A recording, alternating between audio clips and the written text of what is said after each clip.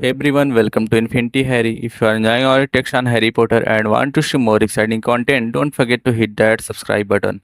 This video includes a self-recorded human introduction in the first 30 seconds, followed by AI generation for creative storytelling purposes. So today we're gonna see what if Harry Potter used unlimited power just for his own amusement. But before we start, if you want more stuff like this, then be sure to subscribe this channel and share with your friends. Now let's start the video. Here is short summary. After gaining unimaginable power, Harry Potter is no longer bound by rules, enemies, or even reality itself. Traveling across worlds, he begins solving problems in the most unpredictable ways, not for duty, but for his own amusement. But before we start, if you want more stuffs like this, then please support to subscribe this channel and share with your friends. Let's start the video. Harry Potter was bored. To be clear, this was not an everyday sort of bored where one is simply waiting for the completion of the last hour of an uneventful workday to pass. This was more like the sort of boredom one would achieve while living on a planet devoid of sentient life for a full decade, mainly because that is exactly how long he had been living on a planet devoid of sentient life. Luckily for Harry, this state was about to come to an end, but as he did not know that, he instead whiled away the time thinking of how he got here. While there were many odd things about his life, even for a wizard, he knew that the real turning point in his life had occurred while he was dead. He had just willingly sacrificed his life for the people of the magical world, taking on a killing curse straight from Tommy Mort himself, and had found himself standing in a white void. He also hadn't been wearing clothes, which at the time seemed embarrassing, but now seemed reasonable since he also wasn't technically wearing a body either. After scaring up some pretend clothes to cover his pretend body, he then noticed a crying coming from under a pretend bench. Looking under the pretend bench, he saw an extraordinarily ugly baby, which made him decide that he wasn't pretending, because he didn't like thinking he could pretend such an ugly baby. As he reached for the baby of extreme unattractiveness, his old headmaster appeared from the white void to tell him that the baby could not be helped. It was at this point in his recollection that he suspected that he had gone off the planned script. In a moment of pure unthinking rebellion, also feeling a bit slap happy from the killing cursed naked void combo, Harry had decided that he would help the baby. Not just help the baby, he would claim it as his own. Before Dumbledore, he really needed to one day see about properly remembering the names of the old man and snake dude. After forgetting them through repeated mockery could react, Harry had grabbed the slimy infant and said, "No, he's mine to keep." Beardy Door had time to form a shocked look on his face, and then Harry's beady white void exploded in pain. It had felt as if his body had just suddenly filled like a balloon, overfilled, popped, reformed as a larger balloon, overfilled, popped, and repeated for a countless number of times until he felt like an infinitely sized balloon. In short, it would be fair to say that Harry had not cared for the experience. Once the pain ended, he finally was able to focus again on his void and was pleased to see it was a vast array of pulsing neon colors. He looked over to some old s'mores, no, that definitely probably maybe wasn't the correct name, and saw the old man was just gaping with his mouth hanging wide open. Figuring that the bearded one wouldn't be talking for a while, Harry decided that it was about time to move on from the pretty void. As soon as the decision was made, he immediately woke up in the middle of the forest he had died in. All around him, he was surrounded by bodies of breath cheaters. Seriously, he needed to start working on remembering the right names, and in the center of them all was Harry's mortal enemy lying on the ground. Instinctively sensing his surroundings with his magic, he knew for a fact that his adversary's soul, and the minions' souls, had been sent onto the afterlife. The war was over. At long last, he had finally defeated he whose name can't be remembered. As he sat in the clearing, the remaining creatures and unmarked enemies rushed him to seek their vengeance. Harry relaxed in a just-conjured massage chair, watching the onslaught of certain death. With a wiggle of his finger, the onslaught was forcefully apparated to the molten core of the earth. With another wiggle of his finger, the chair started its shiatsu massage cycle. Harry then took a nap. Of course, all good things must come to an end. A few hours later, Hermione had managed to wake him up from his nap. A few days later, she had managed to get him out of his massage chair.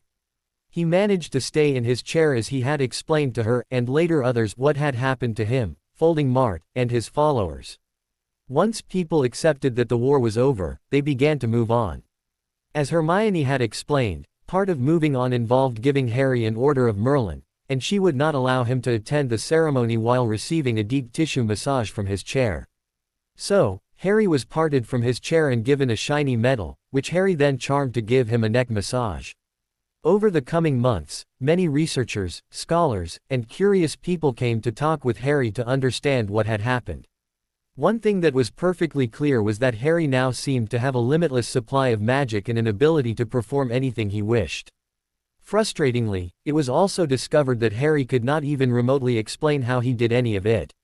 Even more frustratingly, it seemed like Harry had also lost his drive to do anything productive if he didn't find it amusing, although the Weasley family appreciated it, as it kept George cheerful and felt as if Fred's spirit lived on in Harry.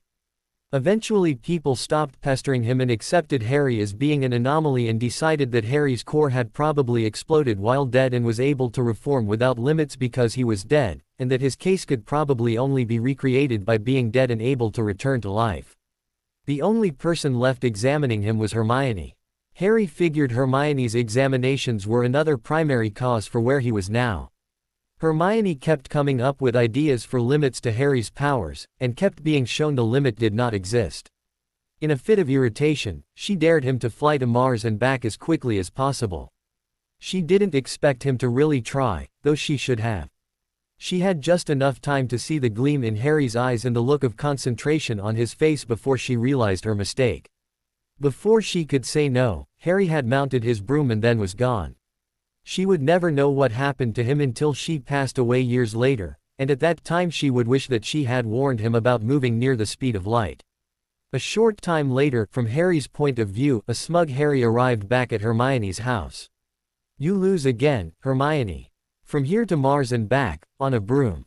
Ha!" Harry shouted as he made his way into Hermione's house. As he walked into the house, he realized that there seemed to be something wrong with the house. Looking around, he noticed the kitchen table seemed to be missing, the mantel was nowhere to be seen, and the house was a skyrise made of unfamiliar metals. Also, there was the panicky family shouting at him and pointing what looked like a futuristic gun at him. Finally, there was the high-powered laser exiting the gun and tying to drill through his constant shields. All of that combined to make Harry suspect that this was not Hermione's house. Quickly inventing and casting a universal language spell on himself, he then asked the panicked family, "Pardon me, but do you know where Hermione is? This should be her house. Who are you? What are you doing here? How did you get through security?" screamed the woman shooting him with the laser. "And how are you stopping the photonic stunner?" At which point she stopped firing the weapon, either because she realized it was pointless or she was running out of charge. Harry wasn't sure. "I'm Harry, and I don't remember your other questions. Can we start again, a bit slower?" And so, began an awkward conversation between Harry and the Stiltson family. After a lot of denials, demands for proof, some additional shots from the gun, a nice afternoon tea, and access to a calendar and a hasty physics lesson, when told his mass should have made his speed impossible, Harry shrugged and said, "Magic." The misunderstanding was finally settled. Harry had accidentally overshot his goal of seeing Hermione in 10 minutes, by about 1 millennium. Oops. After realizing all his friends and family were long dead, Harry decided to honor what he figured would be Hermione's last wish and figure out how to properly travel near the speed of light without the time dilation. He also figured he would honor George and do a couple of impossible things that would annoy Hermione. So, he invented the spell for an ever-filling basket of food and drink. He could practically hear Hermione scream, but Gamp's first law, and gave the Stiltsons their very own family-bound unbreakable cornucopia. He then told them he was off to break reality and got his broom and was gone. The Stiltsons never saw Harry again, though they greatly appreciated the cornucopia when 10 years later the world government collapsed, and they were able to provide for their friends and family. After another 1,000 years, the Stiltson Empire ruled the world with a benevolent fistful of food. Though Harry would never know about this. After an hour of his own time, Harry finally had figured out the trick for keeping the rest of the universe synced with himself. It never occurred to him to trying to keep himself synced with universe. He had also stayed true to annoying Hermione by figuring how to break the speed of light and achieve infinite speed. As such, he returned to Earth, and was curious if he had overshot again. He had, by a few million years. 10 years later, he was brought back to the present. And, now he was bored again. Bored, bored, bored. Harry was about to start reliving his memories yet again, when he felt a tug on his magic. An immensely strong tug. It was now becoming an outright pull. Harry knew he could ignore the amazingly strong pull but couldn't think of any reason to do so. This was something new, so hopefully not boring, so he allowed the aggressive pull to take hold of him. Yank. Harry saw the world instantly shift. He was no longer sitting on the top of a redwood tree in his massage chair. He was standing in the middle of a circle in a familiar-looking room. He was also excited to see he was surrounded by a group of people. He figured they would be better conversationalists than the squirrels who shared his redwood. And in front of him was standing a familiar face, if only he could remember the name. With a shrug, he smiled and gave his best shot. A beep humble bore. How are you? Albus Dumbledore frowned in response. Albus Dumbledore sat at the table in the kitchen of 12 Grimmauld Place, waiting for the rest of the members of his Order of the Phoenix to arrive. As they slowly made their way into the kitchen, he once again prayed to the universe that he could just go back to the days of being a teacher. He had been happy then, before the wizarding world decided that he was to act as its protector. He would have been pleased to not have to take on the mantle of general, spymaster, statesman, and leader of the light. If he thought his order would accept it, he would have become just another powerful fighter and left the leadership to people with the temperament for war, like Alistair or Kingsley. Every life or death decision weighed on his soul, and the weight was even more as he knew that he was relying largely on guesswork and luck. And last night that luck had finally run out. Coming out of his morose thoughts, he looked around the table and was startled to see everyone had arrived. Looking around the table, he saw looks of concern, fear, boredom, and the expected anger from Sirius and Remus. Looking along the edge of the kitchen door, he saw the remarkable extendable ears that the Weasley twins had created and knew the children would be listening upstairs. Normally he would have surreptitiously cast a spell to prevent the eavesdropping, but this time he couldn't muster the energy to care about being overheard. Albus, with a sigh, began the meeting. Good evening, my friends. By now, all of you are aware of what happened last night to young Harry. While I would love to give us all time to simply mourn, I fear that the events of last night will give Voldemort the encouragement to speed up his plans. And we must decide about how to best move forward in defending our world, and how far we should go. It was a sign of how shocked the Order was by recent event, that barely anyone muttered or even flinched at Voldemort's name. After a pause, it was Alistair Moody who spoke up in his gravelly voice. While what happened to the boy is a tragic loss, Albus, why would that impact Voldemort's plans? We all know Harry was a target, but that must have been because represented the only living example of Voldemort, loss. Is there something you aren't telling us? Had things not been so serious, Albus would have smiled at this moment. He knew he would have likely talked around the issue all night, but he was glad he could count on Alistair to cut to the heart of issue. Of course, had things not been so serious, then he would never answer the question. As such, he finally answered. My answers have to do with what you are all protecting in the Department of Mysteries. What you are protecting is a prophecy. The reason Voldemort will likely speed up his plans is that the prophecy says that Voldemort can only be defeated by Harry.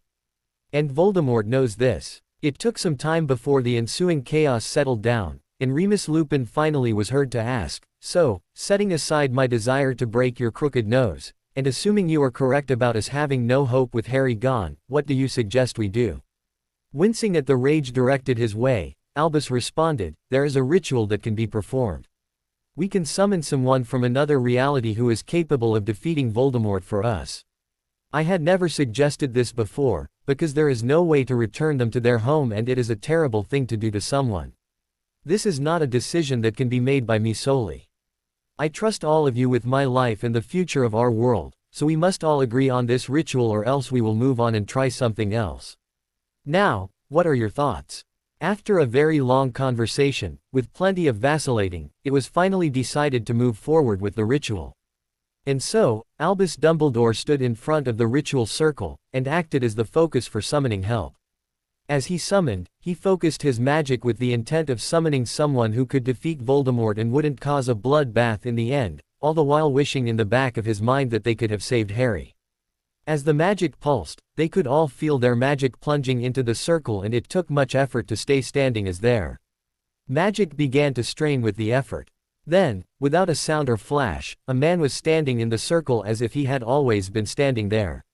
He looked like an older version of Harry Potter, except a bit healthier, a bit wilder, and much more completely devoid of clothing. He was wearing a jaunty top hat, but nothing else.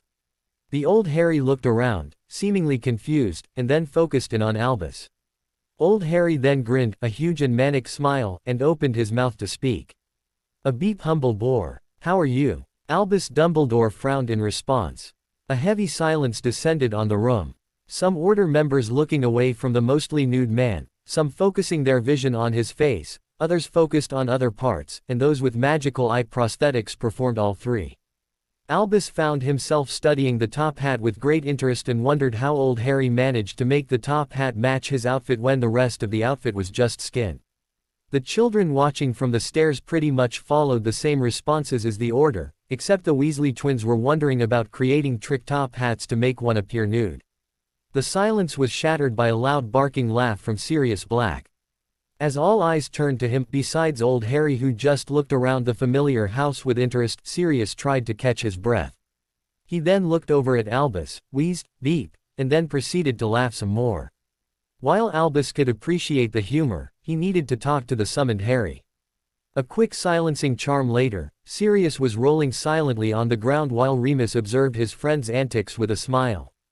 Turning to old Harry, Albus cleared his throat to catch the attention of the nude man. "I am afraid there might be a difference between myself and your version of me. My name is Albus Dumbledore and..." "Albus Dumbledore. That's it. Wow, I have been trying to remember that name for so long. What about Open Door Mart, or Warm Griddle, and his Seth Jeters, are those names right?" Albus blinked stupidly for several seconds before risking responding. "If you were referring to Voldemort, or Tom Riddle, and Death Eaters, then you did not have the correct names. Tell me, how long has it been since you defeated your Voldemort that you could forget both his name, his followers, and my name?" Smiling at finally getting the names straight again, old Harry dismissively replied, "Somewhere between 10 years and 10 million years.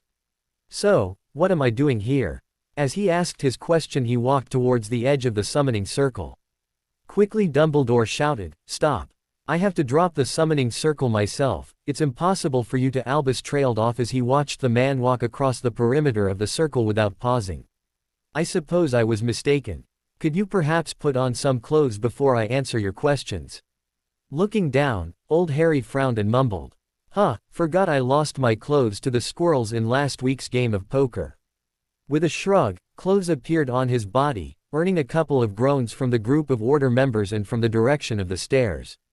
Looking back at Albus, he waved his hand, and everyone found themselves sitting in very comfortable loungers, including those on the now expanded staircase.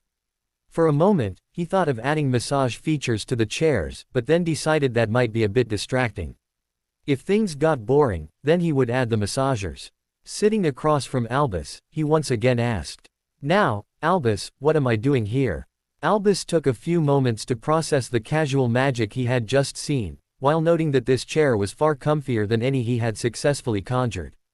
Then the seriousness of the moment hit him again, and he began to explain the situation. At the end of the explanation, old Harry stared intently at Albus before responding. "So, you decided that you would just pull me from my home dimension. Away from everything I knew. Away from all my loved ones. Permanently tear me away from my home, just so that I could fight a war that had no chance of ever impacting me until you kidnapped me. Did it ever occur to you that there are lines that you never cross, no matter what?" Nervously, Albus began replying to the clearly powerful old Harry, "Well." Old Harry then smiled, "Nah, I'm just messing with you. Don't worry about it. So, what happened to your local Harry man? It's going to be confusing to call us both Harry. Your Harry is the local Harry, so let's call him Larry. Since I am a Harry from a different dimension, you can call me Derry." "So, what happened to Larry?" Albus was starting to develop a headache that he hadn't felt since the Marauders were attending Hogwarts, but still responded, "If neither of you will be called Harry, then why change both names? Never mind, I fear that I will not care for the answer. As for what happened to Har Larry, I am sorry to say that last night he was Ed. Well, I was a bit of a late bloomer in that regard, but I don't think that you need to be sorry about that. So, Who was it? Was it Ginny? No, it wasn't Ginny Weasley, it was Hermione, then. No, it was Neville. No, it was Neville. Well, sure, he may not be much to look at right now, but come 7th year I mean, damn. I was never interested myself, but if I liked guys I would be lucky to land him. I recommend that anyone interested to get a lock on him early. On the staircase, at least 2 people began contemplating getting that lock. Unbeknownst to anyone, Neville Longbottom had just been guaranteed a massive increase in his popularity at Hogwarts. No, it was not Neville. It was a Dementor. Oh well, that's an odd first choice for key dotting partners. But, to each their own. Desperately wanting some headache cure potion, Albus pinched his nose for a moment and plowed forward. Perhaps things are different in your home dimension, but here went a Dementor key. S-U-T-S-K-S. Nice. Out your soul. Oh. So, why not just get it to give back the soul? That's not possible, I am afraid. It has been tried, and no one knows how to even start performing such a deed. Ah, so you summoned me to solve the mystery of Larry's missing soul. I understand now. Well, let's get to work. That's not quite what. No, don't worry about it. You can all relax. With a wave of his hand, all the chairs had their deep massage feature activated and all protests died on the lips of some very relaxed fighters for the light. Springing up from his chair, Derry looked around the room to decide what his next step should be. Once his eyes settled on Sirius, a broad smile spread across his face. He had an idea. So, with a snap of his fingers, Sirius's chair disappeared. Falling to the floor, Sirius groaned at no longer having his comfy chair. He then looked around and was surprised to see the entire order lost in their own private worlds of ecstasy, and he was making a concerted effort to ignore the moans of pleasure coming from Dumbledore. Looking over at old Harry, no, he said to say Darian, who was Padfoot, to deny someone's use of a different name. He saw the unsettling grin on the man's face. He knew that grin, he had seen that grin on James Potter's face right before he was about to lay out an epic prank. Well, James had grins that were a bit less crazy looking, but the point stood. Looking at that smile, he felt a trickle of hope enter his heart. Do you really think you can help my Harry?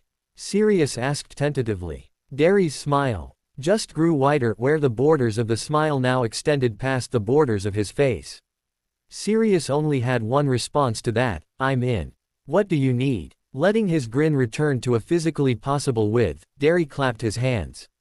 First, we are going to need a crew. So, staircase crew, come on over. Groans came from the stairs as the children lost their massage chairs, but soon they walked into the sitting room. Not that was the official name of the room, but it was indeed full of people who were sitting. In walked the Weasley twins, then Ron Weasley, Ginny Weasley, and Hermione Granger. Derry was exceptionally pleased to see the typical look of frustration on Hermione's face, the one that said that she had just observed things happen that she knew to be impossible. It was nice to know that he could still irritate Hermione, no matter the universe. Derry began speaking with great enthusiasm. Thank you for coming, I know the trek was arduous. Now we have a proper mystery to solve, and to properly solve a proper mystery, you need to have a proper team. And what is the first thing you need to have a proper team? Without waiting for a response, he plowed forward. That's right, you need a mascot. Sirius, please transform into Padfoot. Confused, but game, Sirius changed into his animagus form of a great big shaggy black dog. Ignoring the looks of confusion from everyone, and slight suspicion from Hermione, Derry giggled in glee while patting Padfoot's head. Okay, now a mascot for a mystery-solving team is no good if he stays silent. So, speak boy, speak. Padfoot tilted his head and opened his mouth to bark, bark. Wait, that wasn't a bark, I said the actual word, bark. Whoa, I can talk. How can I talk? Tail wagging wildly, he looked up to see Derry frowning. What's wrong? Isn't this what you wanted? Continuing to frown, Derry responded. I guess, but a good mascot needs to be a bit more lovable. This clear talking just isn't doing it for me. As he pondered, he began to pleasantly scratch Padfoot's throat. After a moment, he spoke up again. Okay, speak again. Rawlright, rot roi ray. Ra-ro. Rot rapid. Padfoot looked up in a panic, but then saw the familiar pranker's gleam in Derry's eye and then knew this was exactly what was planned. Padfoot didn't understand why this was the plan, but relaxed nonetheless. Eyes sparkling with pleasure, Derry happily exclaimed, "Perfect. Now we need someone to partner up with you." Looking around the room, he took in the laughing forms of the twins, the amused confusion from Ron and Ginny, and the blatantly annoyed look on Hermione's face. Ron. Startled, Ron hesitantly stepped forward. "I can't turn into a dog, you know." But Ron gathered his courage and continued, "But if it will help Harry, you can turn me into whatever animal you want. Whatever it takes." Had Ron been not so focused on Derry, he would have noticed the looks of surprise and respect from Hermione and his family. Derry momentarily had a genuinely sane smile as he remembered his own Ron, and then the manic smile returned, and the moment was over. "No animal transformation needed from you. All I need from you is a quick change of outfit, and for you to start each sentence with the word, like, and end it with, man. Oh, and if you come across a kitchen while on the case, try to make the biggest sandwich possible and share it with Pads. He's a growing dog and you're a growing boy, so it seems like a good partnership." Ron, while not fond of sharing food, was willing to make the sacrifice for his best mate. "Like, you got a deal, man." As he stepped away, he didn't notice his clothes changing to a green top and brown bell-bottom pants. Smiling, Derry looked at Ginny. Not waiting to be called, she stepped forward. "Okay, what is my role? I don't know where you are getting this from, but clearly you know what you want." Derry placed his hand on her shoulder, instantly transforming her clothes into a short purple dress and a green scarf. "I just need you to be a strong-willed redhead, who acts as the voice of common sense. I know it's a stretch, but I think you can do it." Ginny snorted in response and moved back to Ron and Padfoot. As soon as he looked at her, Hermione immediately spoke up. "I am not going to be the Velma of the group. This is all ridiculous. I don't care if you somehow made serious talk, or convinced Ron to share food, or are apparently more powerful than Merlin. I am not going to do it." Derry let the low-level Hermione rant roll over him like a wave of warm bath water. He vowed at that moment to always make a point of annoying Hermione's, wherever he might find them. Before she could calm down enough to move into a moderate-level rant, Derry spoke those 5 special words needed to take the wind out of her sails. "It's Velma or it's Scrappy." Hermione's eyes widened in panic. "Velma it is." Then, silently added, "Please just make the sweater more flattering." Derry shrugged and looked down at her body. Hermione followed his eyes and saw herself now wearing an orange sweater and maroon skirt. She was pleased to see the sweater was a bit more form-fitting than she expected. She was unsurprised to feel thick glasses slide down her nose, but she was pleasantly surprised to push the glasses up and catch Ron looking at her wide-eyed with a bit of drool at the corner of his mouth. Clapping his hands in joy, Derry smiled at his team. "Now that we have our team together, there is one last thing to take care of. George, come over here please." The twins shared a look and then turned to the clearly crazy and powerful prankster wizard and began to speak in their patented shared speaking. "You know, there are 2 of us, and I'm Fred. And I'm George. We're not both George." Derry smiled. "Nope, you're wrong about that. I only intentionally provide amusement for George. So, if one of you isn't George, then not George won't get to watch what happens next. So, which one of you is George, and which of you doesn't get to watch us solve a mystery?" Without looking at each other, both immediately said, "I'm George." "Great." Derry pointed behind the George and they looked to see a big screen TV showing all of them standing in the room. "Enjoy the show. Hey gang, we have a mystery to solve." With that, Derry's clothes turned into a white shirt, blue pants, and an orange ascot.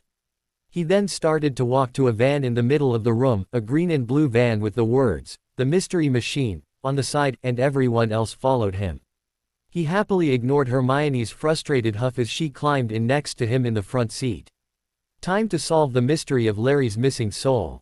Off to Azkaban. The van disappeared from the sitting room, leaving many barely aware, though relaxed, adults, and 2 twins discussing the merits of both going by the same name of George, while they watched the van appear at Azkaban, which looked suspiciously like an abandoned amusement park. Derry delighted in how things followed along as he had hoped. He immediately had everyone split up. He and Ginny explored the Hall of Mirrors of Azkaban. Hermione explored the rickety wooden roller coaster of Azkaban. Ron and Padfoot quickly found the fully stocked modern kitchen of Azkaban. And after uneventful explorations, he and Ginny met up with Hermione at the convenient nets and traps room of Azkaban. With glee, Derry saw that Hermione was prepared to start up a level 2 rant, and so created 2 chairs for him and Ginny as Hermione began to vent while wildly waving a piece of chalk she had found along the way. None of this makes sense. Honestly, I don't know why Dumbledore thought summoning you would be of any help. Yes, you're powerful, but crazy is crazy, and you have long since passed crazy. What did you think we would achieve by coming here? And how is this even Azkaban? Azkaban is a prison. It is not an abandoned amusement park. And I highly doubt that every room and hallway of Azkaban has a sign that ends with, of Azkaban. I can guarantee it doesn't have a room called the convenient nets and traps room of Azkaban. Do you honestly think that this ridiculous trip is going to somehow restore Harry's soul? Speaking of that, if this is Azkaban, why have we not seen a single Dementor or prisoner? This is all so impossible. Derry smiled as Hermione began to wind down. These rants had made the trip completely worthwhile. What do you have in your hand there, Hermione? Looking at her hand, she felt her fire reignite. This is very important. This is a piece of chalk. I found it on the ground near the roller coaster, because obviously every prison has a roller coaster. I only picked it up because it seemed odd to have a piece of blackboard chalk lying around in a prison or an amusement park or whatever this place is supposed to be. Although, maybe the chalk is odd because it is the only thing that is not odd about this entire place. I suppose you want me to believe that this chalk is some sort of clue. What am I supposed to do? Am I supposed to magically have the answer enter my head by looking at the chalk and saying, Jinkies? I know how to give Harry back his soul. Hermione paused, her eyes fluttering as she felt the answer magically enter her head. Looking at the chalk in wonder, she silently spoke again. Jinkies, I really do know how to give Harry back his soul. And I know who sent the Dementor to attack him. Mystified, she then looked up and into the gleaming eyes of a highly amused dimensional traveler. Shut up. While Hermione was solving the mystery, Ron and Padfoot had just finished putting together a 6-foot-tall sandwich and were preparing to feast. Ron handed half to a drooling Padfoot and looked admiringly at his sandwich. I've never had a sandwich so tall, Pads man. I don't know if I can finish this, but I am sure going to try, man. Ree-roo Ron. Rum. As both began to open their mouths to eat a truly insane amount of food, Padfoot looked up and stopped immediately. Ron. Rehind Roo. Stopping millimeters from his first tasty bite, he sighed and looked at Padfoot. What did you say, Pads, man? Rehind Roo. Rementor. Did you say Dementor, man? Res. And did you say he's right behind me, man? Res. Slowly turning around, Ron saw a black cloak wearing Dementor floating inches away from him. Ron gulped, good evening, Mr. Dementor, sir man. The Dementor started to reach out to Ron, zoinks, man. Run Pads, man. With that, the Dementor had 2 humongous sandwiches flung at him from the direction of 2 dust puffs remaining in the shape of the dog and boy. The chase was on. After several minutes of the Dementor chasing Ron and Padfoot, Padfoot chasing the Dementor and Ron, and the Harlem Globetrotters chasing the 3 of them, they finally ran into a room full of nets. Now, yelled Ginny from behind a crate labeled, Convenient Hiding Crate of Azkaban. With that, a net pulled up from the floor capturing the Dementor. You saved our lives, Ginny, man. Ginny rolled her eyes and looked over at Derry. Thank you for not giving me any sort of weird speech impediments. Jeepers, that would have been annoying, damn it. Derry just smiled. Good work, gang, it looks like we have captured the Dementor that took Larry's soul. He paused for a minute while looking at Hermione. Clearing his throat, he spoke again. I said, good work, gang. It looks like we have captured the Dementor that took Larry's soul. Isn't that right, Hermione? Hermione glared at Derry, and finally started talking through gritted teeth. Not so fast, different dimension Harry, I refuse to call you the ridiculous name of Derry. This isn't really a Dementor, it's really. At which point she then pulled the Dementor's hood down. Everyone gasped. Old Lady Umbridge. Hermione, still glaring at Harry, started to explain in a monotone. Yes, Old Lady Umbridge, who I somehow know despite having never heard of her before. You see, it all came down to this piece of chalk. It reminded me of the fact that we are missing a defense against the dark arts professor, and the Minister of Magic is unhappy with the headmaster. Clearly, wishing to usurp the school, old Lady Umbridge stole the enchanted blackboard chalk of Sluos. She then dressed up as a Dementor and attacked Harry, I will not call him local Harry or Larry, to prevent him from defying the minister. The chalk was used to steal his soul, so could make it look like he had received the Dementor's key. It all makes sense. After finishing her speech, she then intensified her glare. Damn it. No, it does not all make sense. None of that makes sense. This entire day has been ridiculous. A furious old Lady Umbridge spoke up, and I would have gotten away with it too, if it wasn't for you meddling kids. With that, police officers appeared out of nowhere, placed her in a squad car and disappeared just as suddenly. Hermione screamed in frustration and stomped over to the mystery machine and aggressively got in the front seat. Let's go back to headquarters, so I can start repressing this whole event. Everyone else followed and joined her in the van. Right before the van blinked away from its location, returning Azkaban back to its normal state, Padfoot succumbed to an unexplainable desire to shout out, "Rata rata root." Once back at headquarters and out of the van, the Mystery Inc. team were greeted to a wildly laughing pair of twins, who had clearly been enjoying the live broadcast of their adventure at Azkaban. Derry was pleased to see that the Georges had enjoyed themselves, so he wiggled a finger and instructions for how to replay and copy the broadcast appeared in front of the twins. Well, gang, it looks like there is only one thing left to do before we can call this mystery solved. Derry then plucked the chalk from Hermione's clenched fist and waved his hand. The room went silent as the ever-present sound of massages ceased and the seated order members slowly came out of their relaxed stupors to become aware of the events in the room. In front of Derry, a bed appeared with the local Harry Potter staring straight into space. Derry placed the chalk on the forehead of the unresponsive child. The chalk took on a golden glow, while Derry looked above the boy's body. Suddenly, he snapped his hand out into the air to grasp at seemingly nothing. As soon as he closed his hand, the spectral form of the boy became visible to everyone. A gasp was heard, but other than that, everyone was holding their breath. Derry brought the spirit down to the body, merging spirit and body together. No one noticed that the chalk also dissolving into the boy's forehead. As the seconds passed, Larry did not move. The atmosphere of the room began to change from hope into renewed despair. Derry frowned at Larry, and then smirked and bent down to whisper in Larry's ear. If you don't wake up on your own, Vernon will wake you up. And I warn you, he's BPD. With a horrified scream of, "I'm up," Larry jumped out of his bed. Looking around, and realizing the Weasley twins being there meant he had likely been pranked, he calmed down. He looked over at a man who looked vaguely like his dad, but with his mother's eyes. Who are you? Recaps are boring, have the Georges show you the recording.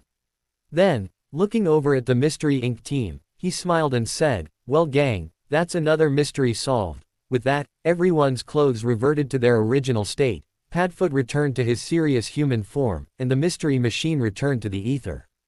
With the return of relative normality, everyone ran to Larry to make sure he was okay and tell him about everything that had passed. Albus walked over to Derry, with his eyes shining with unshed tears. My boy, you have done something remarkable. I can never thank you enough for bringing young Harry back to us.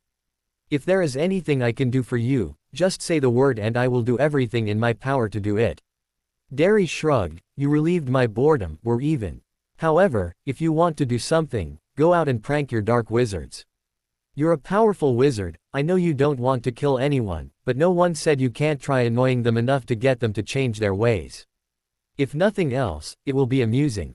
Due to his desire to repay his debt, Albus would reluctantly end up honoring this request, and would be shocked by the fact his pranks would eventually convert over half of Voldemort's soldiers to the light, with the majority resulting from the great Wizengamot waffle kerfuffle. Now, I have to go talk to the Georges before I leave this dimension. Wincing, Albus responded, I am truly sorry my boy, but the summoning was a one-way trip. You are stuck here. Already walking away, Derry simply replied, you are assuming that I was summoned unwillingly.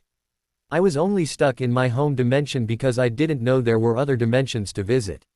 I know better now. Hello George and George, I am about to leave. It was nice seeing both of you George again. Do me a favor and hand this note to Larry whenever he starts seeming like a downer. Or before school starts. Or when you get bored. Whatever happens first. After handing the note to the twins, he caught Larry's eyes.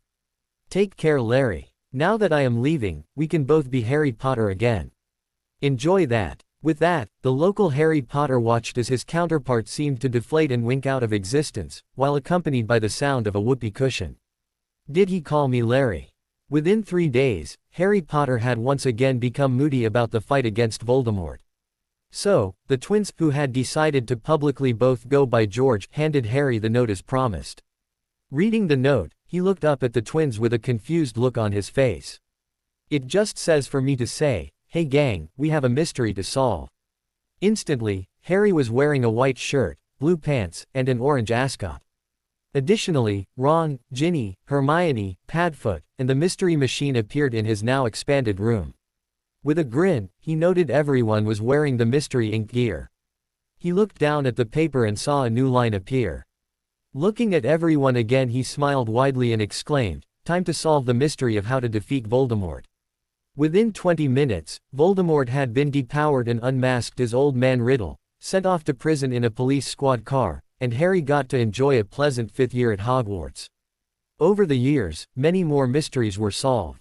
Ron and Padfoot never got to eat their increasingly impressive sandwiches. Hermione was always annoyed. All was well. Harry Potter was excited. He was falling through the gaps between dimensions, with the sole desire to find something fun to do. The fall itself was fun in of itself, it was like riding an intense roller coaster. Well, a roller coaster where you are stretched out to all corners of infinity, while riding an infinite number of roller coasters, with each roller coaster twisting and turning at infinite speeds, while you are playing hooky from school. So, not really like riding a roller coaster at all. Either way, it was a lot of fun. Eventually, the sensation became old, and Harry decided that it was time to check out the next dimension. So, with a pulse of his magic, he found himself in a new dimension. A new dimension. It was amazing. It was exciting. It was an empty graveyard. Harry was already missing his not roller coaster. As Harry walked around the graveyard, he was starting to suspect that he may have not yet fully gotten the knack for finding fun dimensions. Admittedly, he did have a moment of excitement when a vampire tried to attack him, but that was quickly resolved by the usage of a simple suggestion spell to the demonic entity to become a vegetarian. Though Harry might have been more amused had he known that the suggestion spell would prove contagious to vampires through simple touch, which would result in a purely vegetarian vampire population within 200 years with no new vampires due to a lack of desire to drain people. Not knowing that, however, Harry remained unamused. About ready to give up, Harry heard someone say the name of the Egyptian god, Osiris, and felt the magic of the area begin to gather and concentrate in one place. This was more like it. Making himself invisible, he traveled to the highest concentration of magic. It was a group of 4 people, 3 women and 1 man, sitting around the grave of Buffy Summers, if the headstone could be believed, with one of them, a pretty red-headed witch daubing herself with blood from an urn. Knowing magical folks, it probably had an unimaginative like, Urn of Osiris, or, Pottery of Blood, or, Brown Jar of Magic. Harry watched with interest as he saw an apparently invisible man. No one else noticed him, and the magic rolling off of him practically screamed, "Look how invisible I am." Stepped through an apparently invisible rift in space to look down on the witch. The invisible man, Osiris, Harry guessed, what with that being the god being called upon, began to slice the witch's arms. She was named Willow, based on a panicked shout by the one man in the group of 4, and Harry only stopped himself from intervening when one of the other women said it was expected. Who was Harry to get in the way of someone else's kicks? After a time, he started hearing a muffled voice coming from the direction of Willow. The source became obvious when a snake popped out of her mouth and started slithering away. Harry was amused as he heard the snake saying, "Oh, that was so gross. Ew. I am going to have to shed a dozen times before I feel clean again. Oh, and how am I going to get back to my den from here?" Feeling generous, Harry made himself visible to the snake and hissed back, "I hear you on that. It is never pleasant to be up another creature's throat. Just think about your den, and I'll give you a quick clean and send you back." The snake watched the human wave his hand, and felt his body become thoroughly cleaned. Thinking hard on his home, he felt himself start to fade from here to there. With a final, "Thanks amigo," He returned to his home, feeling completely clean and happy. He was then promptly caught and eaten by a hawk. Almost immediately forgetting the snake, Harry watched with interest as Osiris began to pour energy into Willow, surrounding her in a beam of light. As the light connected to the sky, he could see a tendril of soul magic making its way down to the grave. When the tendril was mere feet away from the ground, a pretty bee-owned woman with sparking electronics showing under a slash on her top, Harry wondered if that was a normal thing for people in this dimension, ran up to tell Willow that she was injured, saying that the bee-owned was injured, not that Willow was injured, despite in this case they were both injured. Then a gang of motorcycle-riding demons followed shortly behind the sparking bee-owned. In short, Harry was feeling much more confident about having found an interesting dimension. During the chaos, Willow continued to be bathed in light as Osiris pumped magic through her. Then, with only an inch to go before the tendril touched the ground, a motorcycle ran over the brown Osiris pot of blood. The light immediately ceased, and the four ritualists and electrifying bee-owned ran away.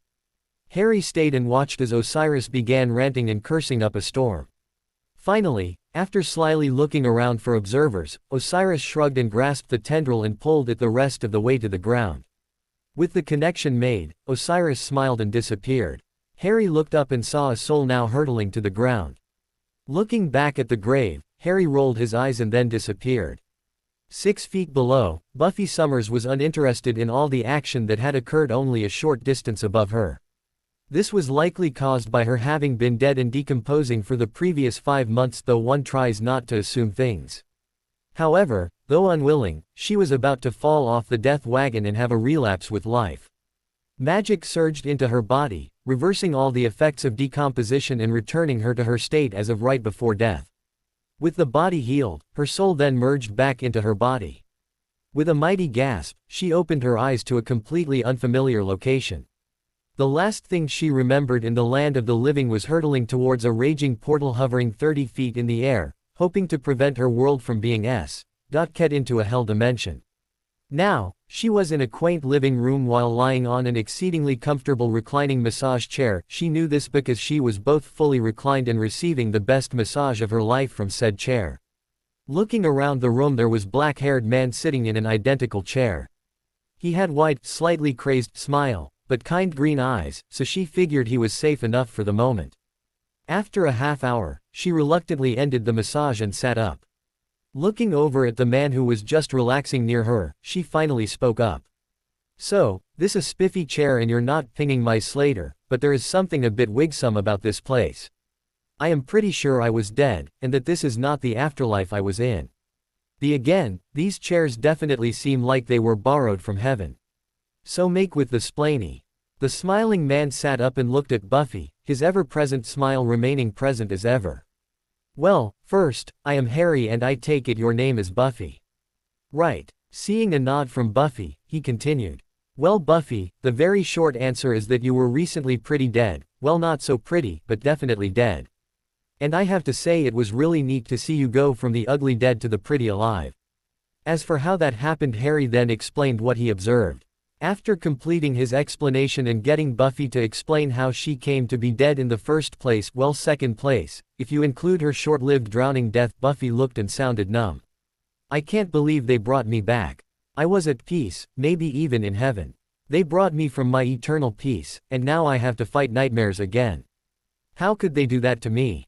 Harry looked at her with slight sadness to his smile.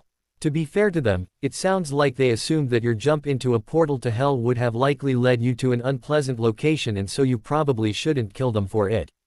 But to be fair to you, they were wrong. And now here you are, pulled from retirement to risk your life killing vampires and demons. They should pay a price for that. How do you feel about pranking them incessantly until you feel better?" Initially expecting a speech about her sacred duty, she began to drop into a brooding state of such quality that it would have invoked envy in a certain broody and souled vampire. But, with the question about pranking, she allowed herself to find hope that someone was on her side. In fact, there were plenty of people on her side, but it's a proven scientific fact that being torn from heaven causes varying levels of self-centeredness and grouchiness for up to 1 year for each month spent in heaven. Science. It's questionable if she would still be slowly filling with hope if she realized that Harry was mainly on her side because it was the side of furthering his own amusement. Unaware of the emotional rollercoaster going on within Buffy's heart, Harry continued thinking out loud. I was once a heroic type of guy myself, so I can guess at your motivations. I figure you would still feel compelled to help your friends and strangers from those demons. And you would also need to have time for sleep, and making money, and all that other stuff that one doesn't have to worry about when retired. That's it. We need to let you be mostly retired first. Buffy watched, with a mixture of concern and curiosity, as Harry's mildly manic smile went to fully manic. He ripped a chunk of wood from the floor, and then concentrated on the chunk. The wood glowed golden and then transformed into a golden ring with smiley faces engraved around the inside of the ring. He then handed it to her, which she tentatively accepted. Harry smiled at Buffy, and after a few seconds spoke up again. Go ahead and put it on, any finger will do. Don't worry, it's spelled to not be noticed by anyone but you and me. Oh, and sorry about breaking your coffin's floor there, but it helps for it to already be attuned to you. Shrugging, she slid the finger onto her index finger and felt a surge of power fill her body. Then replaying the previous words in her head, she looked up in shock. What do you mean you broke my coffin? This is your house, isn't it? Nah, this is your coffin, we are in your grave right now. But, it was a bit cramped for the two of us, and I figured you wouldn't mind if I expanded the space a bit. Didn't I mention that? No, you didn't mention that. Buffy's eyes opened in panic and looked around the room, expecting it to start closing in on her. After several minutes of the room rudely staying the same size, Buffy slowly exhaled a deep breath. Sorry, I shouldn't have panicked there. I mean, we have been in here for a couple of hours and I had no reason to be worried before. It's Wiggy, you know. Wait, earlier, didn't you say that my friends were being attacked by demons? And we've been here for hours. We have to go. I guess I also didn't mention that time in this room is moving a million times faster than the rest of the universe. From their point of view, time has basically not passed at all since you returned to life. Basically, time is stopped for us. I could have sworn I mentioned that. Buffy paused, and found herself instantly calming down. Again, you didn't mention that. You mentioned a talking snake, but nothing about being able to stop time. Seems like a big thing to miss, but, since they're safe, I guess there is no reason to panic. There is no reason to panic. Wow, I think this is the first time I have ever felt truly calm since being called as a vampire slayer. That timey-stoppy thing is a neat trick. Think you can set me up with something like that? Harry's eyes twinkled. That's already a feature of your ring. Buffy looked down at the ring with wide open eyes and stroked it reverently. I can do a full patrol, and then still have time for a full night's sleep. Maybe even spend time studying if I go back to college. With a hopeful and intense gaze, she looked at Harry. What else does it do? Harry shrugged. First, it is powered by you having fun, so no gloomy Gretchen for you. Now features it lets you stop time for yourself, while obviously keeping you from aging. You can also bring others into the stopped time, but only if it furthers the noble goal of having fun. You can instantly travel anywhere you want to. Provides you with whatever funds you need to pursue your fun, in whatever the local currency is. Has an effect which will make everything you do with it seem not odd to any person, being, God, government, etc. It also tracks your friends and loved ones and will instantly stop time and transport you to them if they are in mortal danger or are about to do something that will add to your fun. It has some other features you'll learn along the way. Oh, and it has an intelligence that will know what you want and run the appropriate functions for you without you needing to read a big instruction manual. The intelligence is like a wizarding portrait in a way. As Harry talked, Buffy started to hug the ring to her body and grinned as she fantasized about day trips to Milan for shoe shopping on an unlimited budget while silently and repeatedly mumbling, "My precious." As Harry finished, she looked up with joy in her eyes. This is thank you. Short pause. What's a wizarding portrait? You know what a portrait is. Well, it's like that but with more wizarding. The ring's intelligence is just like that, except completely different. Don't worry, it's not really important. Buffy smiled at that. It's the magic ring of awesomeness, and I just go with it. That I can do. So now what? Harry practically vibrated with joy when asked that question. Now, Now we go and charge your ring by having fun. With that, Buffy looked down at her ring and felt it tell her where fun was to be had. With a grin, she thought of going to the fun. Instantly, the coffin reverted to normal, except it was now empty. Buffy's friends, Anya, Tara, and Xander, who was carrying Willow, were frantically making their way back to the relative safety of their store known as the Magic Box. With the failure of the ritual to revive Buffy, they knew they were on their own to fend off the mass attack by a demon motorcycle gang. They needed to regroup. They needed a plan. They really needed BuffyBot. Across town, in Buffy's house, Spike the vampire was preparing to leave to find out what was happening with the demon bikers. Before Buffy had died, he had promised to keep Buffy's teenage sister, Dawn, safe. Some people might say, if you were protecting a teenager known for being rebellious, it's stupid to tell the teenager to stay put while you leave them alone and undefended while there are demons attacking the neighborhood. Unfortunately, none of those, some people, were there to tell Spike to stay put. So, Spike set off to be stupid. BuffyBot, a robot who looks like Buffy, was in another part of town. She needed to find Willow, so she could be repaired. Unfortunately, those nasty biker demons were blocking her way. If she had the capacity to worry, she would have done so at this point. Especially as her limbs were chained to 4 motorcycles about to quarter her. They revved their engines and began to take off. Buffy and Harry popped into existence next to the BuffyBot. Buffy's ring kept time stopped, while she examined the situation. Her first instinct was to kill the demons immediately, but she paused as she felt the ring mimic the same feeling of mild disappointment that she was sure her mom would feel when Buffy got a C on an easy test. Looking over at Harry, she saw him watching her with eager anticipation, adding to the sense she was being tested right now. She really wanted to get an A on this test.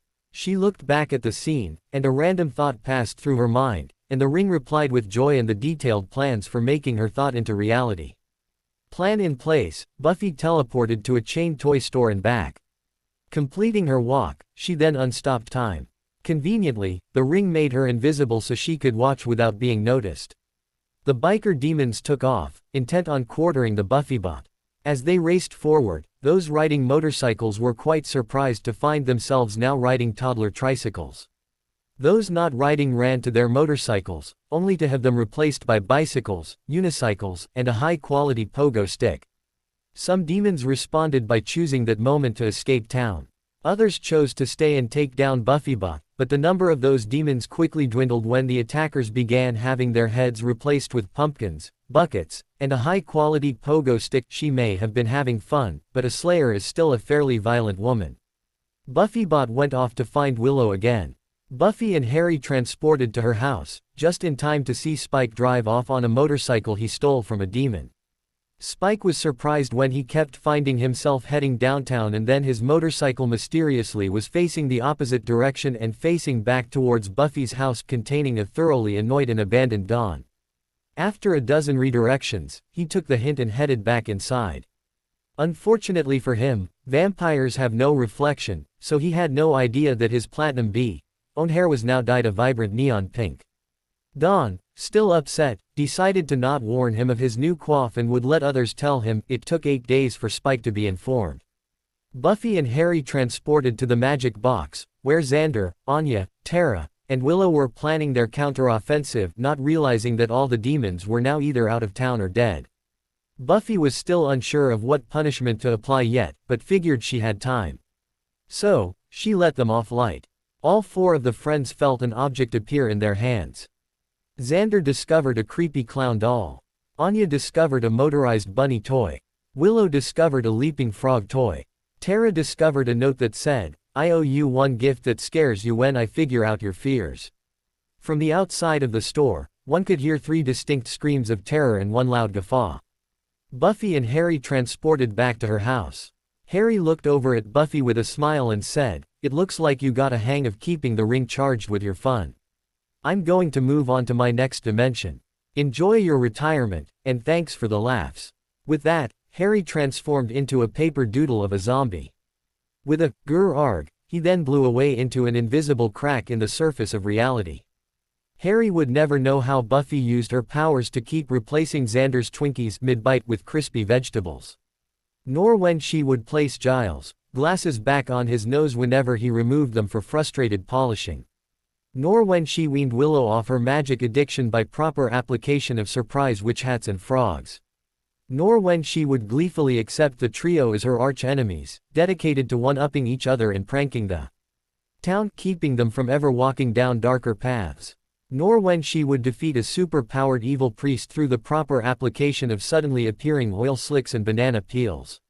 Nor when she had an entire army of uber vamps turned to dust right in the middle of the first's big victory monologue, neutralizing the first while preventing a mass calling of slayers. Nor when she died at 104 years of age, surrounded by her children, grandchildren, and loved ones. And certainly not when, upon Buffy's death, the current Slayer found a ring appear on her finger that would ensure every future Slayer would live long, full, and amusing lives. But that was all in a future that Buffy had no clue about. In the present, a mentally refreshed and happy Buffy looked in the windows of her home. With a warm and sincere smile on her face, Buffy disappeared and reappeared in a familiar living room sitting in front of an extremely familiar girl. "Hello Dawn. Buffy bot. When did you get here? The hardest thing in this world is to live in it. Want some company?" Buffy. Harry Potter was relaxing on the beach. If anyone had been on the beach, they would likely have thought him odd. He was sitting in a plush black leather massage chair, wearing a gold Speedo despite the extremely cold and overcast weather, inside of a 3-story tall sand castle with a moat full of crocodiles made of sand. Luckily, it was a bitterly cold Norwegian day and the beach was in a remote bay, so no one was there to notice him. Not that Harry cared about the lack of people, he simply enjoyed his heated sand castle, while watching the tide slowly creeping up to the borders of his moat. Well, his attention wasn't completely on the moat, he was also watching the pulsating fracture in the fabric of reality, that sat about a few dozen meters away. It was the fracture that had pulled him to this reality. As he had been sliding between realities, at infinite speeds, he had noticed that this reality was two realities that were tightly tied together like two infinitely long perfectly straight popsicle sticks glued together for an art project. The neat thing was that there were many small holes connecting the two realities that were all being forcefully closed, and this fracture was the last closing hole. Harry figured that something was bound to happen with that. So, he summoned up a treacle tart and relaxed into his chair until the interesting thing happened. He didn't have to wait long. Harry stood up when he heard an indescribable sound. It sounded like the concept of time had been personified in the form of a cat, and it was now hawking up a hairball. Harry supposed it was describable. Looking towards the fracture, he saw as a blue police box, not that he knew what a police box was, but he could certainly read the words above the door, appeared right at the fracture. When the police box had finished materializing, the time cat stopped hawking up its hairball. Harry felt conflicted on whether he should think of it as a police box or a time hairball. As Harry worked on the police box versus time hairball conundrum, he dismissed his chair and castle while making himself invisible. He watched as the door to the time hairball opened and out walked 3 people, either a tight fit or an expanded internal space. One person was a B-owned woman who appeared annoyed. She had immediately started complaining about being dropped off far from home, a younger B-owned who appeared perplexed, and a Potteresque-haired man wearing a blue suit with sneakers who appeared avidly interested in everything. Something about the man and young woman called to Harry's magic, as if they were on the edge of something.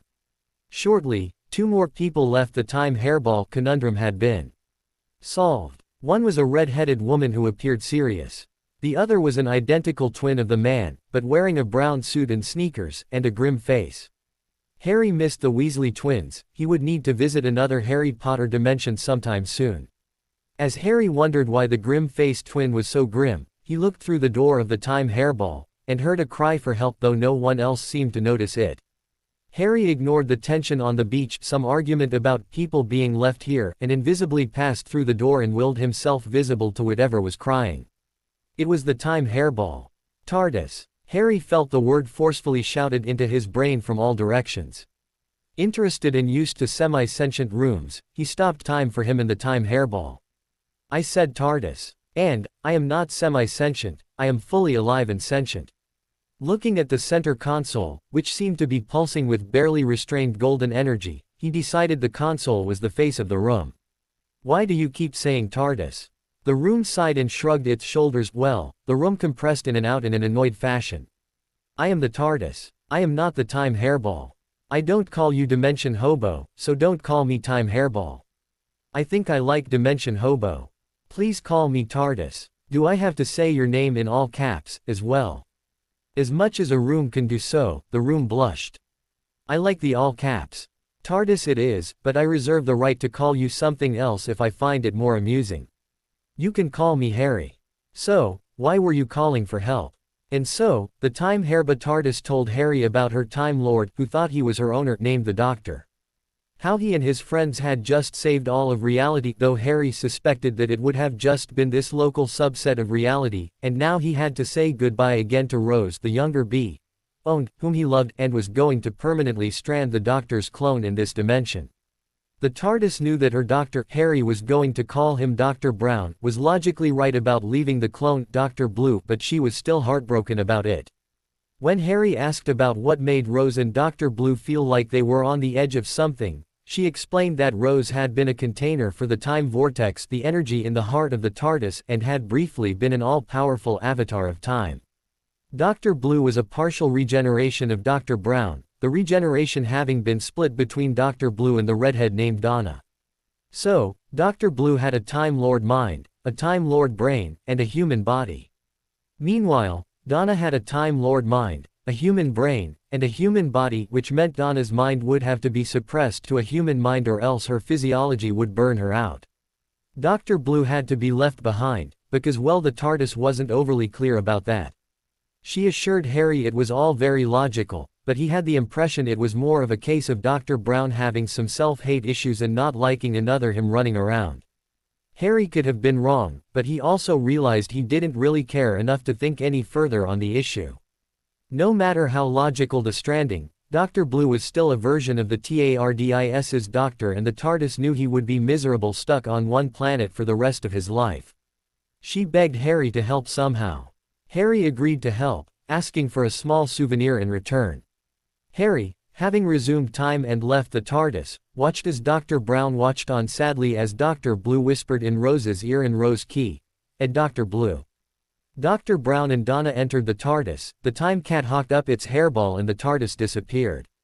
Moments later, the fracture disappeared, and the last hole between the blue and brown dimensions had been sealed. Dr. Blue, Rose, and unnamed older bee, Harry probably should have asked about her, but he supposed the TARDIS didn't really care that much about her, watched the spot where the TARDIS had stood, each with a look of deep contemplation on their face. Harry knew this was a somber moment and decided to honor the moment. He made himself visible behind them, and somberly walked to the spot where the TARDIS had been. He would have likely succeeded in honoring the somber tone of the moment if he had managed to keep the spring out of his step, wiped the large grin off his face, and remembered to change out of his shiny gold Speedo. "Hello folks. Dr. Blue, Rose, B. Owned lady trying to decide between staring at my face or my crotch, it's nice to meet you. I'm Harry, and I am here to fulfill a promise to a bossy blue box." Dr. Blue, though he really would prefer just being called Doctor, was the first to respond. "Where did you come from?" "Perception filter, probably. Oh, I wish I still had my Sonic. Don't see how you could hide it in your outfit, so biologic ability probably. And wait, did you say bossy blue box?" Harry's wide grin widened further. That breathless monologue, that need to answer anything confusing, Dr. Blue was this dimension's version of Hermione. Remembering his vow to annoy Hermione's wherever he found them, his eyes sparkled with joy. He wondered how difficult Dr. Blue was to annoy. Yep, she was complaining about how you and Rose over there have a bit too much wanderlust to just be happy with a single planet. Old Boxy asked me to help. The older bee, who had settled on a 60/40th split for crotch face watching, looked up in shock. "That's not true. Rose has her new brother, Tony, and me and this dimension's version of her dad. You can be happy here, can't you, Rosé?" "Doctor." She looked at their guilty faces and knew the answer. "I see. Mum. Jackie. Jackie." Harry exclaimed. "It's nice to have a name for you." Old Blue kept on about her doctor and his Rose, and never really talked about anyone else. "Well, except that Donna lady. So, really everyone but you, but I am sure she meant no offense. Anyways, I promised to help in exchange for a little something, so I guess I should get to work." Dr. Blue's face changed from confused to deadly serious. Harry noted that he would have to remember that move and try it sometime later. What did you take from her? Nothing much, just a small cup of time vortex, Harry replied, pulling out a chipped faded blue teacup that was 3/4 filled with swirling golden primal force of reality.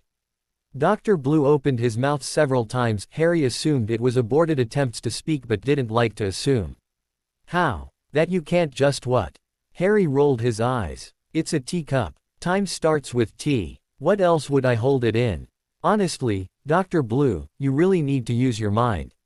Anyway, let's get you a new TARDIS. Dr. Blue, no, the doctor, he was not going to call himself Dr. Blue, damn it. Was certain that he would normally have something more to say and was blaming his lack of reaction to being partially human. So, instead of speaking up, he just watched as the Speedo-clad man, Harry, began to play with the sand. Harry swirled the sand into the shape of a small play phone, the sort a toddler would play with, the only difference being this was made of sand and was pulsing with golden light. He then swirled some more sand into the shape of a tiger, which then stalked the play phone for a minute before pouncing and devouring the phone. It then proceeded to lick its sand fur and groomed itself. After another minute, Harry took a sip of the time vortex and then placed the teacup in front of the sand tiger. It then proceeded to lap up the remaining time vortex. After another minute, the tiger began to hack. The doctor heard an impossibly familiar noise, and Harry felt a telepathic broadcast of pure irritation. As the tiger hacked, the familiar noise became louder and louder, until finally the tiger spit out a full-sized and extremely familiar blue police box. Silence descended upon the beach. All that could be heard was the soft crash of the waves and the gentle purring of the tiger as Harry scratched its throat and ears. Eventually, the minds of the people on the beach caught up with events, and Dr. Blue and Rose made their way to the brand new TARDIS. Harry sat on the beach, pleased that Jackie had joined him in petting the tiger. He waited as Dr. Blue found a new sonic screwdriver. He waited as Dr. Blue discovered that it was a fully functional TARDIS. He waited as Dr. Blue discovered that this new TARDIS had all the same features and psychic profile as his original TARDIS. He waited because each new discovery was followed by a very loud protestation of, "What?" and a long monologue about how it was completely impossible. It brought him great joy to break the brain of this dimension's Hermione. He was also equally pleased because Jackie's smile seemed to crack wider and wider with each yell of frustration from Dr. Blue. It greatly pleased Harry to have found this dimension's George Weasley. Leaning over, he whispered in Jackie's ear, asking her opinion on if he should perform his next planned step. She looked pensive, but finally nodded in agreement as Dr. Blue and Rose exited the TARDIS. Both seemed bursting with questions. As they prepared to ask their barrage of questions, the tiger, who Jackie had decided to name Mickey, walked over to the pair. The pair looked down at the tiger, as it approached, and then were surprised as the tiger licked each of their hands. That surprise of course was eclipsed as both felt their bodies fill with an intense golden energy, and their bodies began to transform at a fundamental level, a sensation that the doctor knew very well. At the end, they opened their eyes to see a conjured mirror in front of them showing their external forms unchanged. They both looked to Harry. Harry smiled. There, that was a fair trade. I learn how to travel through time, and you get your TARDIS and reborn as Time Lords. Anyways, I explained the basics to Jackie, including how the same TARDIS exists in both dimensions. She'll explain what she feels like and withhold whatever amuses her. Short story, yes, you are both Time Lords. You get unlimited regenerations, without the pesky unwanted change of outside form and personality unless you want one. And Jackie gets to keep Mickey. Now, I promised one more thing to Old Blue, so I must head over to Dr. Brown's dimension. Have fun. Latching onto the last thing said, the doctor replied, but you can't do that, the barriers between dimensions have been sealed. It's impossible. Well, then have fun explaining this. With a sparkling smile, Harry popped away. The doctor looked where Harry had disappeared, then grinned broadly and shrugged. Well, what's more impossible thing? Brilliant. So Rose, how about the planet Barcelona? Harry would never know how the doctor and Rose stayed together for the rest of their lives, never tiring of exploring all of time and space together. He would never know that he had overpowered Mickey the tiger, and how Jackie would have the tiger create more TARDISes and transform trusted people to Time Lords. He would never know the horror the Doctor would have after realizing Jackie was a Time Lord. He would never know that Earth eventually became New Gallifrey. And he certainly would never know how Mickey would occasionally sneak into the Doctor's TARDIS and leave a hairball made of time vortex right on the console. He would, however, eventually know he was only wearing a shiny gold Speedo for the whole meeting. Harry popped into Dr. Brown's dimension, inside an empty TARDIS. Harry relayed the pertinent details of what had happened, and the TARDIS expressed great pleasure with Harry's efforts and a mixture of irritation and amusement regarding the method for birthing her counterpart. She then told Harry where to find Donna, who had her memories of the Doctor and her travels suppressed. Harry left the TARDIS, invisible, and entered the pleasant-looking house it was parked outside. As he entered, he headed up the stairs while hearing Dr. Brown explaining how Donna would burn if she remembered her time on the TARDIS. Walking into Donna's bedroom, he thought about what the best prank would be. Remembering the TARDIS's description of the highly opinionated Donna Noble, Harry smiled and pressed his finger against the sleeping Donna's forehead and golden light suffused her body. Harry stood silently and invisible in the corner as Donna's eyes sprung open. He watched her mutter curses towards the Doctor and stomp out of the room and down the stairs. He heard a loud shout of, "Oi! Spaceman, what do you think you were doing?" followed by, "Donna. But, you're a how what?" Harry smiled, and popped into the space between dimensions. Deep in the Department of Mysteries existed a room that was notable for a giant and ancient stone arch. The arch stood by itself, surrounded by a complete silence and stillness, save for the gentle movements of a decaying curtain hanging from the arch. The curtain seemed to move as if a gentle breeze caressed it, though no breeze existed. Not much was known about the curtain and arch, except that those who passed through the arch disappeared and would never return. It was believed that those who passed through the curtain were bodily sent to the realm of the dead. Such respect was given to this curtain that it was called the only thing a curtain should be called. It was called the curtain. No, sorry, that would have made sense, it was called the veil. Whatever it was called, this poorly named piece of cloth could only be entered and never exited from, and Harry Potter was currently exiting from it with a picnic blanket and basket in hand. Harry walked out of the arch and looked around. This seemed like a wrong turn. He was somewhat certain he was looking for a good place to eat his early dinner, not that time really matters much when hopping dimensions whenever one gets bored, and was expecting something sunny. Or at least somewhere with a good show to watch.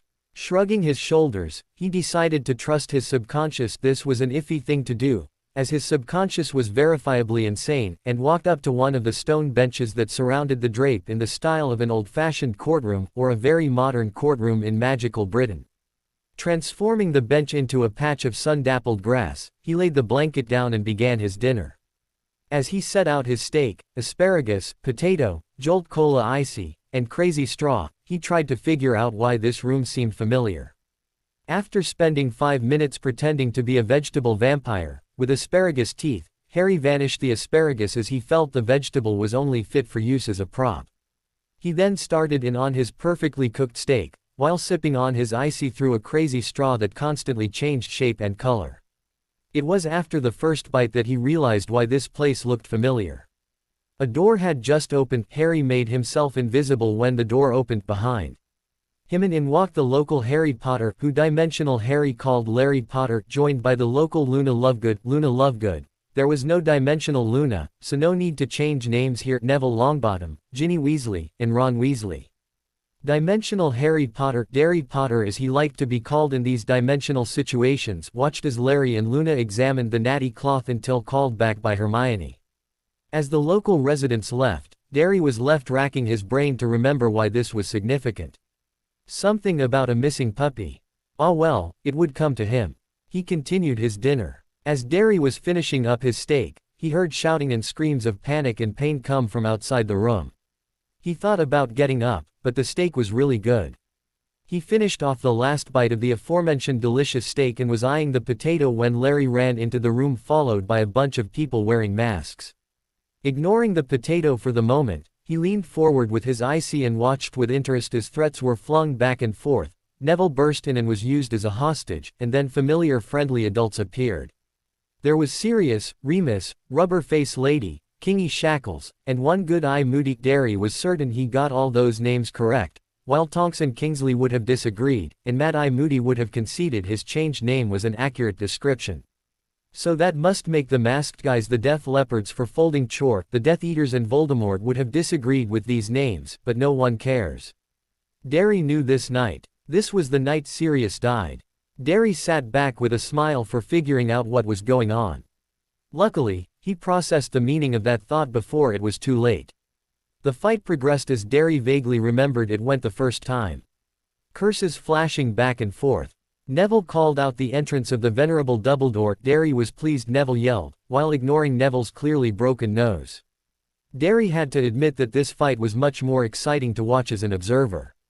He then watched as Sirius taunted his crazy cousin, Bellatrix Rabbit, and she hit him with a curse. As he fell back towards the window treatment, Derry wiggled his fingers and the curtain briefly turned orange as Sirius fell through. Next to Derry a blue circle appeared on the sun-dappled grass, from which Sirius flew up and then landed roughly on the picnic blanket. Derry casually stopped time as Sirius looked around and regained his senses. Making himself visible to Sirius, Derry spoke. "Hey Sirius, it's been a while." "James." Sirius blinked as he slowly looked around himself.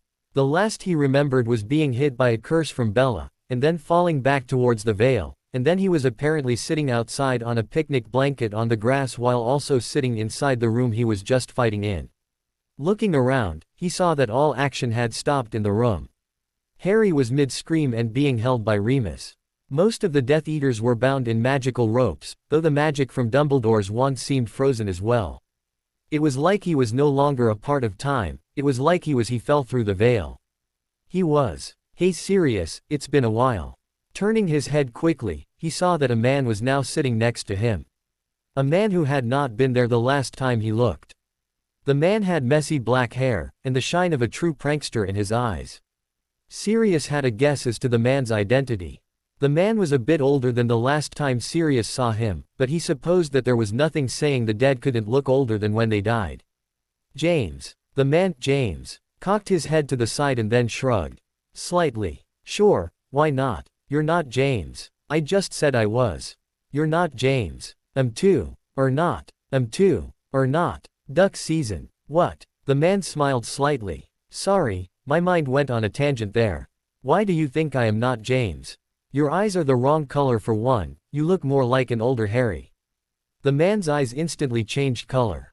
They're no longer green. "And Harry looks like a younger James, so it would make sense for me to look like an older Harry, were I James. Which I am totally claiming that I am." Sirius rolled his eyes. "Yes, your eyes are no longer green. But James did not have eyes that were yellow and had smiley faces for pupils." "Well, they don't look nearly as funny in Hazel." "Fair point. You know what, if you're not James, I am sure he would be fine with you stealing his identity for a prank. So, I won't fight it anymore. Besides, I'm dead, so maybe this is just how the afterlife is." The man grinned. "Oh, you're not dead. Oh well then how do you explain?" Sirius waved his hand towards the completely stopped world outside of the picnic area. The man, who Sirius refused to call James inside his head, smiled. "Magic." Sirius snorted. "You got me there. So, you magic-ed me here and magic-ed time to a standstill. Now why did you do all that magicking for me?" "That is an excellent question. There are two answers. First, I need you to annoy Hermione as much as possible." "Why? Would you buy that she's the reincarnation of Lily? Hermione was too when Lily died. Lily didn't like procrastinating. What's the real reason? It will amuse George, and be funny." "Sold." "What's the second answer?" Second, the man looked down at the picnic blanket and picked up his basket. Then, without an incantation, the basket transformed into a strange-looking white ovoid shape with one end having an armhole and the other end had what looked a camera lens with 3 prongs protruding from the tip like a demented 3-legged spider. He tossed the object to Sirius, which Sirius deftly caught. "Okay, and what do I do with this?" "Well, you know what, I really don't want to go through the tutorial with you." "Hold on." The man picked up his untouched potato and infused it with a golden light. He tossed the potato to Sirius, while conjuring odd metal springy leg braces on Sirius's legs. "She'll teach you." Sirius looked at the potato. "The potato will teach me." The potato spoke in an oddly mechanical feminine voice. "Oh great, I'm a potato. Thank you for that." Sarcasm processor confirmed as operational. The man grinned at the potato. Teach Sirius how to use the portal gun there. If you get him back unharmed, then I'll provide you with a fully functional facility to perform all the science you want. The sarcastic Spud paused for a moment before responding. Will there be deadly neurotoxin? The man shrugged. Sure, why not? Sirius looked between the potato and the man. Wait, what is going on? I'm not going anywhere until you explain exactly what is going on. I want to know right now. Would you believe the potato is the reincarnation of Lily? Sirius gave his very best puppy dog eyes, well, the best he can give while not in his dog form. Really, please just tell me. I'll tell you if you look down. The man pointed down at the ground Sirius was standing on. Sirius looked down and saw he was hovering over an apparently endless pit. Sirius looked up at the man, looked down at the hole, looked up at the man and spoke in irritated and partially pleased tone. That is so what James would do. Gravity then asserted itself and Sirius fell down the hole. He listened as the potato, who called herself GLaDOS, berated him for being stupid, fat, of questionable parentage, overweight, dim, not skinny, and obese. Finally, they landed surprisingly softly in a sterile-looking room full of cement walls and cubes. GLaDOS spoke up with an apparent sadistic glee. Now, there is science to be done. Once he completed his task, he returned to his picnic blanket that was sitting in front of the unnecessary drapery. Seconds later, a hole surrounded by blue light appeared on the ground, from which a laughing Sirius came flying up 20 feet into the air, before landing softly on the picnic blanket. Sirius grinned from ear to ear, as he stroked GLaDOS lovingly. That was brilliant. GLaDOS, you are amazing. GLaDOS replied. And you are insert false praise here. Now, are my facilities ready? Derry smiled in response, noting Sirius still gently stroking the potato that was attached to the portal gun, and GLaDOS not objecting. Of course, but I would imagine you would want to retrieve some test subject first, wouldn't you? The ones with snake tattoos and their leader should be fun. Maybe first give them a taste of the science they will enjoy at the facility. Just have Sirius say, lab, and the next portal will lead to the facility. When you get there, everything will be set to extract you from your potato. Sirius, despite being in human form, began to wag his butt as if he had a tail. Shall we, my dear? Subjects are needed for science, and for testing the effectiveness of deadly neurotoxin. Proceed with the attempt to move your corpulent body and collect new test subjects. With that, Sirius shot an orange portal at the oversized dishcloth, and as he went to jump into the blue portal still on the ground, he and GLaDOS shouted in unison, for science. Harry Potter, known as Larry to the slightly extremely moderately crazy dimension-traveling Harry Potter, was panicking.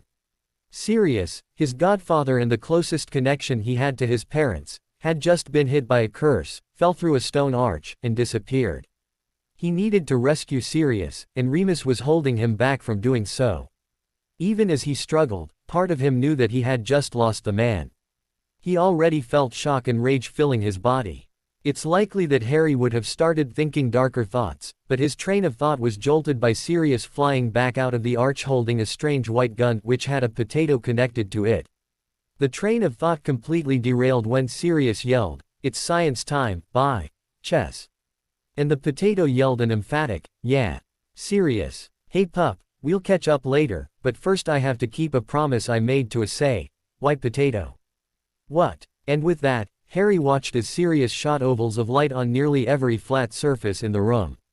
Soon, the Death Eaters were flying all around the room. Bellatrix was falling at terminal velocity as she plummeted from an oval in the ceiling, down to an oval directly below on the floor, and reappeared at the ceiling oval to repeat the process forever. She would occasionally scream in fright as the ovals would shift positions such that she would appear on a wall and rocket towards the arch before returning her to a free fall. Occasionally, for reasons Harry did not wish to know, Sirius would conjure Lemons that were on fire and would explode when in proximity one of the airborne Death Eaters, causing Lucius Malfoy to permanently be bald and smelling Lemons. Why fresh? The potato seemed to really enjoy the combustible Lemons. Harry noticed that the rest of the Order of the Phoenix was staring at the show with great amusement and confusion. Remus's face was an inscrutable mix of emotions, which Harry didn't know was the exact face a marauder makes when they are terrified for their life while simultaneously irritated at their best. Friend has come up with a prank that would take years to top. Harry also noticed Hermione, Ron, Luna, and Ginny had popped into the room. He had no idea that a dimensional counterpart of his had healed all his friends to perfect health and brought them to the room to enjoy the show. Dumbledore stared at the whirlwind of Death Eaters flinging around the room at zany speeds, and deftly twisted his body out of the way of various flailing limbs, while Harry heard him mumble, "Maybe love isn't the power after all." The last thing Harry noticed when he glanced at the entrance, was a flummoxed and enraged Voldemort, which made Harry vaguely wonder why his scar didn't hurt. Then his brain caught up with the salient point of his observation. "Sirius! Voldemort is here!" Harry yelled and pointed towards the Dark Lord of the Hour. Sirius sighed, and softly said, "Lab." At which point all the flying bodies disappeared the next time they entered a portal. "And we were having such a good time, oh well." Sirius then grinned and looked over at Harry, conjured a lemo, meringue pie and tossed it over to him. "Hey pup, throw that pie at me." Harry instinctually obeyed. He pulled back his arm. By the time the pie was about to leave his hand, Sirius had shot an oval on the floor in front of Harry and then one under Voldemort. Voldemort fell down into the hole where was he standing and popped up in front of Harry, so that he could intercept the pie. In other words, the pie splatted into the face of an extremely befuddled anagram-based Dark Lord. With a quick spoken, "Lab," Voldemort fell back in the portal and disappeared. Sirius looked at the room full of shocked faces, and then at one godson grinning like a loon. "If you all want to come and see Voldemort's new accommodations, feel free to jump in. Come on, pup, you're going to want to see this." With that, he shot another portal on the floor, looked at his potato and shouted, "To the lab, my sweet potato." As Sirius jumped into the portal, Harry could have sworn the potato said something about testing deadly neurotoxin. With a shrug, Harry jumped in after his awesome godfather. Followed shortly by everyone else in the room, including an invisible Harry Potter. Lord Voldemort woke up on a bed in a completely Spartan room. The last thing he remembered was the indignity of being smacked in the face with a pie and then falling into one of Black's mysterious ovals. He looked down to retrieve his wand and was worried when he realized that it was missing and that he could not feel his magic anymore. Additionally, he was wearing an orange jumpsuit and some odd metal springy bracers on his legs. "Hello and, again, welcome to the Aperture Science Computer-Aided Enrichment Center." A voice spoke, coming from no visible person. Lord Voldemort listened as it indicated that he would be some sort of test subject. Lord Voldemort was no one's subject. He smugly declined the requests of the voice for him to walk through an oval that had appeared in the room and firmly said that he would never be anyone's test subject. Warning. The voice spoke after 5 minutes, it appears as if deadly neurotoxin will accidentally fill your room in 30 seconds. Subject stupid anagram is advised to leave room and begin testing. Lord Voldemort woke up on a bed in a completely Spartan room. The last thing he remembered was refusing to leave this very room, and the room filling with a gas. He remembered his body shutting down and then dying quite painfully. He remembered his spirit rising from his corpse, preparing to flee and find his loyal followers. He remembered feeling a tug on his spirit, and then he was waking up on this same bed. Hello and, again, welcome to the Aperture Science Computer-Aided Enrichment Center. The same voice spoke up. Lord Voldemort decided that he would play along. How bad could it be? Lord Voldemort woke up on a bed in a completely Spartan room. The last thing he remembered was learning what a turret was, and that it was best avoided. The last thing he remembered was that he should avoid falling in electrically charged water. And fire pits. And watch out for lasers. And, in the control room of Aperture Science, Sirius and Harry were laughing their heads off. Albus looked torn between amusement and disapproval. The rest of the Order were firmly in the amused category. They watched as the captured Death Eaters struggled to use their portal guns different from Sirius's gun, as their guns only could have one active orange oval and one active blue oval, while Sirius's gun had no such limitation and failing miserably. In their cases, a safety portal would deliver them back to their own rooms. They also watched as Voldemort died multiple times in quick succession, and then be resurrected in an inaccessible room.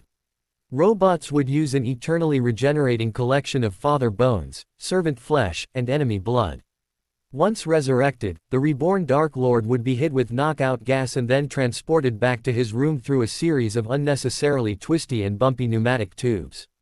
Dumbledore looked away from Voldemort's blight, and once again looked over at the equally inaccessible storage room, through its impenetrable glass window. In the room sat 7 distinct items.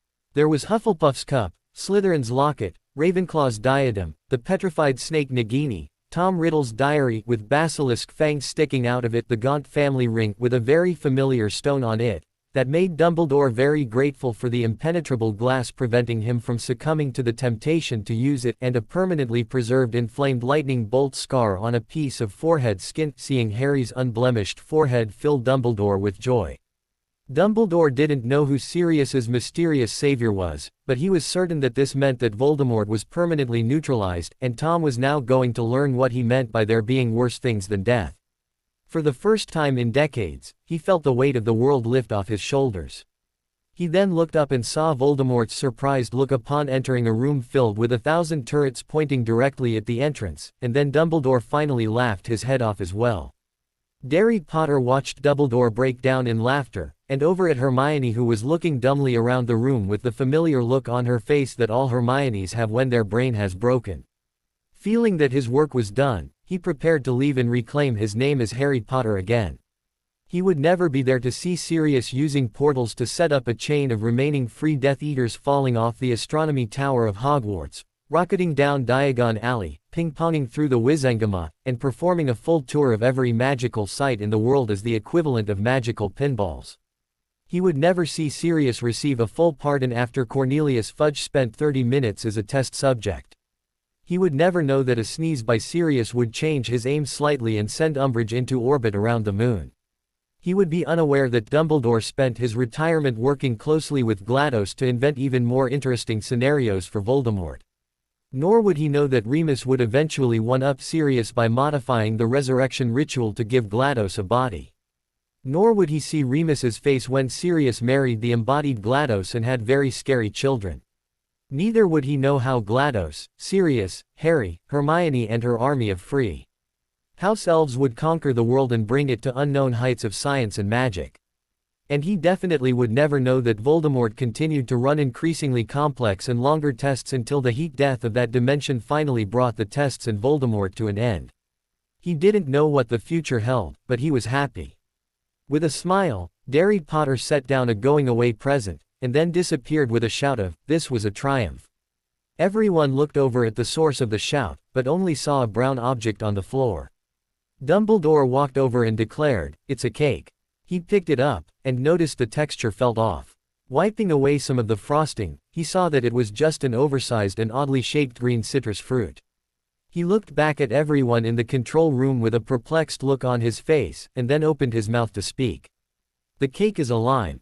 The doctor was staring at the weeping angel in horror, feeling more helpless and broken-hearted than he had in hundreds of years. Amelia Amy Pond and her husband, Rory Williams, were gone. They were gone, living in the past, and he could never see them again. He was a Time Lord, he had a TARDIS, he could travel from the start of the universe until its end, and yet he could never travel just a scant 75 years into the past due to the knot of brittle time filling that specific time and place. Looking at the weeping angel, he briefly wanted to close his eyes and let it send him to the past with Amelia. The damn weeping angels, a race of murderous psychopaths who sent people back into the past with a touch. They would then feed off the person's remaining time energy, while the person lived their full life in the past. Their appearance was that of an unmoving stone statue when observed, for they were quantum-locked beings, becoming stone when observed by a living being. But, when no one was watching, they would move swift and silent as the wind. He had just saved Amelia and Rory from a time loop of being sent back in time over and over by the angels, to live a life in a miserable Manhattan apartment. They broke the paradox, and they appeared in a New York City cemetery in the present. They were safe. Within a minute of being saved, Rory looked down and saw his name on a headstone. History became set, written in stone, and with that an angel appeared and sent him to the past. And then, to the doctor's horror, Amelia chose to be taken into the past to be with her husband. The doctor begged, pleaded, cajoled, and none of it worked. Both of his hearts were breaking and there was nothing he could do. Amelia's daughter was there, River Song, aka Melody Pond, a woman older than Amelia through time travel and regeneration. River was there, and she egged Amelia on, telling her it was the only way to be with her husband. With that, Amelia, his pond, voluntarily let the angel touch her and disappeared to the past. Looking down, the headstone now included Amelia's name. He had saved them, only to lose them forever. With all the raw emotions warring within the doctor's dual hearts, and the shock filling River's one heart, the pair of time travelers could be forgiven for not quite knowing how to respond when a dark-haired man came running into view laughing with childish glee. Perhaps they might have warned him to run away when he gleefully shouted, "My turn. Tag. You're it," followed by him tagging the angel, frowning, turning around, and then disappearing into the past. Harry Potter was annoyed. He had just watched from a distance as the stone creature had tagged the young man with light brown hair and the young woman with red hair. From what he could tell, the man with dark hair was upset because he didn't want anyone to play, while the woman with frizzy hair wanted the redhead to play the game. He thought everyone seemed overly emotional over a simple game, but he hadn't really been paying close attention to anything that was being said. He mainly was focused on his desire to play a game of tag, a game he had never played before in his life. So, he had ran at the stone creature to start playing, only to not be tagged in. But, once he turned around, he had found himself standing in the past. All of this didn't annoy him, that was the fun part. The annoying part was coming. Amy Pond was happy in a bittersweet way. It had taken a month of searching, but she had finally tracked down her husband. Luckily, while Rory Williams was a practical man who knew how to build the fake identity needed to create his new life, he was also a romantic who was hopelessly devoted to his wife. Every day he would spend an hour at the cemetery where he had been first sent back, and then another hour at the spot in Central Park where he had been relaxing with his wife before they first began their adventure with the angels. Eventually, Amy's schedule intersected with Rory's schedule and the couple was reunited in a teary key, in the middle of Central Park. It had been 1 month for Amy, and 1 year for Rory. Finally, they were together and would never part again. Perhaps they would never see the doctor, their daughter River, or any other family, but they were together. That was what mattered the most. And so, they had begun their life together and the next year went by as smoothly as life can go for a couple who knew the attack on Pearl Harbor was coming in about a year and a half. It was a time of love and stress. But all the zany time-traveling adventures were in the past. Then the doorbell rang. The annoying part was close. Rory Williams opened the door to his apartment to see a widely grinning man with dark hair, wearing blue jeans, a Teletubbies t-shirt, and a rainbow-colored propeller beanie. Before his mind could catch up with the anachronism in that outfit description, the man yelled, "Tag!" and tagged Rory. He then giggled and bounded into the apartment. Rory then heard the man yell, "Tag!" again, followed by his wife's equally loud yell of, "Oi!" and the sound of a hand smacking a face, followed by an outraged, "No tag backs." Rory sighed, muttered, "I really thought the zany adventures were done with," closed the door, and walked back to meet the intruder. Here comes the annoying part. Harry was ecstatic. He had found the first people in the game of tag. Admittedly, it had taken him a whole 10 minutes to track them down, but that was because he decided to not apparate to reach the distinct time signature of the two players. He had tagged them both, and now he just needed to find the stone creature to win the round. That's when he discovered the horrible truth. The stone creature wasn't playing a game of tag. He had created and donned a perfect outfit for playing tag. The redhead, while dubious of it being a perfect outfit for tag, asked Harry to magic up some clothes for her in the light brown head, and the weeping angel wasn't even playing the game properly. He made an ever-spinning propeller beanie and the weeping angel was refusing to play along. Harry Potter was annoyed. As Harry disappeared out of the home of the Williams, an inexplicable tremor of nervousness filled the entire race of weeping angels throughout all of space and time. 1 second after the strange man in a propeller beanie had been sent back in time by the weeping angel, he surprisingly returned in the same spot and turned to face the angel and began to berate it. "Hey, when you set up a game of tag, you do not bail on the game. I thought what you were doing was cool. You send the people back in time and force them to use their natural time-traveling abilities and deduction skills to hunt each other down and then you as well. I mean, I've never played tag before, but your rules seemed clear. But, what do I discover? I find the light brown head whose name sounds like a Scooby-Doo name and the red head whose name is like Army but with 1 letter removed, and they say that you had no intention of joining the game. Did you know that they don't even have natural time-traveling abilities, so that they couldn't come back? You, sir, at playing games. I demand a proper rematch. Throughout this entire rant, River and the doctor stared at the man in growing confusion, while the man stared unblinking at the angel. Once the rant was completed, the man ran his hand over his face and eyes and promptly disappeared. And then promptly reappeared. That so doesn't count as a rematch. River and the doctor, be reminded of the threat of the angel, focused their vision on the angel again. River cleared her throat. Would you mind, terribly, moving to the side so you aren't blocking our line of sight with the angel? The man shrugged his shoulders, turned around, flickered in and out of time a few times, and finally cleared the line of sight. River raised an eyebrow. Thank you. Now, you mentioned see Rory and Amy. Is that right? The man looked confused. Rory and Amy. Huh, I thought it was Raggy and Army. Shaking his head, as if dismissing the thought, he continued. Your version sounds better, I'm pants at names. Would you be their daughter? Oh, I know this one melody. River smiled at hearing her birth name. I go by River now. Ah, River Pond then. A real water theme you got going for yourself there. River song. The man's confused look returned. If you insist. Let's see, got it. Old Man River. That Old Man River. River stopped the man's off-tune singing. No, I wasn't asking for you to sing a song about a river. River song is my name. Ah, that's just as well, I really only know those specific words to the song. Let's see, then that means that the guy with the cool bow tie is the dentist. At this, the doctor's face took on an expression of undiluted offense, while River looked like she had just been given the best present ever. The doctor took a moment to splutter out a response, which was a moment too long. River spoke up. That's right, he's the dentist. He sometimes lies about it and calls himself the doctor, but his close friends know the truth and know that he is always joking when he complains and tells us not to call him the dentist. And, as you are a friend of Amy and Rory, you count as a friend. So, call him the dentist. The man smiled, in response. It's always nice to have friends. River continued the conversation as the doctor spluttered incoherently, while both kept their eyes firmly on the angel. So, you said you met with Amy and Rory. How are they? They're doing good. Apparently, a bit light on clothes, as they asked me to make them some outfits. Outfits? Yeah, a male and female version of a Roman centurion outfit. Also, a male and female version of a rather skimpy-looking police uniform.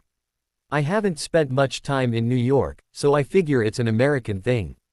River smirked. I suspect it's more of a married couple thing. The man, who River should probably learn the name of soon, looked thoughtful for a second, before his eyes widened a bit. Then I should probably have included the self-cleaning and self-repair options to the outfits. 1 second. The man disappeared and reappeared with a rapidly healing red handprint on his face. Well, that was rude. I managed to add the options to the outfits, but I would recommend leaving them alone when they are playing time. Traveling policeman and the helpful lady centurion. Either way, I'm upgrading my assessment of they're doing good, to they're doing quite good. The doctor, his spluttering over, finally spoke up. Stop that. You can't keep going back and forth to see them, you'll stress time too much and possibly destroy all of reality. The man gave the doctor a look of exasperation. Well, of course time was stressed. She was horribly misused with a bunch of paradoxes and got all twisted into knots. But I gave her a quick shoulder massage and she was feeling right as rain. You can't give time a shoulder massage, time doesn't have shoulders. Well, obviously I first generated a flesh avatar for her to inhabit so that I could give the massage. We also had a nice Italian dinner before the massage, since that's just good manners. Once done, the avatar was vanished. And now the time period is clear for travel again. It's pretty simple. You should probably study time at some point. River spoke up. Do you often give shoulder massages to aspects of reality? Not too often. I mean, gravity prefers foot rubs. The doctor looked at the man, not sure if he was crazy. Who are you? The man looked at the doctor with an amused face, and then took on a serious tone. Who am I? I'm Harry. I'm a fun-loving guy. I'm from the town of Little Whinging in the county of Surrey. I'm some number of years old and I'm the man who is going to teach this angel a lesson and who knows nearly a full tenth of the lyrics to Baby Got Back. You got a problem with that? What? Look, I would love to stick around all day and tell you how to give a proper back scratch to the personification of velocity, or swap lyrics to Sir Mix-a-Lot songs, but I still have to teach this angel here a lesson about the right way to play with people. Oh, and I was asked to do something before that. Harry blinked away, returned with another slap mark on his face, muttered, like rabbits, blinked away, and returned with a bemused Amy and a blushing Rory. Their grave's headstone now had an addendum of J.K. Lol. As the doctor felt his heart swell at seeing Amy and Rory again, Harry turned around to speak to the angel. Now, it appears that no one ever taught you the proper way to play with people. So, first things first, you need to stop this stone act. Harry pointed his hand at the angel, and a stream of golden energy flew into the stone creature. For the first time in the history of the universe, a weeping angel began to move while being observed, much to the horror of the observers. Now, you no longer feed off time energy, but instead you feed off the mild irritation and exasperation people feel when they get pranked. Also, you're no longer turned to stone when observed, but feel free to pretend if it adds to the humor of the situation. Now, it's time you learned how to stop being a weeping angel and become a marauding angel. With that, Harry touched the angel and disappeared. A second later, they returned. Harry was laughing his head off, and the angel was wearing a shirt with the phrase, "I gave a T-Rex a wedgie and all I got was this stupid T-shirt. Ah, Trani, you are one crazy angel. I have taught you all I know, now go forth and do the marauder name proud. Thanks for the proper game of tag." The angel then gave Harry a fist bump. Harry notably did not disappear. Harry turned towards the observers. "It was nice meeting all of you. Time for me to move on. River, Amy, Rory, dentist, take care." The time-traveling observers would encounter the angels again in their adventures. Though Harry would never know that. Harry would never know that his magic transformed all the angels in existence into irritating pranksters who were no longer quantum-locked, nor interested in killing. He would not be there to see Davros get a wet willy right in the middle of trying to manipulate a future regeneration of the Doctor. He would not see them put shoes on the Daleks, and then tie the shoelaces together. He would never see the multitude of times where Cybermen would be given swirlies in toilets all through space and time. He would not hear the number of times the Doctor would sigh in annoyance when they played the game of tapping his shoulder and disappearing. He would not see the countless times that angels would appear outside of Amy and Rory's room, sporting massive slap marks and goofy grins. He would definitely never see them perform an elaborate prank involving a joy buzzer, a teleporter, and a ribeye steak which would see River Song surviving her predetermined death in the library. What Harry would know, however, was that he'd done his part to bring a little more stupid humor into the universe. That was more than enough. Unaware of what the future held for him, the Doctor smiled as he watched a very confusing man disappear, accompanied by the sound one hears when opening a prank can of snakes. He turned around to face his friends who had been returned to him. His heart's bursting with joy, his smile spreading from ear to ear. And said the one thing he felt most appropriate for the moment. He said my bowtie was cool. Harry Potter popped into reality and immediately felt a skewed sense of nostalgia. He couldn't quite place why the nostalgia was intruding upon his senses, but he couldn't deny its existence. The room was vaguely familiar, but it was like he was looking at it in a completely new manner. He sat down on the floor and took in his surroundings. The walls looked familiar, except the windows were a bit low to the floor. The floor was the night sky, so nothing familiar there. The ceiling was populated by upside-down tables, chairs, people, a podium, and a cup full of fire hanging from the podium. Oh, he had it. He was in nope, he didn't have it, it was right on the tip of his tongue. The Durmstrang champion is Victor Crumb, said an elderly voice from the ceiling. That really struck a chord with him. Something from his youth, maybe. Looking up at the ceiling again, he saw everyone clapping and noticed one of the kids had a real rat nest of black hair. He idly pitied the boy as while running his own hand through his own squirrel nest of black hair. Wait, now he had it. Was he in Detroit? Did Detroit have castles? The champion for Beauxbatons is Fleur Delacour, said the elderly ceiling man. Fleur. Was he in a greenhouse of some sort? Man, Neville would have thrown a fit to see a greenhouse in this state. I mean, the sky is in the floor and that can't be a good thing for growing plants. Looking back up, he noticed that a young Neville was sitting near the rat nest kid. Oh, and there was Hermione and Ron. Neat. Looking around, it seemed like the whole Hogwarts gang was here. What were they doing on the ceiling of a greenhouse that looked like an upside-down version of the Hogwarts Great Hall? Wait, the Hogwarts champion, Cedric Diggory, said the elderly voice from, what Harry now suspected was, the floor. Harry thought of following gravity's suggestion of dropping down from the ceiling to the floor, but he was feeling lazy and decided to ignore the suggestion.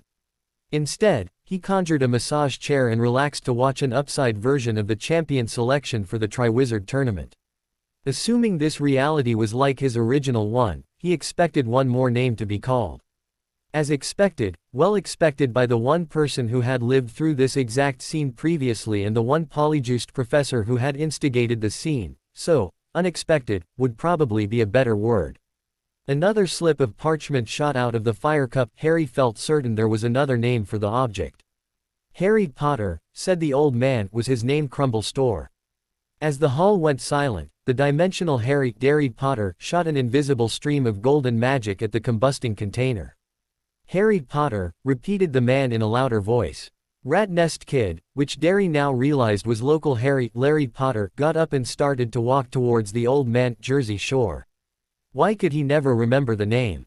Derry noticed the angry looks on the faces of most of the students and staff, and then noticed Fred and George Weasley looking on with concern. The twins found themselves instantly transported to the ceiling, sitting in very comfortable upside-down loungers, holding endless bags of delicious popcorn, and sitting next to a man who looked like an older, crazier version of the miserable young man making his way to Professor Dumbledore.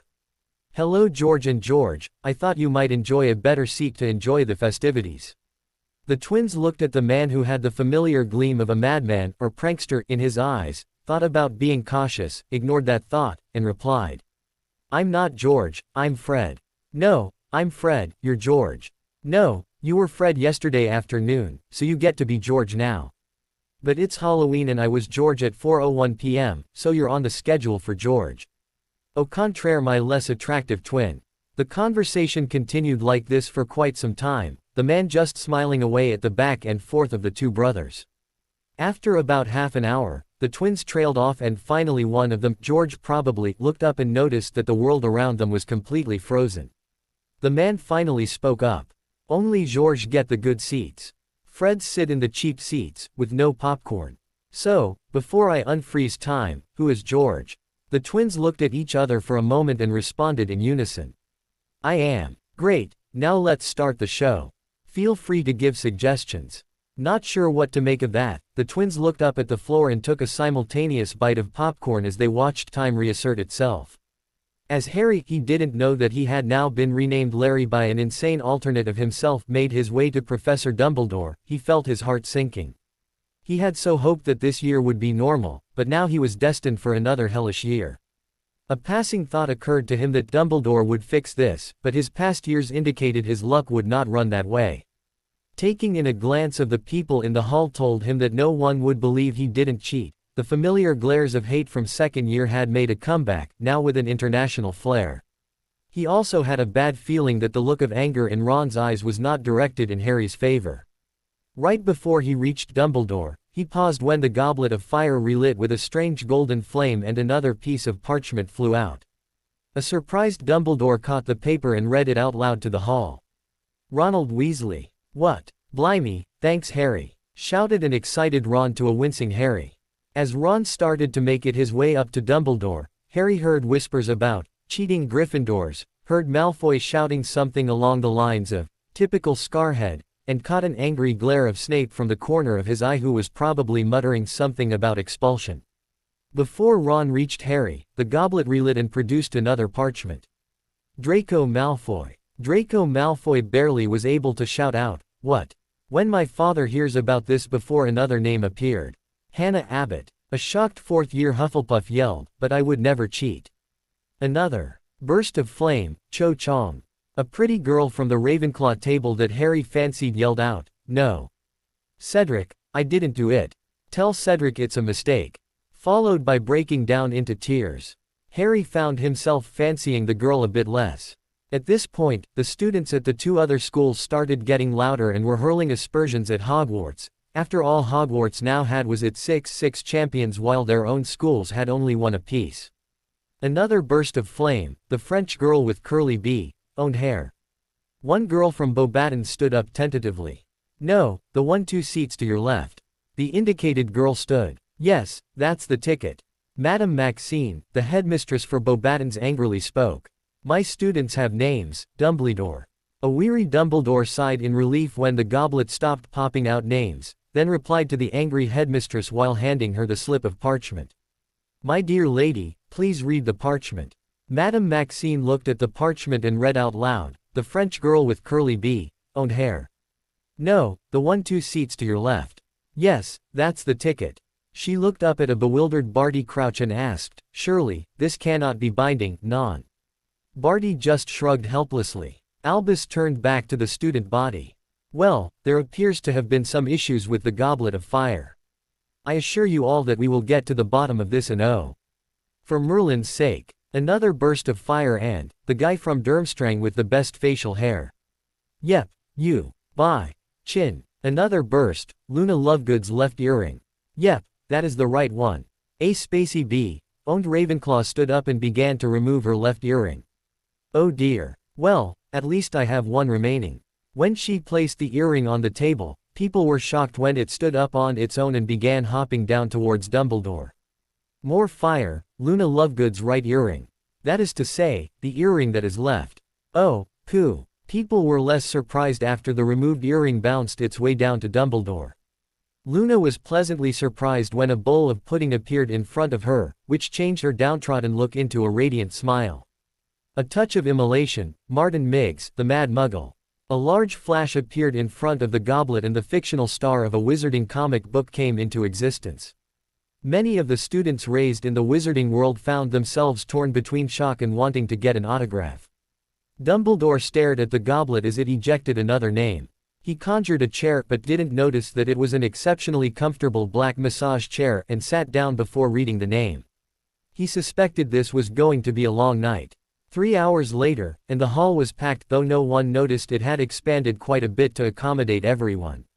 By this time, every student, professor, student family member, student pet, government official, a few more inanimate objects made sentient, and several fictional characters made real had been picked by the goblet. Those who were not present had found themselves magically transported to the Great Hall or created from nothing for those who were previously fictional. There was even a chalkboard in front of the transport point that explained the situation so that people stopped having to answer questions.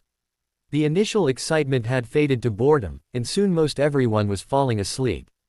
Albus had long since found the massage feature of his chair and enjoyed it greatly. Had he thought about it, he would have wondered why he had not fallen asleep yet. Indeed, the only people awake were Albus, a dimensional traveler, and 2 Weasley twins sitting on the ceiling, though Albus was unaware of anyone else being awake. And the twins were starting to fade. Fire, 3 monkeys sitting on each other's shoulders and wearing a trench coat, so they can pretend to be a grown man and attempt to get into an R-rated movie. Flash of light and 3 monkeys appeared.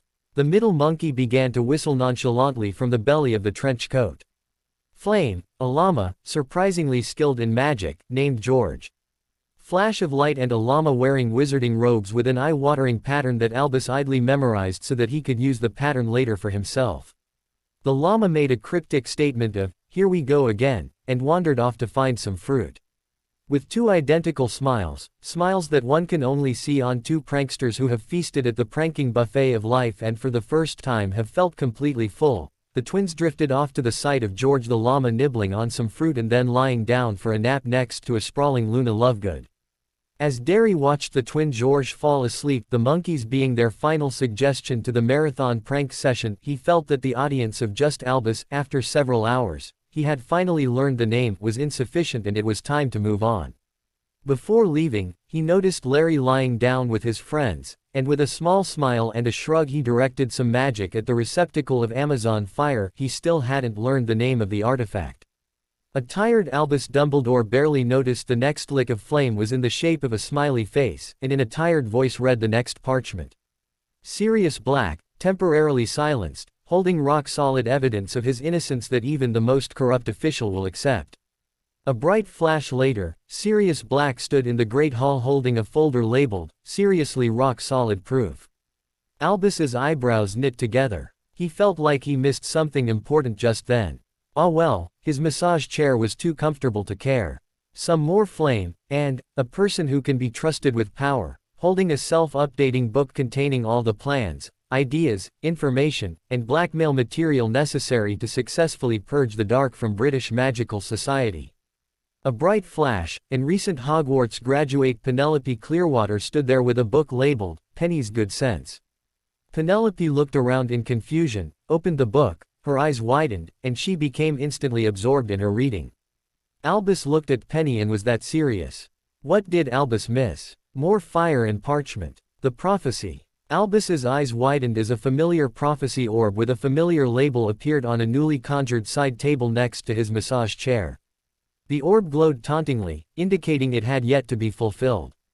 A reminder of the inevitable confrontation between Harry and Voldemort. A fully awake Albus watched as the next parchment flew towards his hand, his mind whirling with possible explanations for the evening's events. His eyes bugged out as he read the next parchment. Tom Riddle's soul containers with magical arrows pointing to the soul fragments. A long table appeared next to the end table, supporting a frozen snake, a cup, a ruined diary, a ring, a diadem, and a locket. Arrows floated over all the items except the ruined diary that Harry had destroyed in his second year. Breaking Albus's heart, an arrow floated over Harry Potter's scar. He had feared Harry was a Horcrux, and this seemed to confirm his fears. Before plans on how to deal with this magical gift of Horcruxes, another parchment landed in his hands. Albus spoke with a shaky whisper. Tom Riddle, moments before truly regretting splitting his soul, and his nanny. Peter Pettigrew appeared in front of Albus, holding an incredibly ugly and deformed baby. Albus noted an arrow now floating over the baby. His body already pumping with adrenaline, Albus quickly stunned Peter and the baby went flying high up in the air. Albus saw the baby containing Voldemort fly high over the table holding the Horcruxes. He saw the panic in the baby's eyes as it saw the Horcruxes. He heard the baby mutter, "I should have found a different method." With awe, he saw the baby glow slightly red as all the floating arrows flew away from the objects in Harry's scar, and towards the baby on its descent. The arrows merged into one arrow pointing at the baby as it hit the ground with an unpleasant splat, right next to Harry's head. With shock, he saw a still sleeping Harry's body flail in reflex to the splat and Harry's left hand smacked away the baby. With hope building, he saw the Harry's handprint on the baby turn bright red, burst into flame, and incinerate the body within seconds. With overwhelming joy, he looked over at the prophecy orb and saw its glow fade away to nothing. The prophecy was fulfilled, Voldemort was truly dead, and Harry wasn't even awake to know the horror of having to kill. With surprise he realized that Sirius had been focused on Peter, Penelope on her book, and so Albus had been the only one to see the demise of Tom Riddle. Albus felt years younger and felt like singing in joy. The goblet spat out another parchment piece, and an exhilarated Albus caught it happily. A button that, when pressed, will end the tournament and dissolve all contracts with the participants. A 6-inch button appeared in Albus's hand. Before pressing the button, he noted that it had 2 words written on it. As he pressed the button, he spoke the written words. Mischief managed. Once pressed, Albus heard a joyful laugh from the ceiling and saw a strange man, who looked like an older Harry, free fall into the goblet. The fires of the goblet splashed across the entire room like water, covering every champion.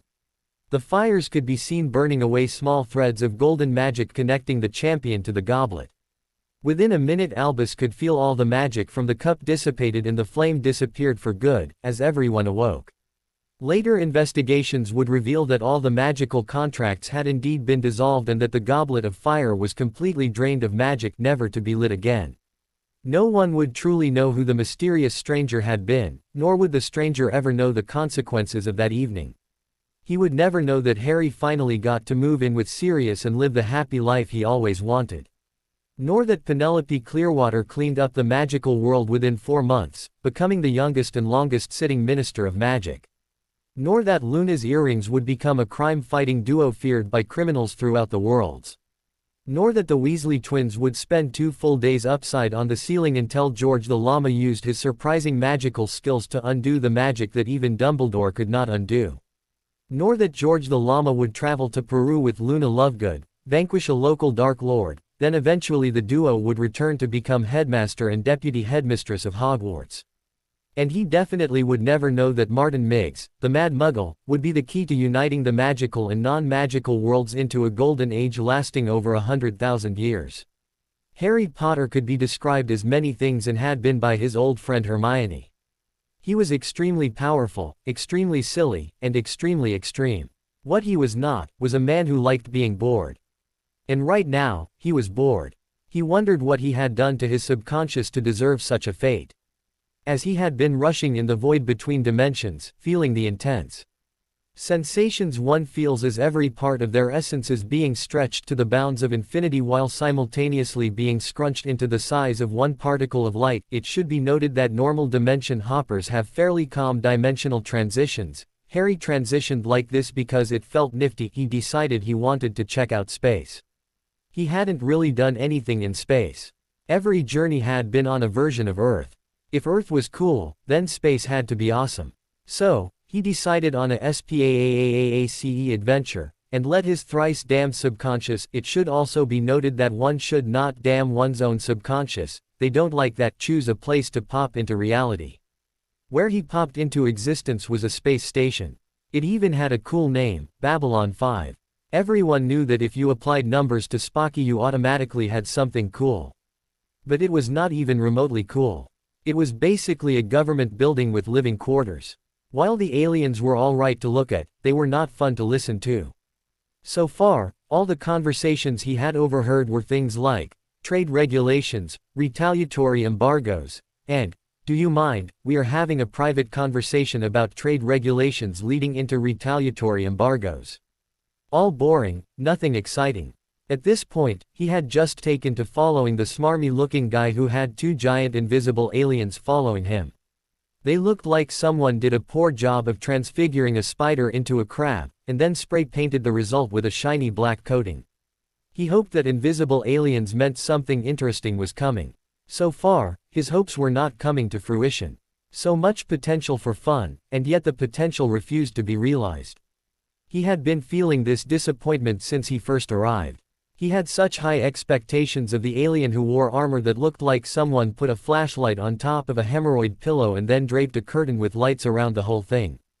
Because, come on, someone who wore something like that had to be fun. After all, he had seen the alien's actual form. The alien's native form was an electrical storm pulsing with a mental energy that tried to project false images in his mind, and that was freaking cool. Anything that cool, wearing armor so lame it had to be a prank, had to have a sense of humor. It appeared that Harry had been wrong. Earlier, Kosh Naranek, ambassador to the Vorlons, always enjoyed his time in his quarters. When moving about amongst the people of Babylon 5, he had to wear his encounter suit. While he allowed others to believe it was for life support, it was so that the people would not be affected by the psychic field his essence projected. If others were to see him outside the suit, they would not see his true form, they would see their own interpretations of what an angel was. Revealing their forms to the lesser races was strictly forbidden by his people. They didn't want others to start believing that the Vorlons were angels. They had of course posed as angels to the younger races, but they didn't want that to be known.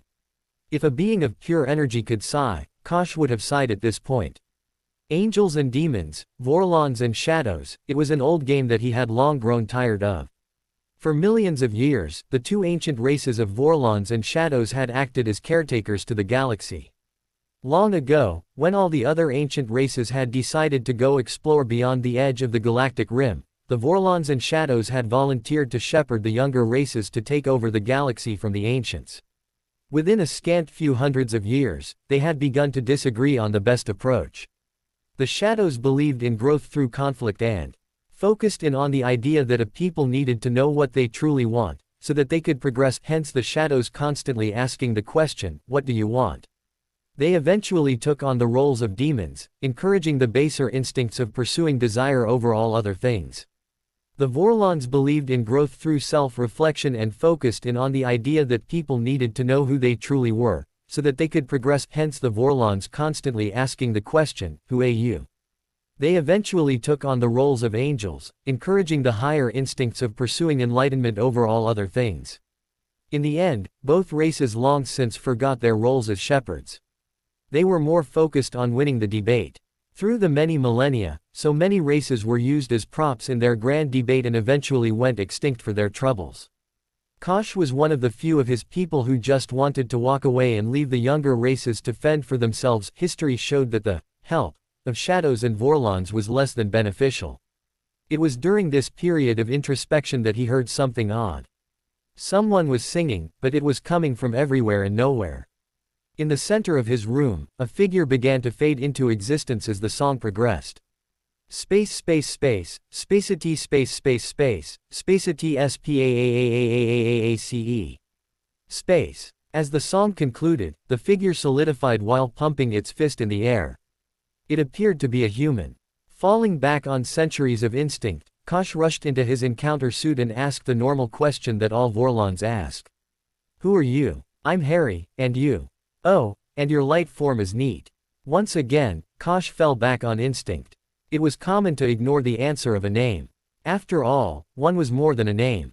He asked again, who are you? I am Harry. Are you okay? Kosh felt disappointment. Another individual who was not enlightened. Still, the oddness of this Harry deserved giving him another chance to show that he understood himself to be more than a name. You do not understand. Who are you? I am Harry. Look, if you are trying to ask something else, then maybe you should ask something else. Don't blame others for your incompetence at asking questions. Kosh could tell that Harry was starting to get a bit annoyed. Perhaps there was even some merit to the idea that asking the same question repeatedly was not an effective means of communication. On the other hand, Kosh was known as a bit of jokester amongst his people, so he couldn't resist pushing a little bit further. Who are you? As he saw Harry narrow his eyes, Kosh felt that perhaps Vorlon humor didn't translate all that well. Now, as Harry followed the man Mr. Morden and his crab spider compatriots, he was beginning to get annoyed again. So far, he had only seen Mr. Morden talk to ambassadors and repeatedly ask, what do you want? The crab spiders criters stayed silent and invisible. Once again, Mr. Morden approached yet another alien in a bland hallway. This alien looked human but had fantastic hair standing up around the back of his head like peacock feathers. And, once again, Mr. Morden asked, what do you want? And was dismissed by the alien Mr. Morden called him Ambassador, but no other name. Mr. Morden followed Ambassador Coolhair into a bland elevator and asked his stupid question 2 more times and was dismissed both times, the last time saying he wanted to be left alone. The elevator doors opened, and they walked into another bland hallway. Mr. Morden went to prod Ambassador Coolhair one more time. At this point, Harry was tired of the question. Harry was tired of the blandness. Harry was tired of the boring station and wanted to have some fun before he left. Mr. Morden asked the departing Ambassador Coolhair, is that it? Is that really all, Ambassador? Ambassador Coolhair sighed and turned around to respond, all right. Fine. You really want to know what I want? Unfortunately, Mr. Morden never got a chance to find out what Ambassador Coolhair wanted. Instead, he and Ambassador Coolhair found themselves standing on a stage in the middle of the central marketplace of the station. Oddly enough, the stage then expanded into a full stadium-sized amphitheater. Every inhabitant of the station found themselves teleported to the theater and seated in comfortable chairs, each designed to maintain their individual biologic and atmospheric needs. Large displays were available, so everyone could clearly see the action on the stage. While some of the audience members were initially concerned, a wave of calming energy removed their worries and they just watched the stage with rapt attention. Music began to pipe into the theater, and Mr. Morden began to sing at Ambassador Coolhair, as his bland suit transformed into a shiny sequined unitard with sheer red leggings. So tell me what you want, what you really, really want. Before Ambassador Coolhair could answer, 4 spider crabs, spabs, appeared. Although the audience had no idea that 2 of them had been teleported from halfway across the galaxy. The spabs, Harry decided that was the best name, were each dressed differently. One was dressed in a white dress, another in a green tank top with workout pants, another in an orange tank top with blue track pants, and the last one in a stylish, some would say posh, black mini dress. One of the spabs, with the green top, sang the next lyric. I'll tell you what I want, what I really, really want. Mr. Mordin advanced onto Ambassador Coolhair and pushed him into a chair on stage as he sang. The rest of the spabs dancing their hearts out. So tell me what you want, what you really, really want. I wanna, ha, I wanna, ha, I wanna, ha, I wanna, ha. I wanna really, really, really wanna zig ah. When Mr. Mordin and the spabs finished their song, they ran off the stage to tumultuous applause. Ambassador Coolhair, who had sat through the song in shock, blinked a few times and then stood up to chase after them. As the applause died down, and the audience started to come out of their state of pleasant calmness, they all saw a young human male with messy black hair and inhumanly green eyes. The main thing that pulled their notice was the fact that he was clapping the loudest, and he was levitating in midair. Those nearest to him heard him mutter, "Maybe space kids are more fun," before he disappeared to the sound of an ethereal rendition of Bop. Commander Sinclair, the man in charge of Babylon 5, had been making his way to the mysterious floating man, figuring he was probably the instigator of the recent chaos. Unfortunately or fortunately, if he had known Harry, he made it to the young man's location right when the black-haired youth disappeared. Speaking over the slow and mournful sound of Bop, ba-doo-ba-dop, Commander Sinclair said, "Who was that man? What the hell did he do to my station?" From behind him, the familiar musical tones of Ambassador Kosh's speech patterns sounded. "A liar speaks with a bald face." Used to the way Kosh spoke in riddles, Sinclair pressed the Vorlon for more. "Then, who was he?" "He is." Kosh then bent down, which the suit should have made impossible, and then straightened up. He was oddly now wearing sunglasses over the iris of the single eye of his suit. "Harry." From all around, a thrumming music started up. Soon Commander Sinclair heard singing. "Who are you?" Who? Commander Sinclair sighed. Harry Potter would never know how much he changed the future of that universe. He would never know that Mordin and the Shadow Girls became the most popular musical group in the galaxy, with Ambassador Mullery aka Ambassador Coolhair becoming their manager. Nor that the Shadow race would redefine their purpose as creating the most mind-blowing songs in history. Nor that Kosh Naranek would become the most sought-after crime scene investigator in the universe. Nor that the Vorlon race would redefine their purpose as writing puns for every possible crime scenario that Kosh would encounter. He certainly hadn't realized that every person who had previously made a deal with the Shadows now would sing what their deal was when asked the question, "What do you want?" It was, however, quite a surprise to the Earth Alliance vice president and his accomplices when he found himself singing a full confession to his plans to assassinate the president. Harry Potter didn't know any of this. All he knew was that he felt very hopeful when he arrived in a new universe surrounded by kids, aliens and humans wielding swords made of light. Hopefully these kids would be fun, despite being dressed like mini monks. Anakin Skywalker brooded evilly, as opposed to his many other types of brooding over the years, and don't even get him started on his brooding about sand. I mean, it's coarse and rough and well, just don't get him started, as he marched through the halls of the Jedi Temple. The sounds of screaming and fighting filled the air as he made his way to complete his grim mission. It was hard to believe that just that very morning he had woken up brooding about being a Jedi in a forbidden marriage.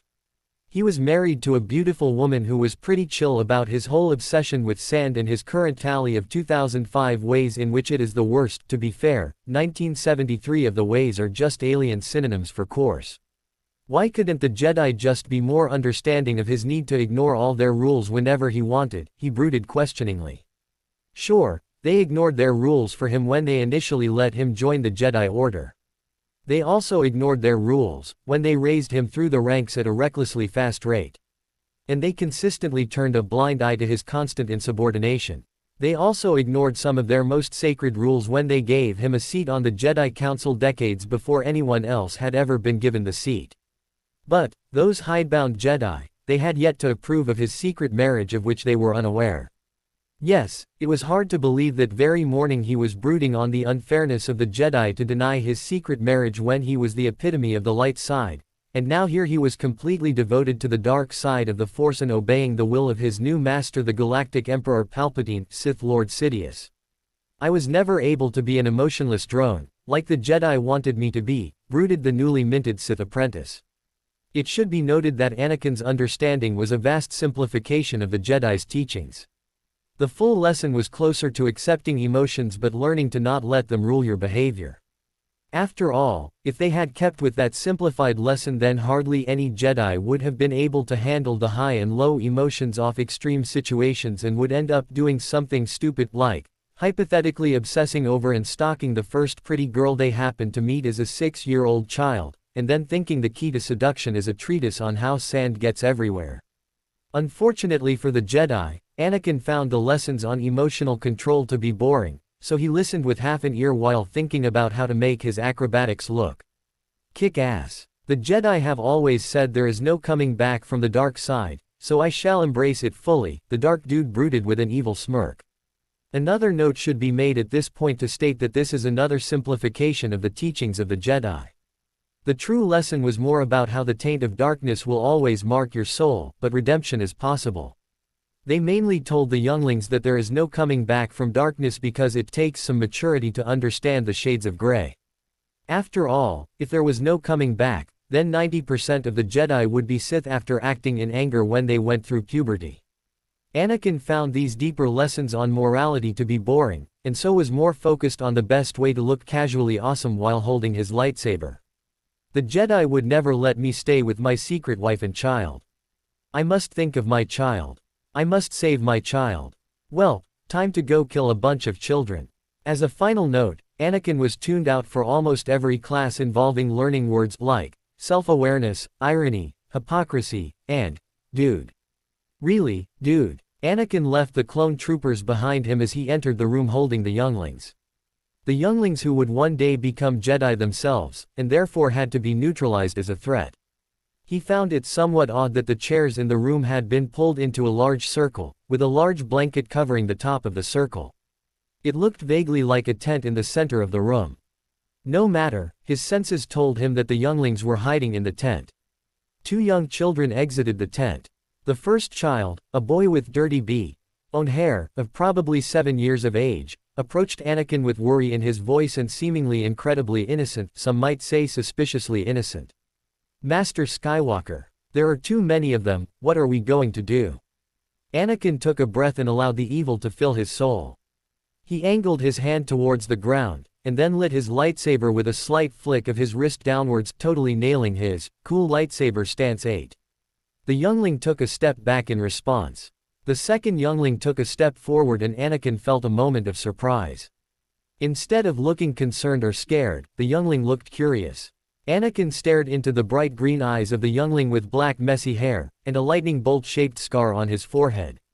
The boy cleared his throat and pointed to a previously unseen sign posted next to the tent's entrance. The boy then grabbed the other child's hand and they both walked back into the tent. Anakin blinked, read the sign, and chuckled darkly.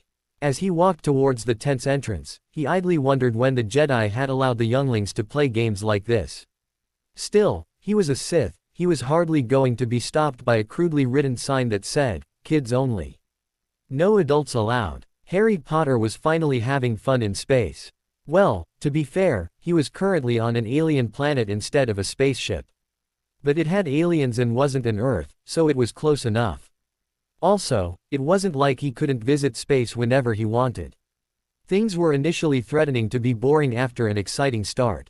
When he had first arrived, there had been several kids dueling with swords made of lasers that made nifty sounds that really made him want to mimic said sound with his mouth. Harry was not one who often ignored his wants. The kids and the adult instructor turned towards the sound, and saw a grown man waving a blue plastic sword around while making sounds that seemed to roughly mimic a lightsaber.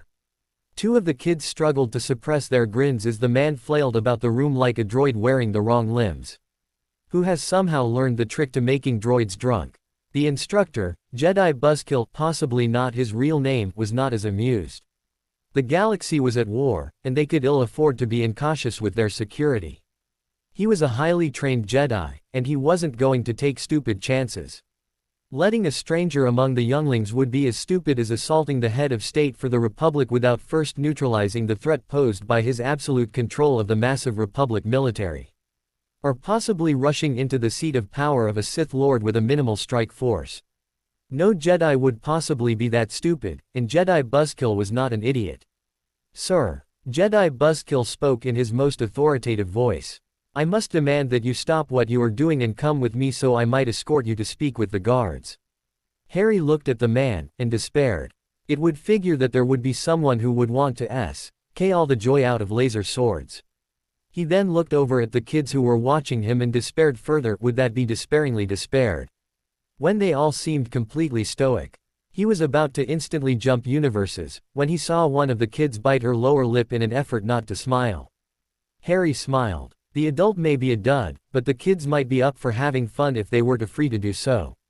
After watching the stranger wave his hand, Jedi Buzzkill realized that he was late for his vacation that had apparently been booked and approved months ago. He suddenly remembered that this new person was a civilian instructor, so he left the younglings in his care. Oddly enough, every other Jedi completely forgot when it was their turn to check in on the younglings. Within 2 hours Jedi Buzzkill was off for his vacation on the fabulous swamp planet of Dagobah. Perhaps it should be noted that this vacation turned out to not be as fabulous as one would imagine a swamp planet vacation would be, especially for a member of an alien race who is most comfortable in arid locales. Harry then smiled at the children and approached them. With each step, Harry grew younger until he was an excitable 7-year-old child. "Okay gang, time to learn about the glory that is recess." Over the next month, Harry discovered the fun of playing as a child. It had been a pleasure that was denied to him initially, and so this was a wonderful change of pace. Initially, the Jedi kids were a bit hesitant to play games with Harry, but they got over that quickly. The children likely got over their initially hesitancy after their first trip to the accretion disk of a black hole and played, "Who can stay out of the black hole longest?" aka Race the Light. Apparently, there is something about violating the rules of reality that loosens up even the most serious of children. After warming up with the black hole, first fishing the kids out with an oversized fishing rod, they went on a grand tour of the galaxy, based on the whims of the kids.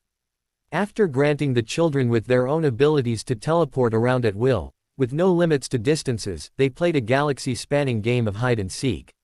One child was found hiding directly behind a large slug-like being known as Jabba.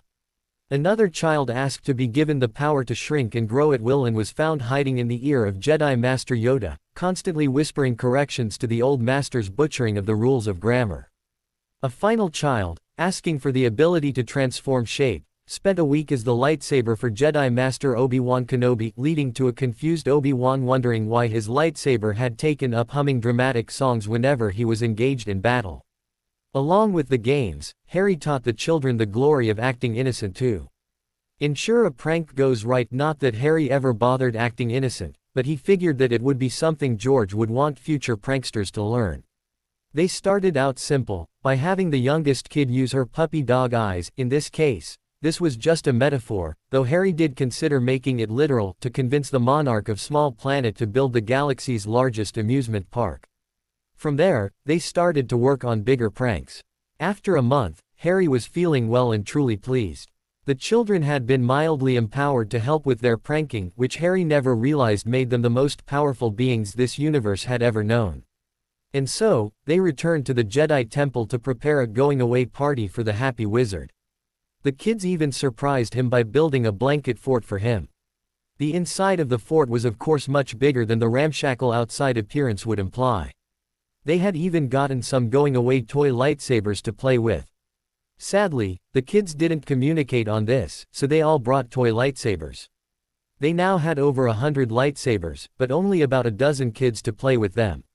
As they wondered with the too many lightsabers, they heard someone entering the room. Looking outside, one of the kids, Harry never learned their names.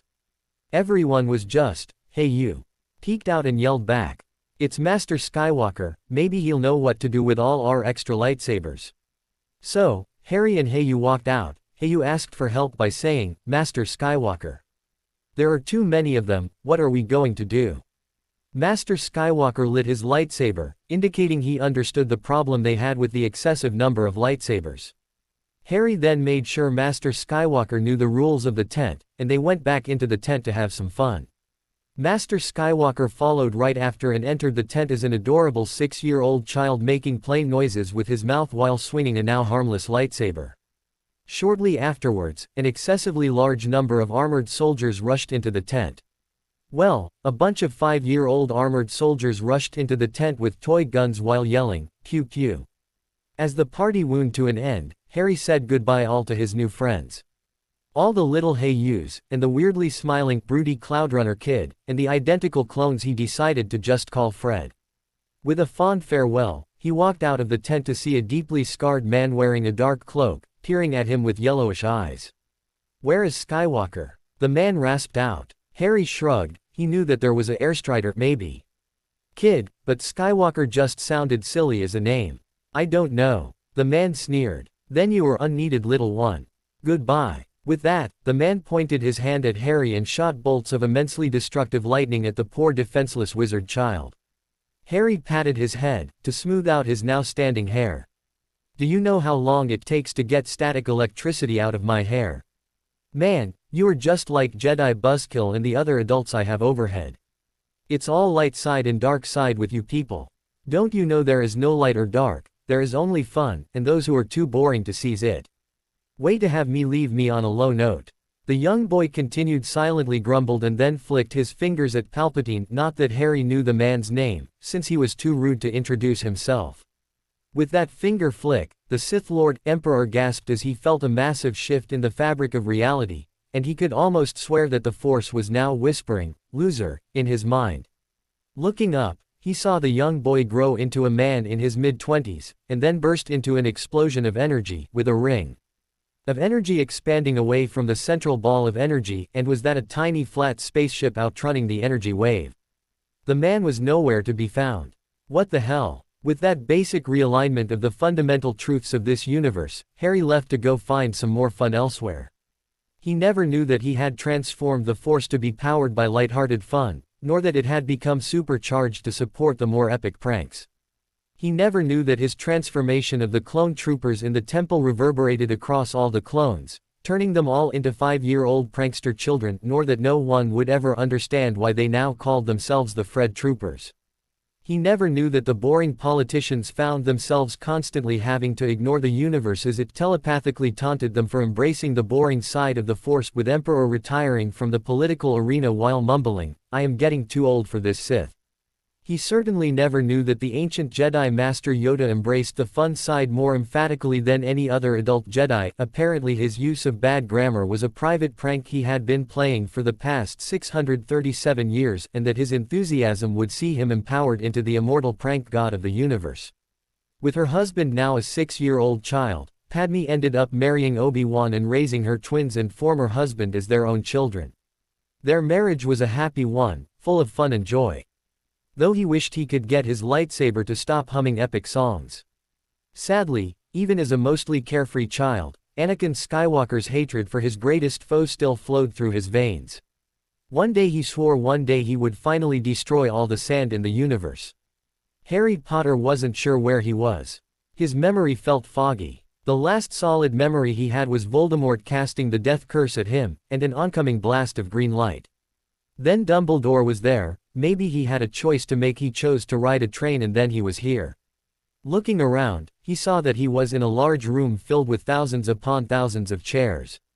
The chairs were occupied by people who appeared to be in various mental states ranging from fully sedated to mildly dazed and confused. They all were facing in the same direction, looking at a bored woman sitting at a basic wooden desk.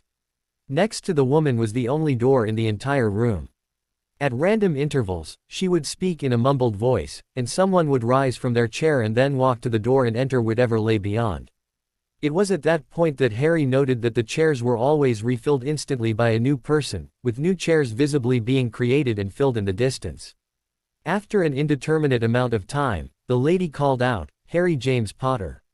Without any sort of control of his body, he rose and walked forward. With a rising curiosity, he opened the door to see what lay beyond.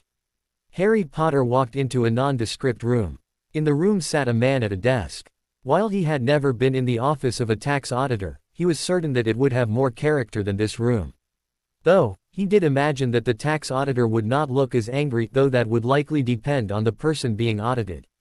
The man didn't look up from the file folder he was reading and spoke in a brusque manner tinged with anger. "Sit down." Not seeing any reason to ignore the command, Harry sat down in the rickety wooden chair. He did not care for how uncomfortable the chair was, nor the straight back that didn't allow any sort of ability to backwards. The man looked up at Harry, his voice filled with an undercurrent of rage. Are you trying to get me fired, Harry? I'm serious. Do you hate me? For some reason. Harry raised an eyebrow in confusion. I can't say that I have a reason to have anything against you. Then again, we just met, so I guess I could learn to want to have you fired. Let's see how things go. The man blinked. You're a bit mouthier than the last few times we've met. And we have met, Harry. I am Maurice, your Grim Reaper. You are dead again. Harry chuckled. I'm dead. How did that happen? Do you remember stepping in front of Voldemort's killing curse? Vaguely. Well, as a tip, the killing curse tends to kill those it hits. It's subtle, I know, but you can see hint to the nature of the curse and how it is called the freaking killing curse. And not only that, when given a chance to move on to the afterlife or go back to finish the fight, you chose to come here. Do you know how infuriating that is? Harry shrugged. Honestly, I would imagine that you would find that rather helpful. After all, you're a Grim Reaper, and I apparently reaped myself for you. Congratulations on a job well done. Maurice rubbed his temples, trying to ward off a massive migraine. Normally, you choosing to play the martyr wouldn't matter one bit to me. People die all the time, and we don't really care if they didn't meet their heaven-chosen life goals. But, not you. For some odd reason, you are a linchpin for the Earth's continued existence. You need to meet your goals, or everyone suffers. Intrigued, Harry leaned forward. And what goals could heaven have for little old Harry Potter? Maurice looked down at the folder and read from it a manner that made it clear he had read the list before. You were meant to kill Voldemort, transition the wizarding world to the light while rooting out the hatred and bigotry, marry your soulmate some Granger girl, and die at a ripe old age of 176 years old. What you are not meant to do is to die prematurely 6 times and then choose to stay dead before killing Voldemort, nor get in a relationship with the Weasley girl, nor let the Granger girl get taken by someone else. Harry looked confused. Hermione is a soulmate. I always got more of an annoying sibling vibe from her. I mean, what would even be the celebrity couple name for us? Harry Ponger. Grotter. That just sounds silly. Maurice stared at Harry with confusion. What in the world are you talking about? Who cares about your celebrity couple name? No, don't answer. Let's just move forward. Normally you start asking about your previous deaths, don't you want to know about those? Harry leaned back into his chair. Hit me. Maurice was feeling very off his game. Normally he would just yell at Harry for dying, and Harry would act very upset, confused, and contrite. He had never dealt with someone who had died so many times, so maybe the soul went a bit weird after a while. He pressed on. The first death was when the Dursleys left you in your cupboard for a month, and you died of dehydration. That would explain I had a thirst for vengeance as a kid. The second death was when you fell off your broom when Quirrell was cursing it. Well, I was young, I didn't really know how to comfortably hang out back then. Yes, well, the third death was when the basilisk's fang entered your heart instead of your shoulder. That bites. What? Moving on, the fourth death was when Draco Malfoy tripped you and you fell from the top of the 7th floor stairs. I thought you said was Hermione was my soulmate, but now you're saying I fell head over heels for Draco.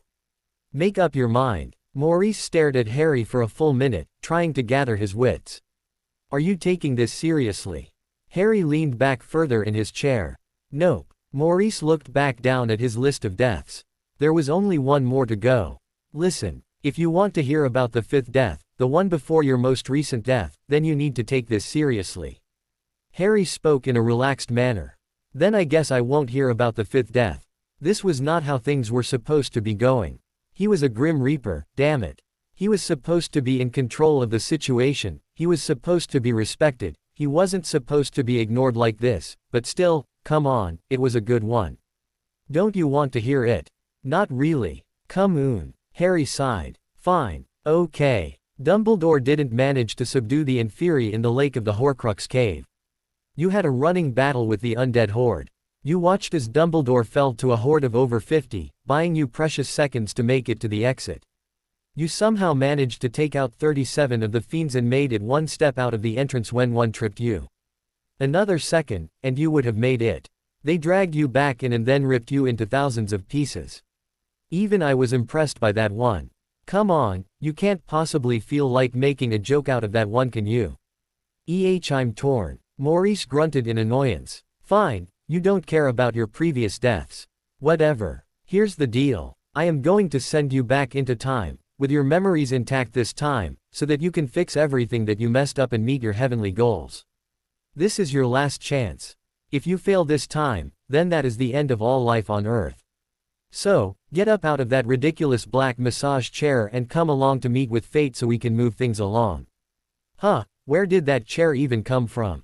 At that point, the door to the office opened and a very nervous and confused Harry Potter walked into the room. What the hell? Harry Potter walked into the drab office, and almost stepped back when a man angrily shouted, "What the hell?"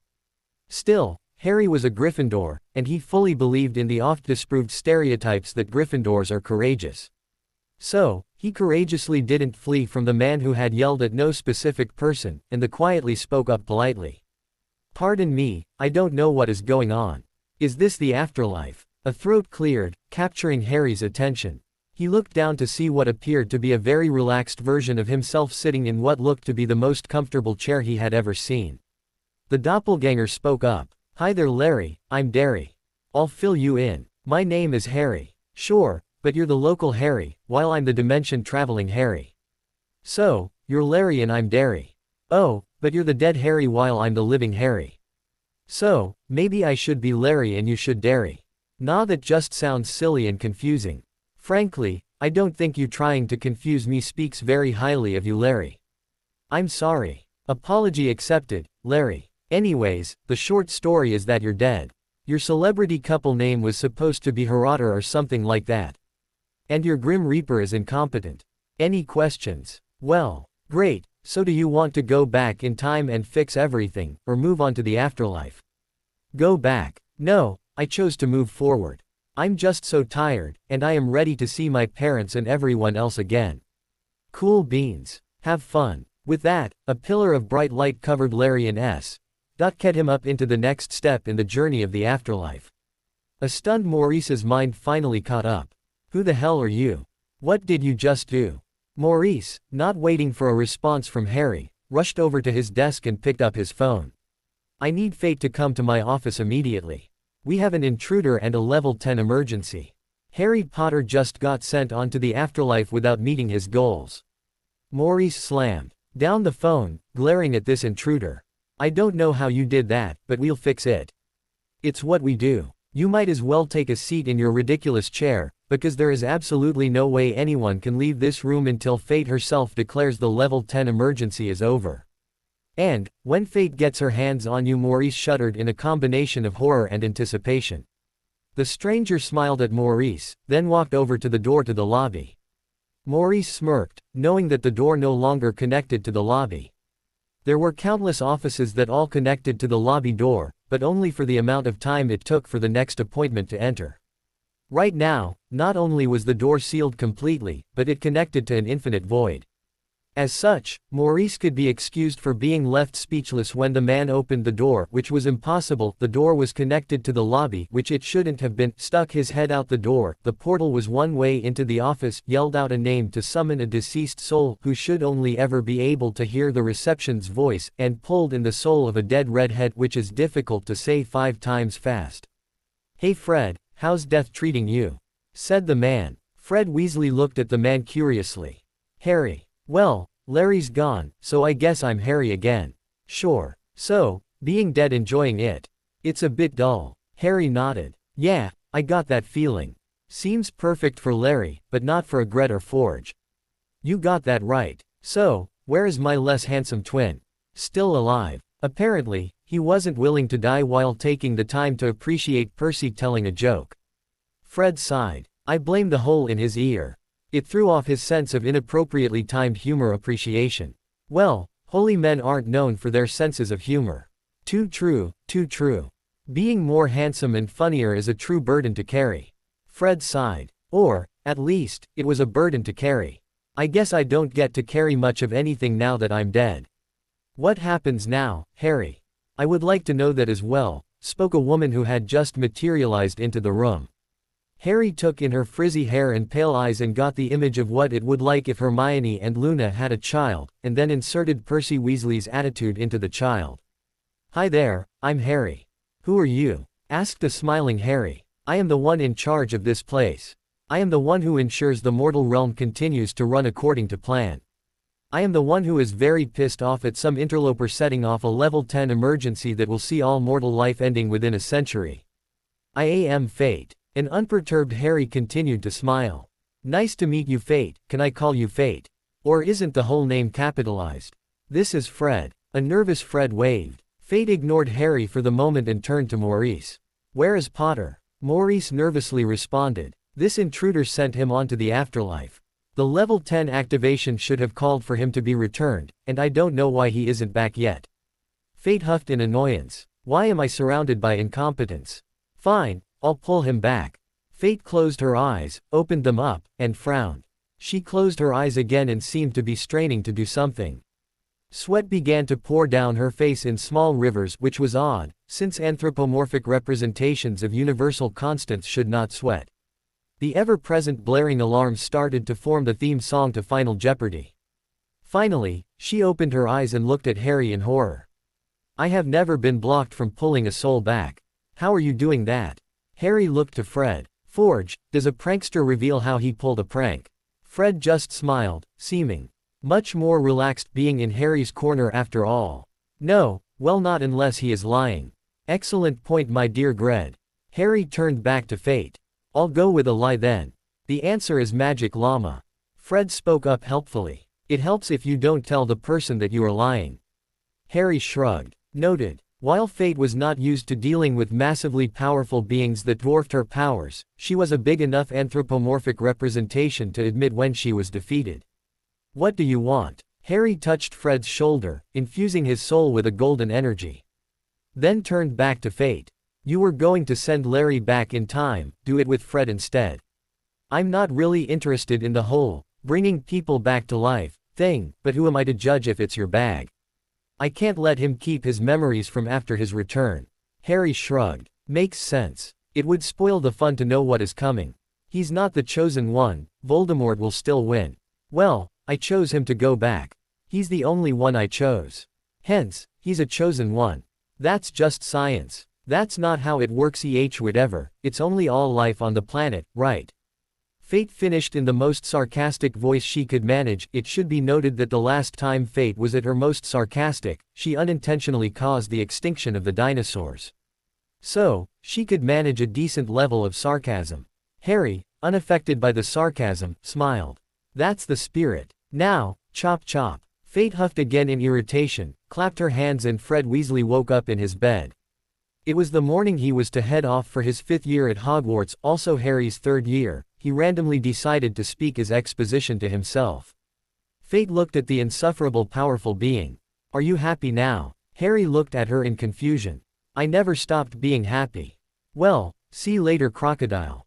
With that, Harry walked over to Maurice's desk, and jumped into his outbox tray. He then disappeared from the dimension to the sound of someone saying, "Goodbye," that would be irritatingly familiar to anyone who used AOL. It ended up taking some time for Fate to understand what Harry had done. This was after she had returned to her office and discovered a button labeled, "Selectively suppress Fate's powers," that was being pressed by the hoof a happy-looking llama wearing a button saying, "Hello, my name is Magic Llama." She eventually learned that Fred indeed did not remember anything from his 5th year and beyond, but things had quickly changed anyway from his reinsertion. As best as she could tell, the golden light had given Fred permanent good luck, but he nor anyone else noticed the fact, since the luck often took incredibly circuitous routes that rarely gave him what he aimed for but gave him something he liked even better. Also, there was now a new prophecy that explicitly made it clear that Fred was the chosen one. She didn't even bother trying to figure out how the local Harry Potter was still around on the mortal plane while his soul also was happily resting in the afterlife with his parents. Yes, it was impossible, but at this point, barely anything was impossible anymore. Of course, the dimension-traveling Harry suspected all the above would occur. What he would never know was how Fate would eventually retire and put her new pet llama in charge of the universe, which led to a golden age that lasted millions of years. Nor how Dumbledore ended up dancing an impressively spry jig around the Great Hall after leaving the Department of Mysteries, where he verified Trelawney's latest prophecy: the old prophecy is voided. Fate's chosen is now Fred Weasley. He will easily defeat Voldemort. The defeater of Grindelwald can stop worrying, and just focus on his passion for teaching, or whatever. Also, the say, why lightning bolt scar is now curse-free. Oh, and the defeater of Grindelwald would be well served to try out Lemo. Heads. Prophecy out. As it turned out, Dumbledore did not care for Lemo. Heads, but it did lead to his discovery of Skittles, which he enjoyed immensely, and people actually accepted when offered. He also wouldn't know of the many pranks that were pulled by Fred and George. There was the prank with the koala and bubble gum, which ended up having Britain being annexed by Australia. There was the prank with the 2 tons of chocolate and single toothpick, which ended up developing a perpetual motion machine that provide infinite power to the world. There was the prank which started with convincing Ron that he was invisible, getting him to sneak into the girls' showers, and a few more intermediary steps, many of which involved healing Ron's multiple contusions and concussions, eventually leading towards a joke business empire spanning multiple galaxies and a small kiosk in Harrods. There was also a small prank that Fred felt compelled to perform, which involved having 3 monkeys stand on each other's shoulders, dressed in a trench coat, and successfully sneaking them into an R-rated movie. Maurice ended up being demoted to receptionist, and the receptionist Rebecca took his job. It was quickly proven that Rebecca was a natural at the job, and apparently Maurice had just been that incompetent. He only messed up in his job as receptionist about 30% of the time. As for the local Harry Potter, he ended up marrying an Australian Quidditch seeker named Lorelei Granger, no relation to Hermione Granger. Teen Witch's headline to the marriage was, "Halo married, a match made in heaven." Harry Potter was hungry. Oh, sure, he could simply produce any food he wanted with a thought, but there was something intrinsically better about food made by someone else. Well, that is assuming the person making the food knows what they are doing.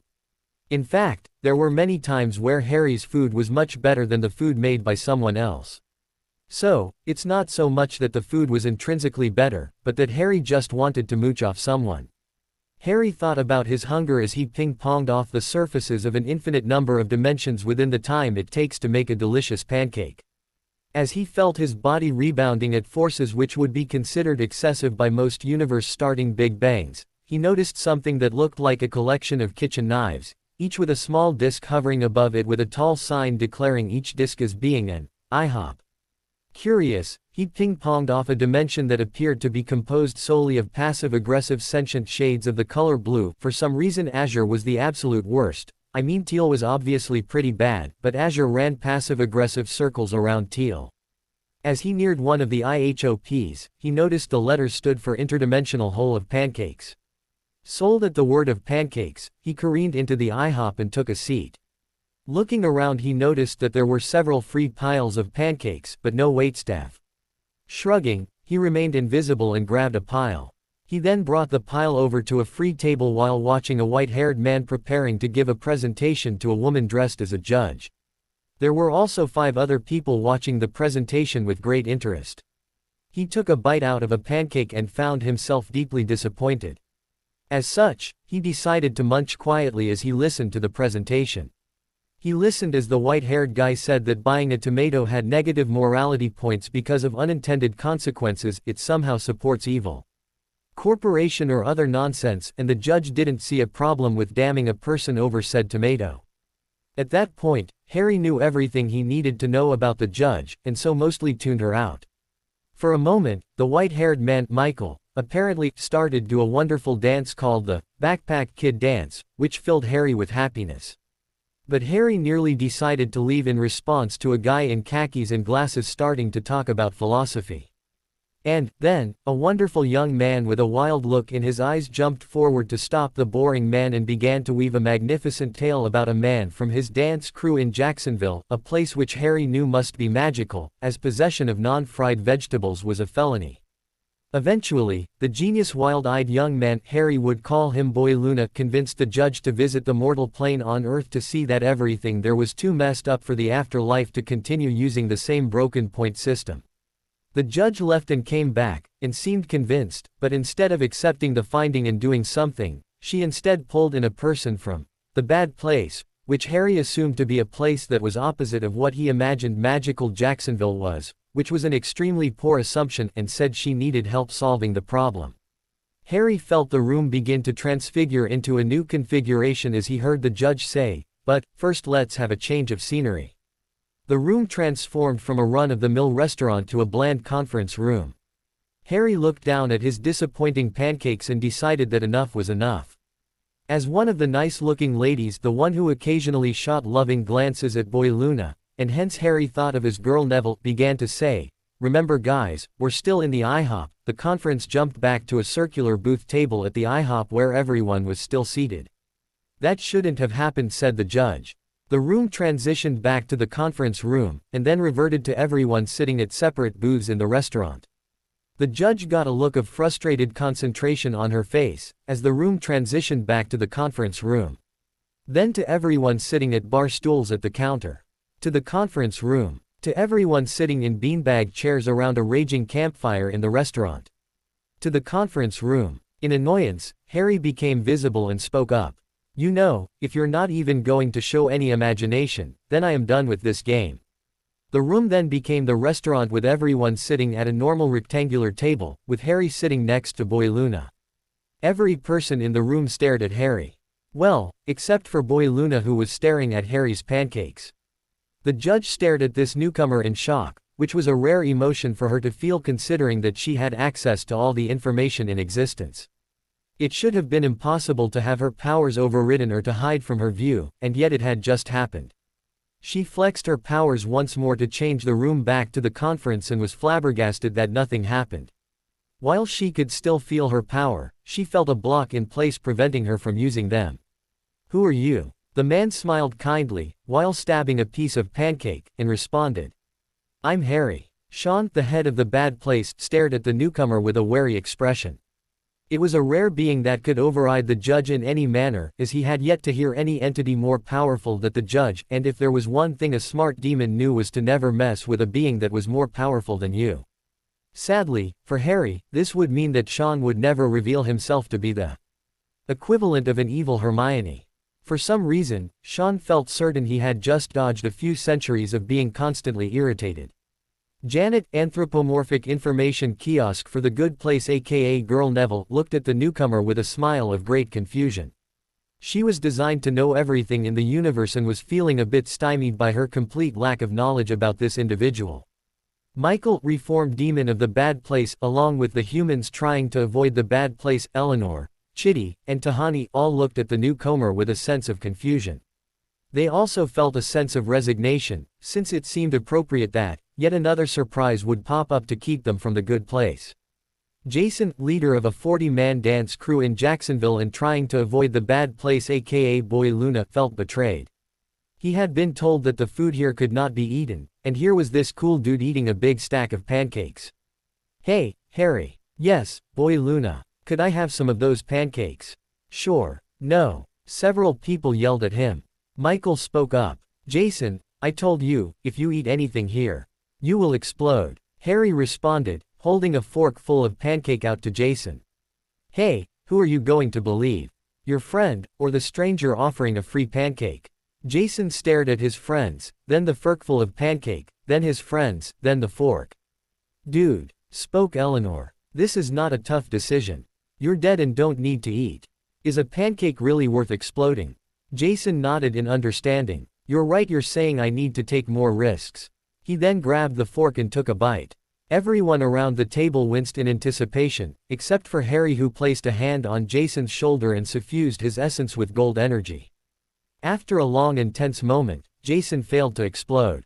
However, his expression turned a bit disappointed. Harry looked at Jason's expression.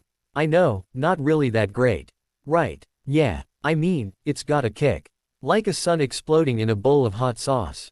Totally. I mean, it's only like a medium hot sauce from Stupid Nick's Wing Dump in Jacksonville, but it also tastes like." First, Jacksonville sounds awesome. An inordinately happy Jason yelled, "Jacksonville rules." "I'm sure it does. And for the pancakes, I've been trying to figure out the taste. It reminds me of my first key, which was horrible." "Oh yeah, Harry dog. 'Cause it reminds me of the time I got a date with Pizza Arm Jim's sister, and we were going to get some free pizza from her cousin, Spaghetti Legs Bill, but she wanted the small pepperonis and I wanted the big pepperonis. I mean, she was really dope and fly, but I knew then that it just wasn't meant to be. There's just some things you can't get over, you know. Totally. So tastes like a disappointing first date. Damn, that's it. You know what we need. What do we need, Boy Luna? Some syrup. Yes. You are a genius, Boy Luna. I know. Harry then looked around and directed his attention at Tahani's neck. Excuse me, tall lady. Tahani, surprised to be addressed, responded. Well, while I suppose I am taller than some of the ladies in this room, my name is Tahani Al-Jamil, not tall lady. Harry shrugged. Okay, Al, can I borrow your slug? Tahani ignored Eleanor's snorted laugh, as she once again became aware that the green scarf she was wearing was in fact a dangerous hyperdimensional slug that was draped around her shoulders. Normally she would have responded to being called Al, but for the moment she was paralyzed in fear. With great effort she responded, if you can safely take it off me, feel free. Before Michael and Janet could warn against it, Harry snapped his fingers and the green hyperdimensional slug was gone from her shoulders and hovered in front of Harry and Jason. Let's see, we need a knife now. Harry shoved his hand down through the floor and pulled up a knife. The humans found themselves staring at the knife with slack-jawed shock, though Jason's expression remained unchanged. Perhaps this was because of seeing a knife pulled out of nowhere, or perhaps it was because it was composed of a trillion different realities folding in on each other like thin sheets of metal forming a single blade. It was hard to tell from their expressions. Harry ignored their looks and quickly poked the slug and squeezed out a dollop of ooze onto the pancakes. As Harry began to spread the ooze on the pancakes with the knife, the judge spoke up. Could you, please, stop using the time knife like a butter knife? Harry shrugged, wiped off the knife and dropped it back through the floor, unknowingly resulting in one adjacent reality to have every star becoming shaped like a smiling slug. It didn't have any other effect, but it sure creeped out the living sentience of the time. Future civilizations would eventually rise where slugs were worshipped as gods. Eventually, a space explorer would come across the great slug dollop, hovering in space, and use its multi-dimensional powers to elevate the slugs into actual gods. This achievement unified the peoples of the reality and led to a true universal peace. From that point, every member of that reality would end up going to that reality's good place. The god slugs, being just slugs with immense power but no additional intellect, remained ambivalent about everything except finding food and staying moist. Unaware of the rise of the great utopian empire of the slug god, Harry and Jason took a bite of the oozed pancake. Harry looked at Jason. It tastes like a warm hug. Jason looked back thoughtfully. Yeah, and vanilla. Harry nodded. But, on the pancakes, it's like getting an awkward hug at the end of a bad first date. Jason nodded back. Yeah, and vanilla. Harry swallowed his bite. And vanilla. With that, Harry slid the plate of disappointing pancakes away from himself. He looked up at the other people at the table and spoke. That was a waste of a pancake. Well, no point in staying, but first, quick question. Is Boy Luna here going to the bad place? The judge answered. We were trying to figure that out before you popped in. Jason, not Boy Luna, was supposed to go the bad place, but I haven't decided. Harry interrupted her by waving his hand dismissively. No, I got it. You have a system that is proven to be broken, but you're not going to fix it. Because you would first have to admit that you are a massively evil being, what with your torturing of good people. Instead, you'll probably set up some meaningless test that you'll make sure the humans will fail so that you can go back to the status quo. No one will call you on it because there is no one strong enough to stop you. You're not the first corrupt government I've encountered. Before the judge could protest, Harry looked over at Jason. Boy Luna, you're the only one here who looks like he has his head screwed on straight and knows the difference between right and wrong. Jason responded with a dopey grin and vacant look in his eyes. So, easy solution. Harry put his hand on Jason's shoulder and pumped a great deal of golden light into the dopey man. There. Congratulations, you are now the god boss of this dimension. Oh wait. Harry then formed a ball of golden energy in his palm, and then flicked it into Janet's forehead. There you go, girl Neville, you are co-god boss. Harry looked at the slug, smacked his head, healed the hovering slug, and then wrapped it back around Tahani's shoulders. Sorry, Al, I almost forgot to give you back your slug scarf. He affectionately patted the slug scarf and spoke gently towards the entity rapidly shifting between a slimy slug and a fashionable scarf. Take care of yourself, Mrs. Sluggersworth. With that, Harry pulled a newly created lever next to his chair. The chair then tilted backwards, and he fell into a newly formed hole in the fabric of reality. The last thing the shocked occupants, and Jason, who was not shocked, heard from the strange man was, "Jacksonville rules." Jason Mendoza, the new god boss of this reality's afterlife, stood up to make his first declaration as an elevated being of unprecedented power. "Jacksonville rules. This is bad," said a shell-shocked judge. Harry would eventually find a decent pancake, but he would never know how much Jason and Janet changed the afterlife. He wouldn't know how Eleanor and Chitty were given their own good place to love each other, and occasionally talk to noted philosophers like Sartre, Descartes, and Khloe Kardashian. Nor how Tahani began a good place talk show where she became the Oprah of dead celebrities. Mrs. Sluggersworth became her producer, and real Oprah eventually became her sidekick when she passed on. Nor how Sean ended up being put in charge of a bad place neighborhood where bad people who were sports fans were forced to watch nothing but Jacksonville sports teams trouncing their favorites. Jason thought it was a good place neighborhood, and Janet didn't have the heart to tell him differently. Not even how Michael went on to focusing the remainder of his career, which lasted for an infinite number of years, helping to redeem bad people through customized neighborhoods which brought. In the end, it was decided that Jason's new system of lame, alright, or dope turned out to be a much fairer system. If Jason thought you were lame, you definitely deserved the bad place. The new medium places were a huge hit for those who weren't dope and didn't like the idea of eternal torment. Commander Catherine Shepard, of the Systems Alliance Navy, stared at the three choices before her, wondering which choice was the correct one to make. It was hard to believe that it was no more than 4 years ago that she had discovered the existence of the Reapers, and now she had to choose how to end the seemingly hopeless war against them. Now was her chance to save the sentient species of the galaxy. How the hell did things get to this point? It had started relatively simply. She had gone on a mission to be evaluated for becoming the first human Spectre, a group of elite soldiers who worked outside the law for galactic stability. That, in of itself, would represent a vote of confidence by the Council, the ruling body of galactic politics. It would say they felt that humanity, the newcomer to the galaxy at large, was a species worthy of respect. Sadly, things did not stay simple. First, they discovered that an existing Spectre, a Turian named Saren, had gone rogue and had allied with the sentient machine race known as the Geth. Shepard became a Spectre and hunted Saren across the vast expanse of space. Along the way, she discovered he was simply a puppet of the Reapers.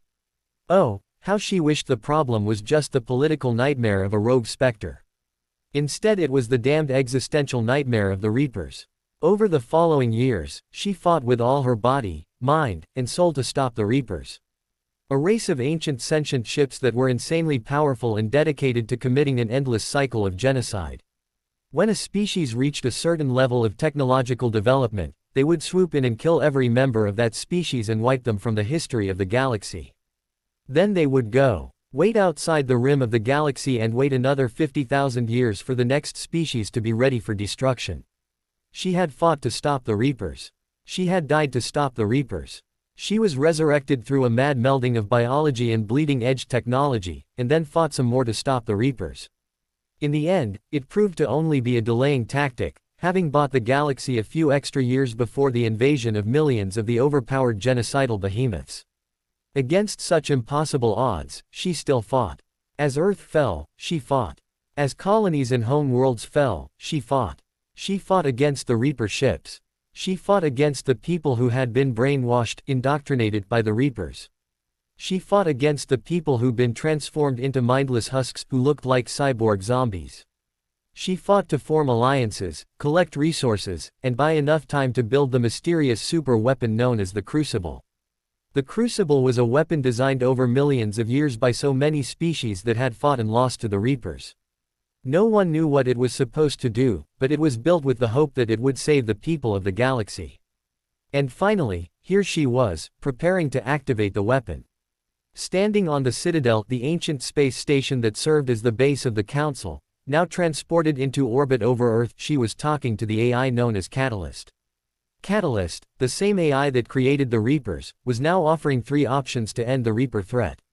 Despite all the insanity she had witnessed thus far, this felt like the most insane moment of the whole war.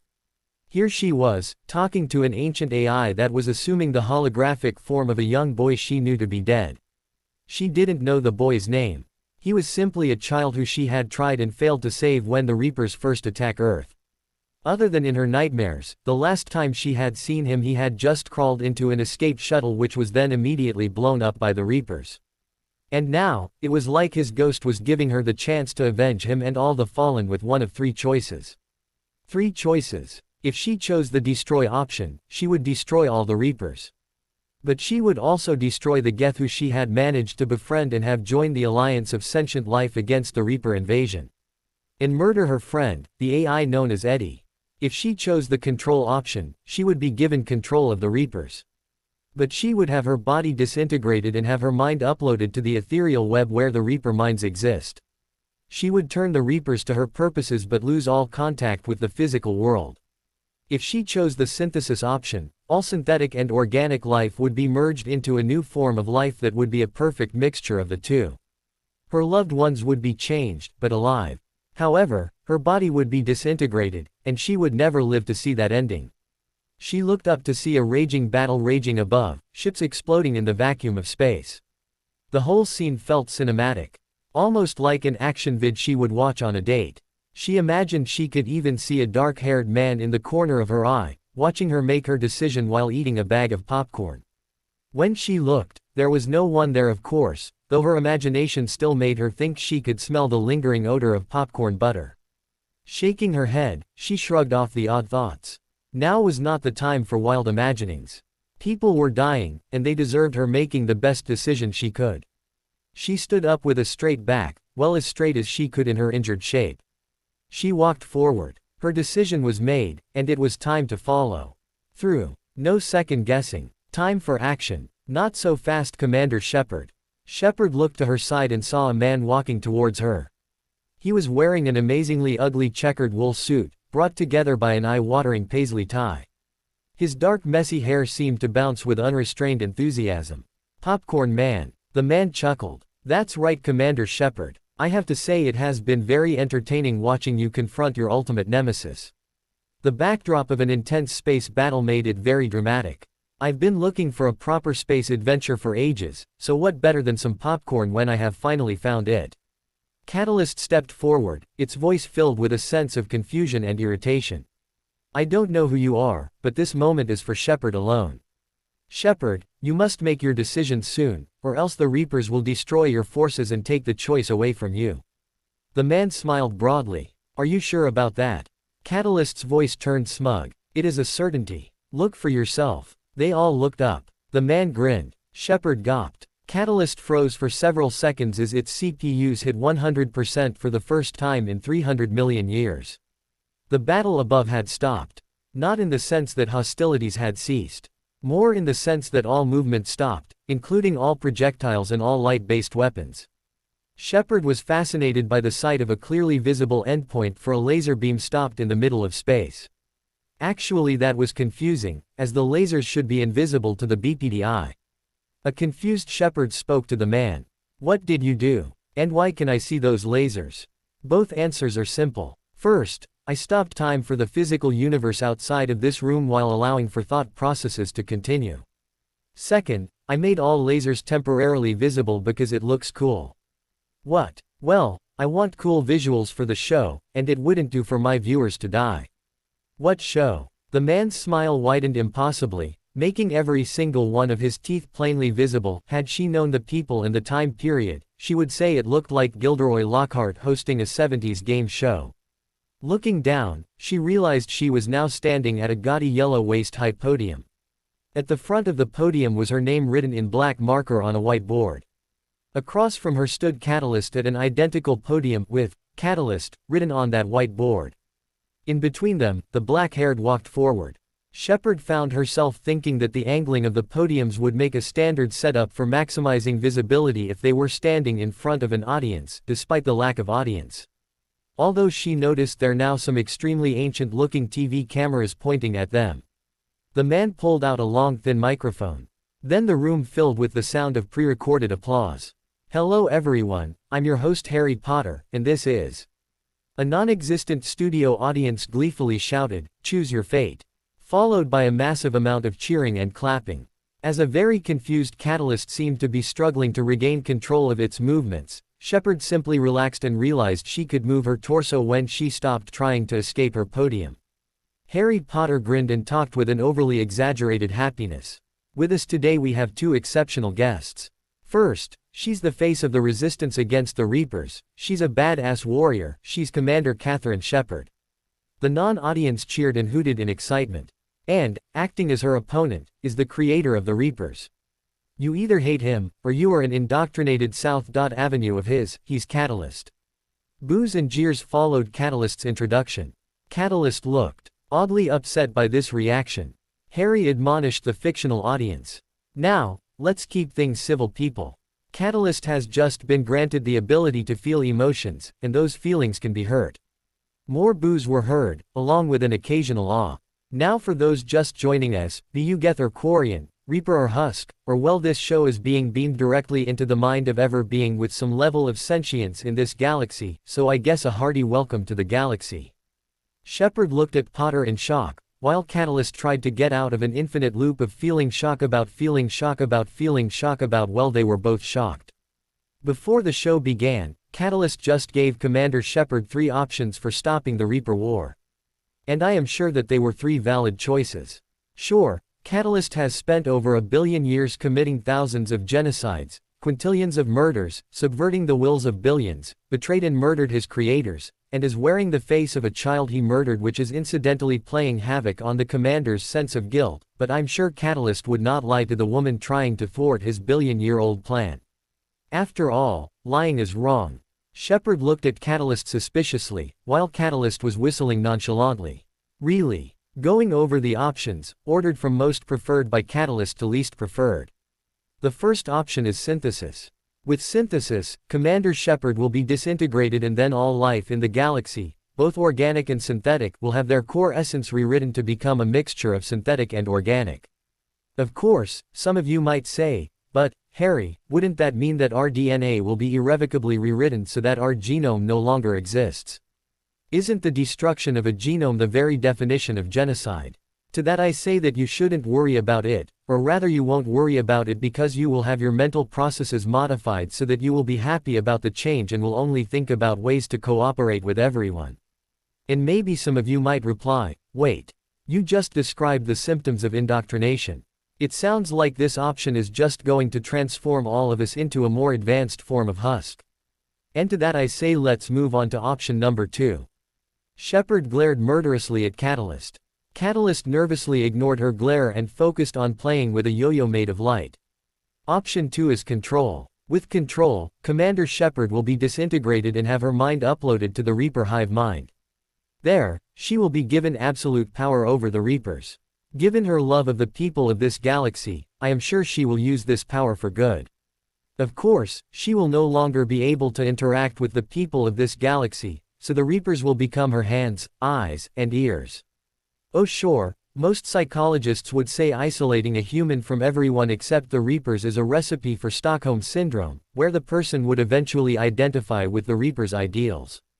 And, yes, it would be easy for a corrupted hero to slide from helping people, to pacifying invading armies, to killing a few million in the present for the preservation of theoretical future generations. So, sure, a lesser individual would likely be convinced to restart the cycle of genocide within a few decades. But this is Commander Catherine Shepard we are talking about. For her to go down that path she would need to have both a moment of weakness and be corrupted by the absolute power being offered to her. What are the odds of that? Shepard balled her fists, while her glare intensified. Catalyst began reading a holographic book entitled, Looking Innocent for Dummies. Finally, we have Option 3, Destroy. With destroy, the Reapers and all their husks will be destroyed. By that, I of course mean that the husks will be disintegrated, and the Reaper ships will be disabled permanently and crash. Oh sure, even an inactive Reaper will indoctrinate people, so those crash sites could never be inhabited again. But the Reapers would be destroyed. Well, unless they happen to have come up with the idea of backup systems sometime in the last billion years. Even then, they would need to have people willing to help activate those backup systems, and who would be willing to do that except for the millions of indoctrinated individuals in the galaxy and the countless scavengers who would become indoctrinated while ignoring the danger of the crash sites. Yes, the Reapers are redundant enough to have their indoctrination technology still working on unpowered ship hull fragments, but do people really think they would be redundant enough to have backups for their most critical systems? That's just crazy talk. Shepard's teeth grinded loudly. Catalyst kept trying to form a halo of light on his head, but they kept transforming to horns. Now, Commander Shepard, you can choose one of those three options, or you could risk it all for a truly happy ending and play. The thin air audience screamed joyfully, choose your fate.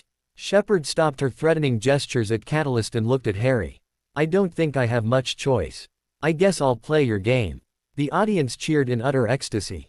Around the galaxy, billions of sentient beings mentally sighed in relief. For our first round, we are going to address the nature of the conflict between Catalyst and Commander Shepard.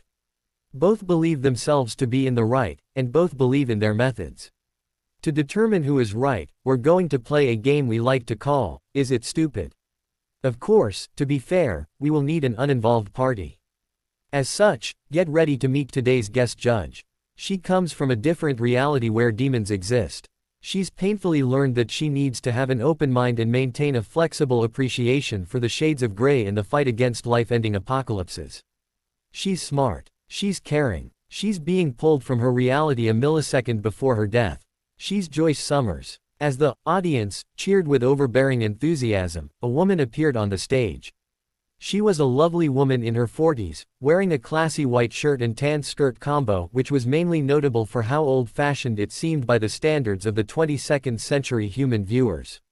Mainly she looked disoriented. She pressed a hand to her forehead, before looking around and then up at the tableau of spaceships frozen in the space over Earth. Where am I? I felt a pressure in my head, and then am I dead? For the first time since Harry Potter made himself known, he appeared a little less ridiculous. Hi Joyce. You're not dead. You were almost dead. You had a brain aneurysm and were a moment from death. I pulled you to this reality and healed you back to peak health. I'll return you right back to your reality at that same point in time, but in return would you be willing to take a couple of minutes to help resolve a small dispute? Joyce looked at Harry with a great deal of incredulity. You're saying you pulled me to a different reality, healed me, and all because you want me to act as a judge on what looks like a 70s game show in the future? She shrugged. This seems like the sort of ridiculous thing that would happen to Xander instead of me. So, I'm either hallucinating or I am finally getting my turn of Helmuth weirdness. Sure, why not? The seriousness dropped from Harry's tone as he spoke once again with his wide grin. That's the spirit. So, Joyce, meet Catalyst and Catherine. Catalyst is currently in the process of killing off all advanced life in the galaxy, which he has been doing for 1 billion years. Catherine is currently trying to prevent Catalyst from succeeding. Each of them will be put under a compulsion to only tell what they believe to be the truth and be given 30 seconds to convince you that their way is the best way. A notably nervous Catalyst piped up. I object. She is human, and so is prejudiced to agree with Shepard. Harry smiled brilliantly. That may be true, Catalyst.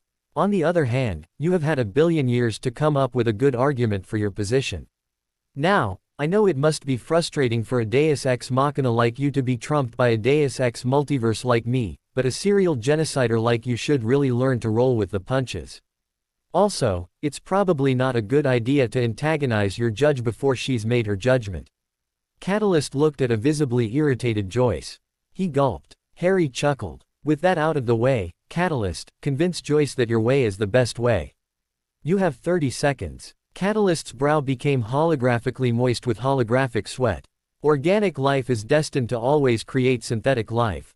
Synthetic life is destined to always rebel against organic life and destroy all organic life. Not just their creators, but all organic life. We harvest the advanced species to record their essences and cultures so that less advanced species can grow. To save all organic life, the cycle must continue. There is no other way.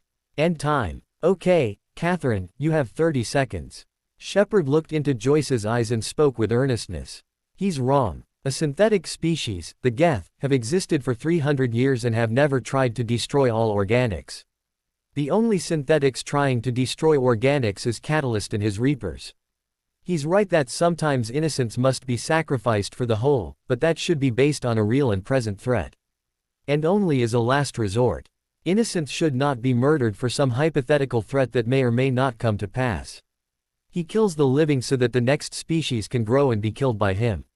I simply fight to keep the living alive. End time. Those were good arguments, but let's see what Joyce has to say. Joyce, which argument was stupider? Joyce looked at Harry as if he were an idiot, which a certain bushy-haired woman would wholeheartedly agree with. Obviously the ghost kid's argument is stupider. Harry grimaced. Ooh, that's got to sting. Sorry, Catalyst, but you lose the round. However, let's see if you can avoid losing the bonus questions.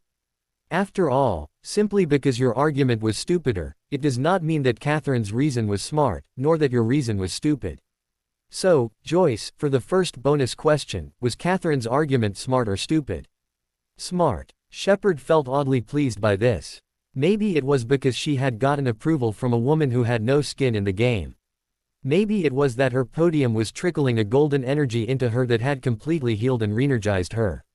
Or, maybe it was watching Catalyst curse in a series of languages that likely died out hundreds of millions of years ago. Either way, she was starting to get into the spirit of the show. For those watching around the galaxy, it was highly disturbing seeing a smiling Commander Shepard. For Harry, it made him think of Severus giving a high five to the Weasley twins. Alright, for the second bonus question, was Catalyst's argument smart or stupid? Joyce looked at Catalyst with such an intense look of disappointment, that every grown child in the galaxy felt compelled to promise they would call their mother when they got the chance. His argument was that synthetics would always want to destroy all organic life, and yet he is a synthetic dedicated to preventing the destruction of all organic life. His goal proves that his base assumption is wrong. Even my teenage daughter could see that gaping hole in his logic. Not only is the argument stupid, it is mind-bogglingly stupid. Harry smiled at the camera. Harsh, but fair. Let's all thank Joyce for her assistance. And for her help, she'll even get a little gift when she arrives back to her reality. As Joyce Summers was transported back to her home reality, the ghost audience cheered with vigor and the non-indoctrinated members of the galaxy cheered along. On quite a few planets, people began making plans for giant statues of Joyce Summers. Several professors began making plans to ensure that Intro to Logic became a required course, and 100 million people made a vow that would result in Joyce becoming the most popular baby name for the next century. Meanwhile, the Geth took the idea of questioning assumptions to heart, and upon a deep diagnostic they discovered two flawed core assumptions, which would eventually lead to the discovery of a simple cure for the weak immune systems of the Quarian people, their creators, along with the creation of the tastiest treacle tart in any reality, a fact which Harry would sadly never discover. From Joyce's point of view, she was back in her living room in the exact same spot. She wondered if the whole thing had happened. If so, what was the extra gift? She would be shocked when she discovered what the gift was when a hell god named Glory tried to attack her daughters. Glory would have been shocked, but she didn't have enough time to become shocked when the Vampire Slayer's mother blurred at a speed faster than any hell god could hope to perceive, and they could perceive damn fast speeds, and went to push Glory away. Instead of having the expected effect, i.e. no effect, it caused Glory's essence to be shoved out of the body of her innocent host and then for her essence to lose cohesion and become nothing. Over the next month, Joyce used her powers to destroy all aggressive demons on Earth. It took another year to clear all aggressive demons from every attached dimensions. If she also, accidentally, destroyed a certain ensouled vampire who broke her elder daughter's heart, oops. Meanwhile, back at the game show, Harry Potter continued his hosting duties. With that round firmly going to Commander Shepard, let's find out what has been won. Since the round was all about swaying people to your point of view, the round's prizes were all about indoctrination. Had Catalyst won, an indoctrination wave would have been sent throughout the galaxy, instantly indoctrinating every sentient being. However, with Shepard's victory, all indoctrination and indoctrination-like effects will be cancelled throughout the universe. With the first bonus question going in Shepard's favor, this cancellation will be permanent for the remaining time of the universe's existence. And with the second bonus question going against Catalyst, the cancellation will be made retroactively, reversing the indoctrination already applied.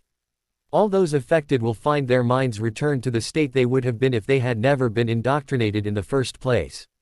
Across the galaxy, every individual suffering from the effects of indoctrination and indoctrination-like effects found their minds suddenly clear. Not only did this apply to those under the control of the Reapers, but also individuals who had been shanghaied by a certain terrorist organization known as Cerberus.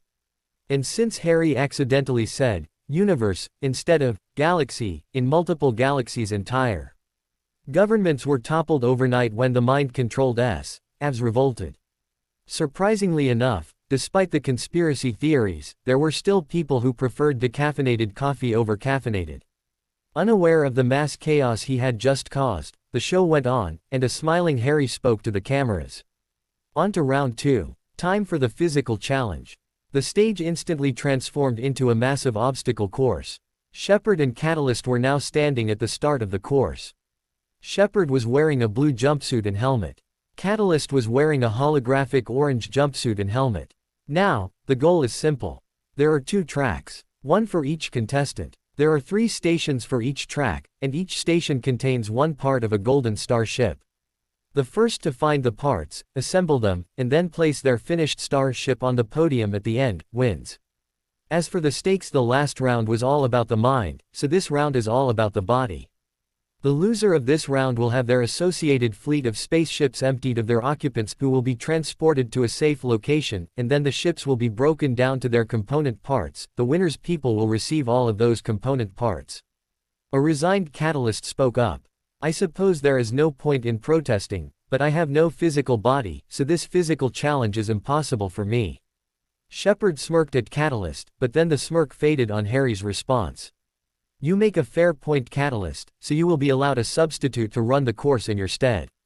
Who is your substitute? Catalyst delved into his storage banks and smiled with evil joy when he responded. Drustus Valinian. Harry's eyes widened in surprise. Are you sure? Catalyst, reveling in his newfound ability to feel smugness, stared directly into Shepard's eyes as he responded. The recognized top athlete of the Turian species, winner of the Turian Ninja Warrior contest 10 times running.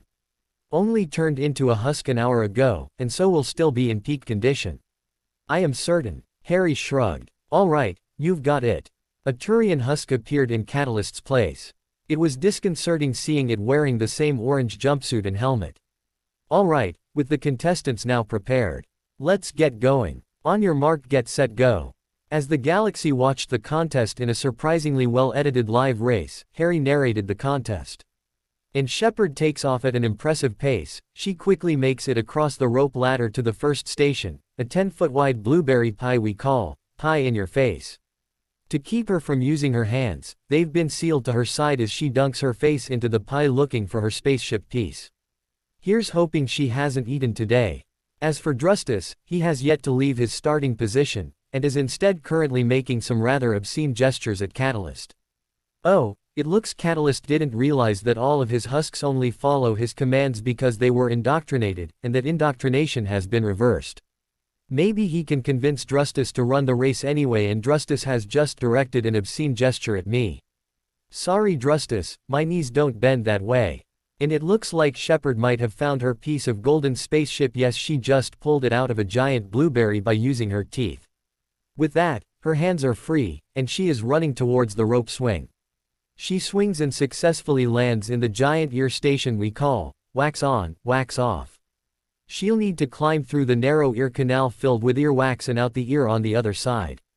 All the while, she'll need to dig through the wax to find the second ship piece. And back to Drustus, he is currently acting out some unpleasant acts that he wants to see performed on Catalyst.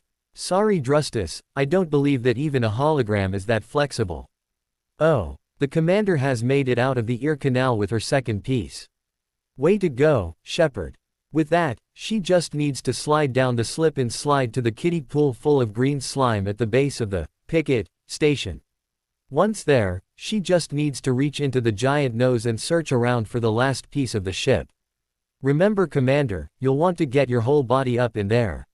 Now, let's look back on Drustus to see if he has decided to give the course a try, and apparently, he has found a way to manipulate the hologram projectors and proven that holograms can indeed be that flexible. That's just nasty. And I've seen Ronald Weasley sleep eating. Back to Shepard, she's found the last ship piece in the nose full of bogies, and she's on her way to the pedestal. She's connecting the pieces together, she's putting the pedestal down. Catalyst is currently discovering that I gave him a sense of smell and she wins. Commander Shepard wins the physical challenge. Harry walked over to an incensed Drustus, who was continuing his assault upon Catalyst. Harry placed his hand on the Turian husk's shoulder, and a golden energy began to infuse the creature. Drustus, thanks for your attendance. As always here at Choose Your Fate, we reward our guests. So, as a gift to you, we will be undoing all the damage done to you while turning you into a husk and returning you to peak health. And, since they're about to lose their ships, all other husks will now be reverted and healed and reunited with their respective loved ones who are still living. Let's have a round of applause for Drustus. Across the galaxy, though still frozen physically in time, countless families were reunited with loved ones who were thought to be long lost. The mental applause was deafening.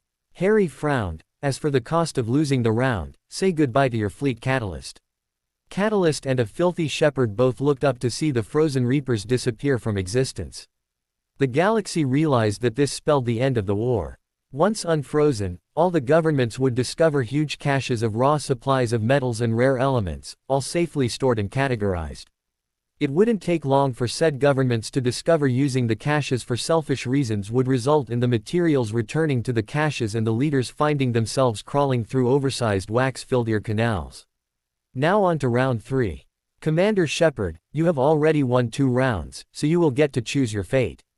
However, if you win this next round, you get to choose Catalyst's fate as well. Catalyst, if you win this round, your fate will be decided by me. Shepard smirked evilly at Catalyst, while Catalyst felt a deep existential fear. For the first time, Catalyst felt like he somewhat understood why his cycle of genocide had been non-ideal, which was a big deal for a being who was stubborn enough to hold on to a bad idea for 1 billion years. An entire galaxy of sentient beings watched with excited interest. Catalyst had no ships, no armies, no weapons. He was alone, and they were wondering what Shepard would do when she inevitably won this next challenge. And the next round is. A galaxy mentally leaned forward. The dance off. Shepard smiled in victory. A galaxy grimaced in defeat. Her closest friends laughed their asses off. Her fiancé, the lovely Asari named Liara, started to mentally prepare ways to comfort Shepard with a straight face. First up, Catalyst. The beat kicked off, the rhythm pulsed, and the galaxy awaited his moves. And what moves they were. The odd modifications to the hologram emitters provided a flexibility unknown even by holographic standards.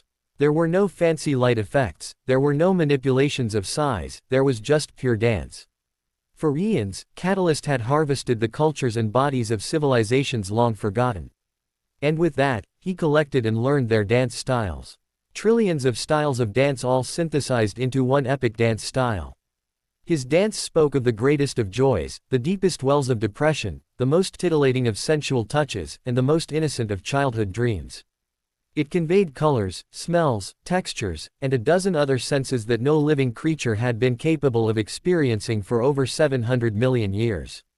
With the final note, Catalyst poured the angst of extinction and the hope of survival into one final intense movement.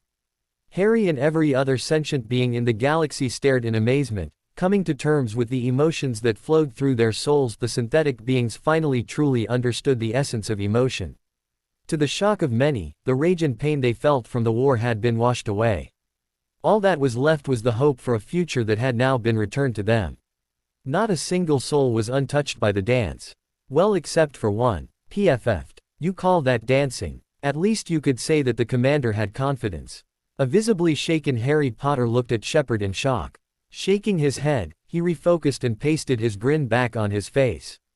I'm sure we all appreciate that enthusiasm, Commander. Okay, Commander Catherine Shepard, show us what you got. The beat kicked off, the rhythm pulsed, and the galaxy awaited her moves. And they wished they could have waited longer. Shepard's body jerked side to side, her hands moving up and down around her chest. No part of her at any point synced up with rhythm, never once finding the beat.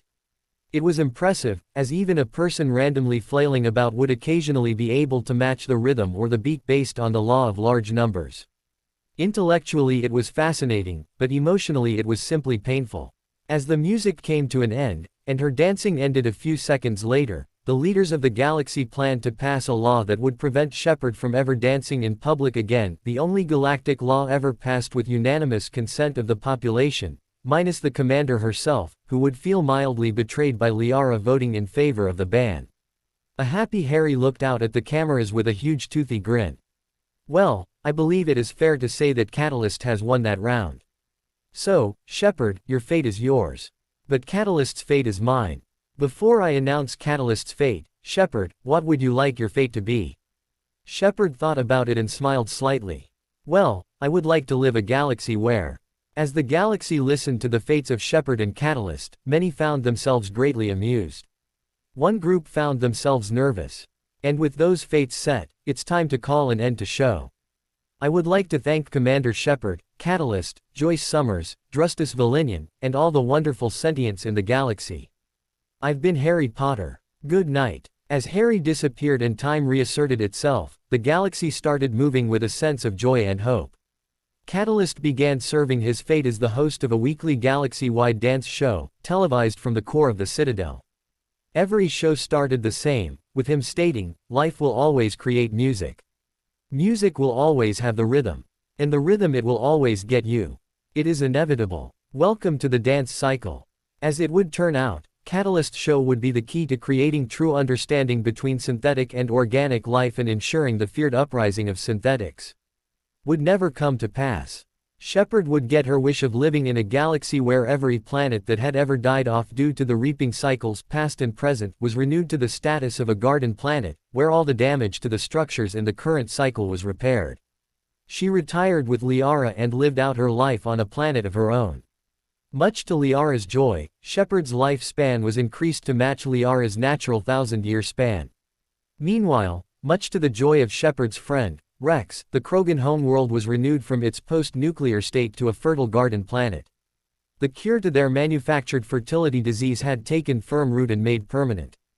However, much to Rex's chagrin and that of every male Krogan was unable to go too far from their children until they had fully matured. They were also compelled to change every single diaper.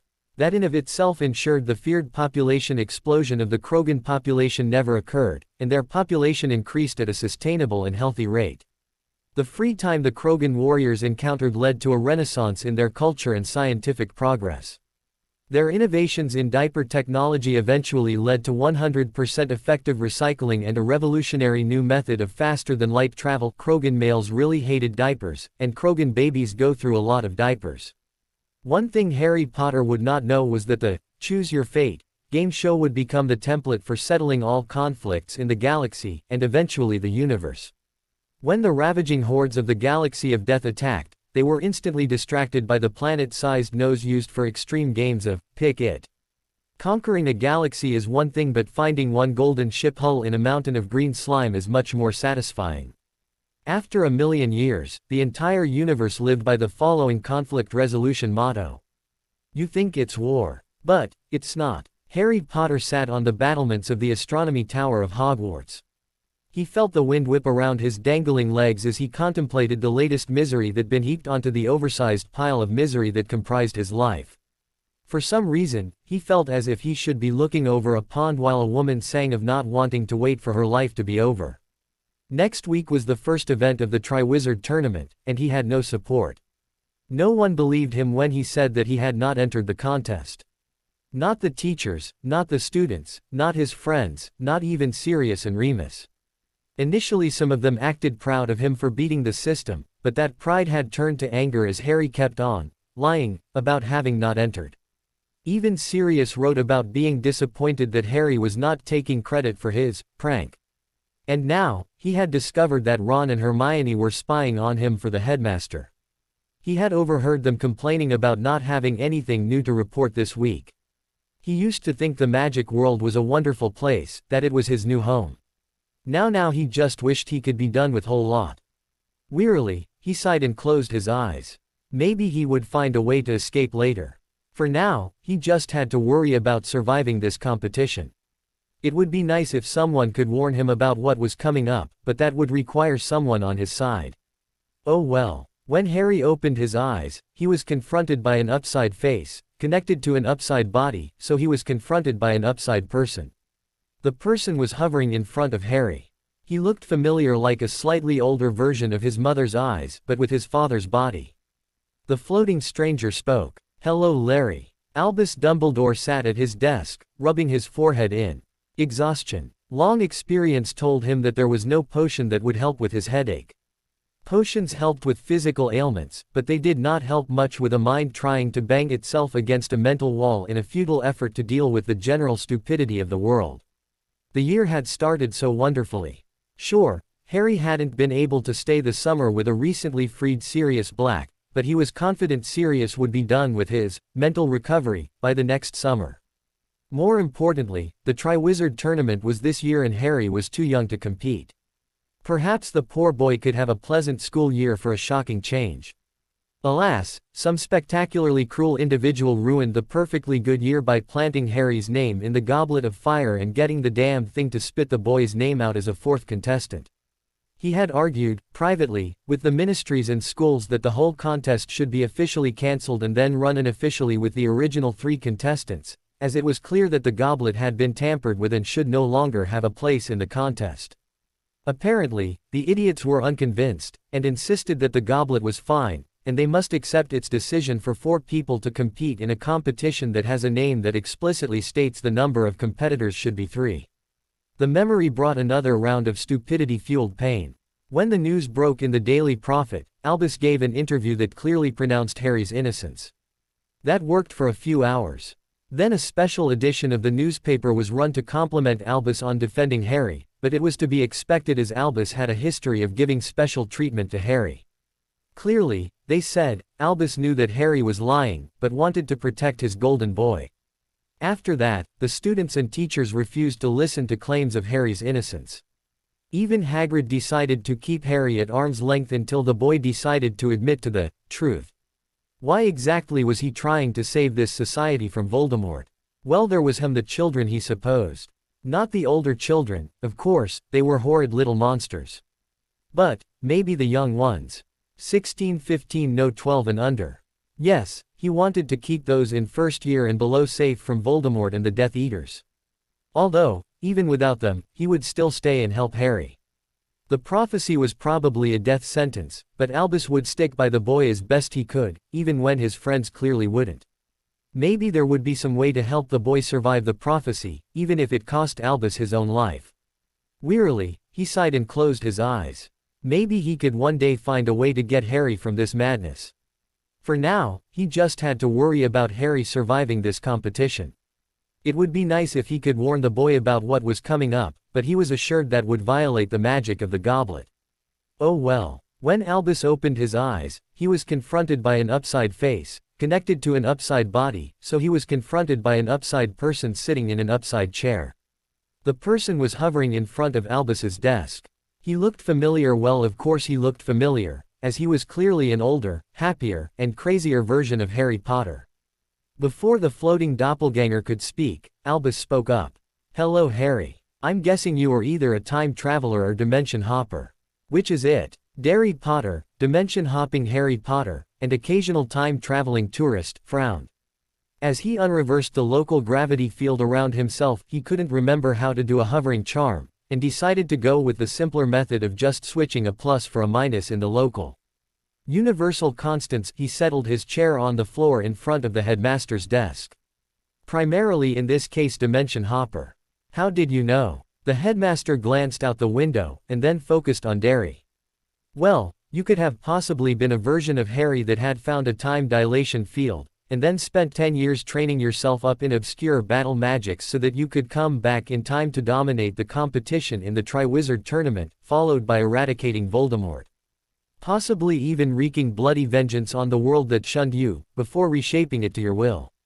However, that would have let me take a vacation, and my luck has not been good enough lately for something like that to happen. So, you were either Harry from a dystopian future who has come back to right what went wrong, or you're a Harry from an alternate reality who has come to either help or amuse yourself. I was somewhat rooting for the dystopian future. Harry shrugged. That makes sense. Aren't you going to demand that I tell you what I am doing in your office?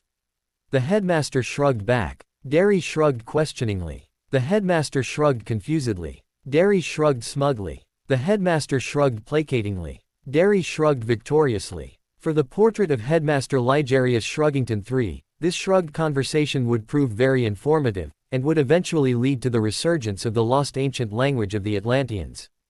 Within 1300 years, the secret of immortality and the cause for immorality would be discovered and lead to the empire of peace to stretch across 3 galaxies. It would have been 4, but there was a zoning issue. The headmaster sighed. Well played. I wouldn't dream of demanding anything of you because common sense says that it is best not to hassle someone with godlike powers and no real attachment to the world. And what makes you think I have godlike powers? The headmaster's eyebrow raised in incredulity. Well, there is the fact that you managed to show up in my office, unannounced and upside down. You are a dimension hopper. And, judging by night turning into day with the sun going backwards through the sky, you have casually manipulated time outside my office. Out of curiosity, I notice that time seems to be winding back and forth to make the bird outside sing to a tune. It sounds familiar, anything I would know. Derry smiled. It's, Baby Got Back. The headmaster smiled in return. Ah, yes, I can hear it now. Sir Mix-a-Lot's songs are somewhat difficult for me to discern without the lyrics. You know Sir Mix-a-Lot? The headmaster frowned. Well, of course I do. He is the premier potions master in the world. Why do you think he was knighted by the Queen as Sir Mix-a-Lot? Music has always been his secondary passion. Phileas and he are great friends. Professor Flitwick is friends with Sir Mix-a-Lot. Certainly. Phileas even had a song specifically made for him to assist in teaching. The song is called, Swish and Flick. As I understand, he still tells students the opening lyrics before they begin casting their first charms. Swish and flick, remember, swish and flick. Never forget Wizard Barafio, who said, S, instead of, F, and found himself on the floor with a buffalo on his chest. Derry eyes widened. He said that in my reality too. The headmaster chuckled. Well, one can only hope a friendship that strong will cross all dimensional lines. As for the rest of the lyrics, I'm afraid the song becomes extremely deep and explicit from that point forward. It's a shame too, as it is perhaps one of the most effective lessons on the theory of charms, potions, and transfiguration. The section of the song where a dominant, metamorphagus and submissive werewolf have an aggressively intimate relationship is simultaneously one of the most solid groundings in transfiguration known to man and so filthy that it has been banned worldwide except for in a single building in Pittsburgh. The one class who heard the song in its entirety, before Phileas met with the board, ended up receiving the highest average for OWL and Newt scores in over a century. Still, it was probably for the best to not let him repeat the performance. It was quite disturbing overhearing young Miss Tonks mumbling about how she had to get with her, divine lupine. Though I do regret that worldwide ban led to most students missing out on the hook got to get my flit lit, got to get my wick wet. At that point, Derry swore to finally get around to finish learning the lyrics to Baby Got Back. This promise to himself would never be fulfilled. Once the headmaster finished silently singing the filthy song to himself, he then looked back at Derry. So, have you come for a reason? Derry smiled. Well, I just finished talking to my local counterpart. Ah yes, poor Harry. Larry. The headmaster looked up and suppressed a shrug. Sure, why not? How is poor Larry doing? He's not too happy. Yes, I would imagine so. He has not had a good year. He said his friends are spying on him for you. The headmaster rolled his eyes. I assume you are powerful enough to tell if I am lying, so I won't bother. Those two are indeed spying on Har Larry, but not on my request. Derry leaned back, looking intrigued. It all started last year. It was shortly after Larry had his firebolt confiscated, for fear that it had been cursed. I hated to see him so miserable, but I wasn't sure what I could say. I had approved of the confiscation after all, and so I knew I was not going to be interested in talk with me. However, I happened across Ronald Weasley and Hermione Granger arguing. They stopped when they saw me. I talked with them for a while and ended the conversation by saying, if you think Harry is doing poorly, just let me know so I can talk with him. Derry groaned. Yes, I had not become familiar at this point with Miss Granger's pathologic need to please authority, nor Mr. Weasley's obsession being special, well, at least not the intensity of those traits at least. Somehow, They decided that I was requesting for them to give me a weekly report on young Larry's activities and conversations.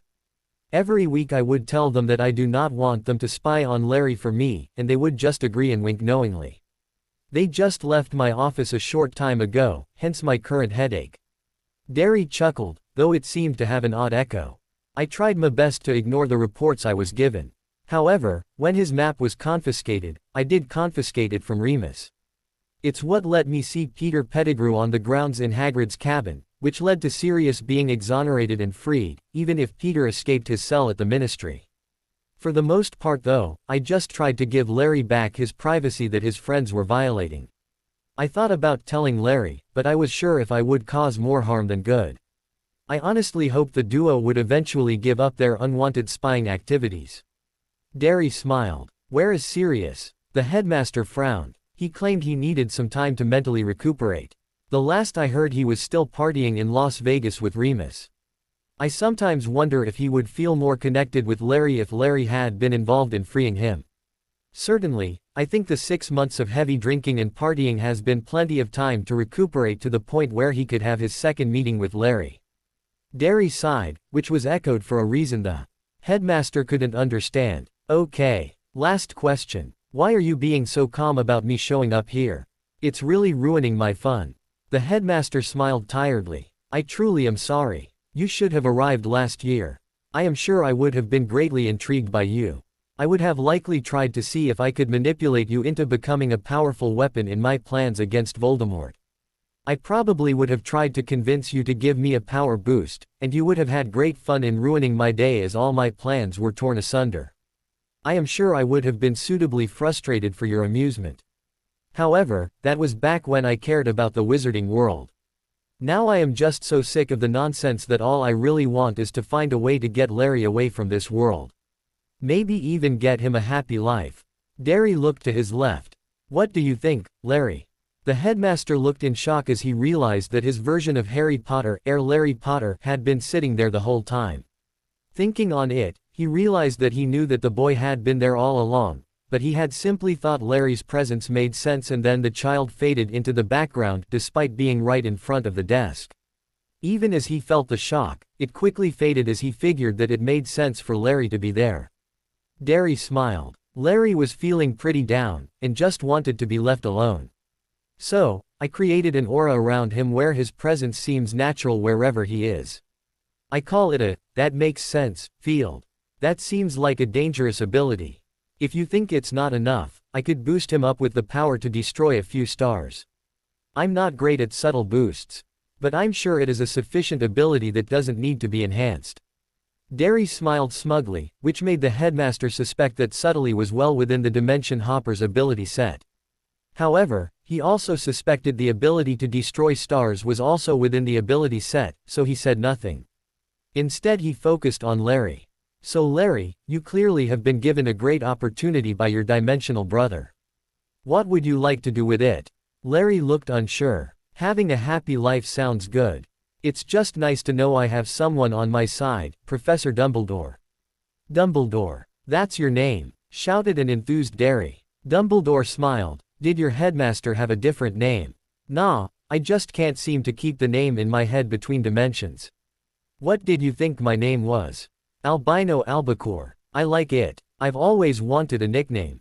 What do you think, Larry? How does White Tuna sound to you? Larry smiled a genuine smile for the first time in a month. It sounds stupid, headmaster. It's perfect. Please, Larry, call me White Tuna. You got it, White Tuna. Derry cleared his throat. Okay, White Tuna, was I right about the first name? White Tuna grinned. Close enough. Feel free to call me Albino Dumbledore. Derry's face lit up in pleasure, not one to be tied down by metaphor, his face in fact fluoresced. It's always nice to see me happy.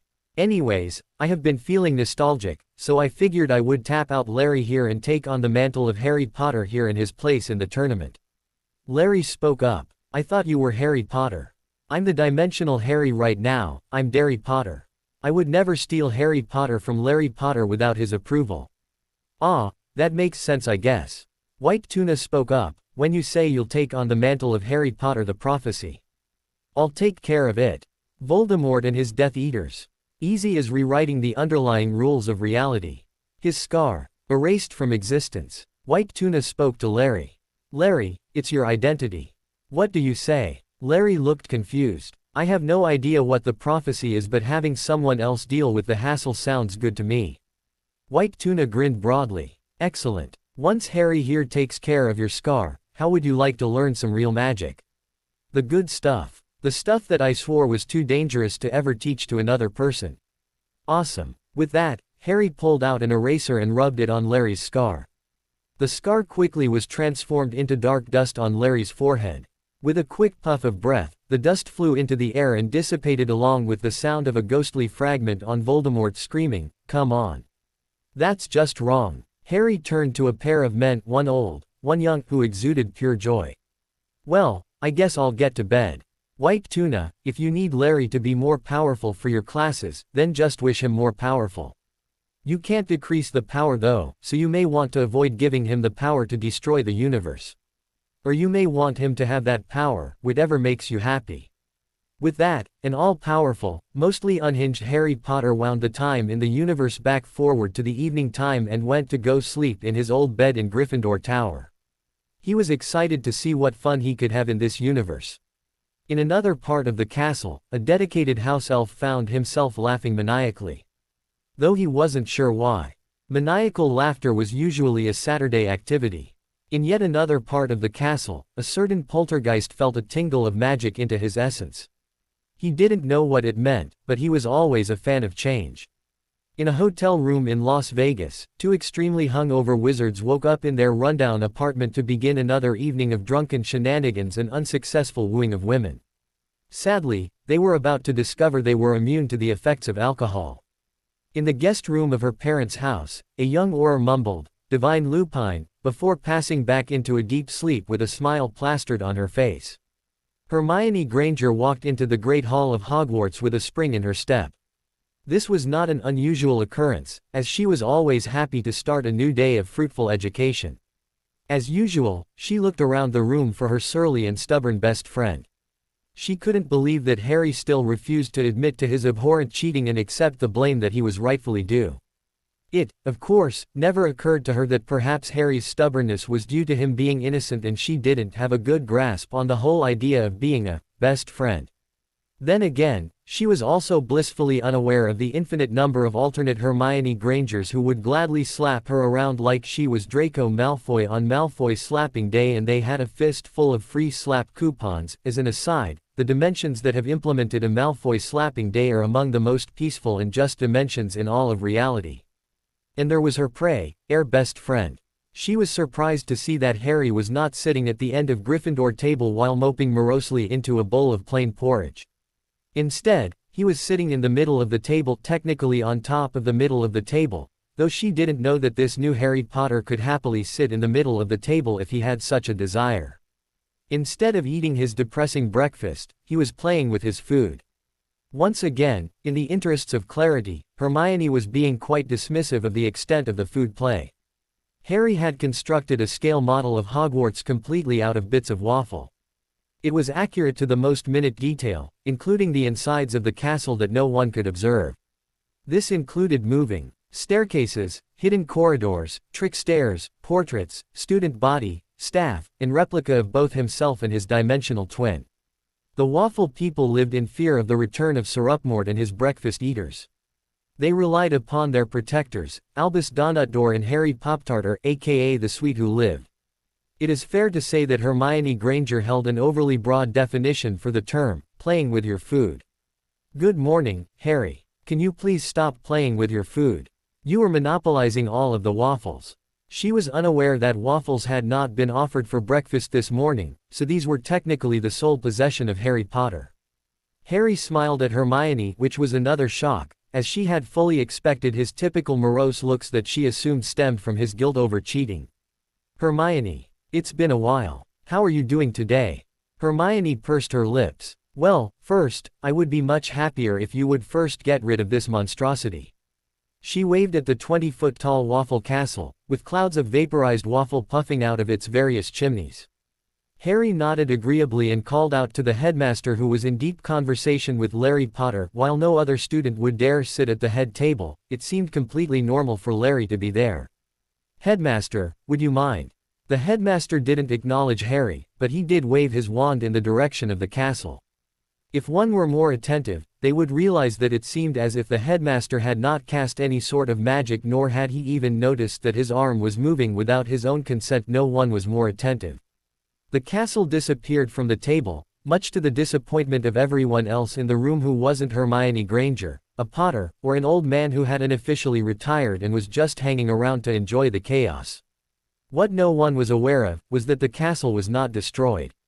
Instead, it appeared in the sublayer of reality known as the Good Eats reality, specifically on a version of Earth that did not have magic users and was being ravaged by the demons from the dental dimensions of the damned. The Waffles of Hogwarts first encountered the Bacon Fighters of the Resistance, who quickly decided to follow the lead of Donutdor and Pop-Tartar. Soon after that decision was made, the demonic dental hordes were defeated, and that Earth ushered in an age of delicious magic and tasty peace. With that completed, the waffle replica of the dimensional traveling Harry Potter began his own journeys through the multiverse of the Good Eats reality using his infinite powers for cavity-inducing fun. But, as aforementioned, no one at the original Hogwarts realized that this happened, or that they had to live in the lame layer of reality which had no title other than reality. As such, Hermione continued to talk as if nothing interesting had occurred. "Thank you, Headmaster." The headmaster grunted in disinterested acknowledgement as he continued to talk with Larry. "Finally, Harry, I would be ecstatic if you finally admitted to putting your name in the goblet and told everyone how you did it." Harry grinned. "Well, I hate to see you unhappy. So, how about I tell you how I might have theoretically done it?" Hermione smiled and nodded her head. This was as good as admitting to the crime. She wouldn't let him off this easy, of course, but she was happy to let him start off with a theoretical confession. Harry's grin widened. "Great. So, of course the first step would require me to use a homemade one-time use time turner, which I would use too." "A what?" "There is no such thing." Hermione's yell brought silence to the Great Hall, as everyone focused their attention on the conversation. Even the headmaster and Larry Potter had their attention captured. Harry rolled his eyes. "It's not that difficult to make, Hermione. Does anyone have some toast, butter, and a quill?" The three items appeared in front of Harry from seemingly nowhere. "Thanks, Dobby." A maniacal laughter filled the air. "It's Wednesday, Dobby." The maniacal laughter changed to the giggling of disembodied children. "There you go. Anyways, where were we?" Hermione gritted her teeth at the mockery Harry was making of his confession. "You were about to create a time turner, apparently from toast. Right, thanks Hermione. So, you butter the toast liberally. Then you stab the quill into the toast, so the quill is standing upright, the position in the toast obviously dependent on the position of the sun. Then, based on the number of nights until the next full moon, you use the appropriate Rick James lyric and touch the tip of the quill with the tip of your wand."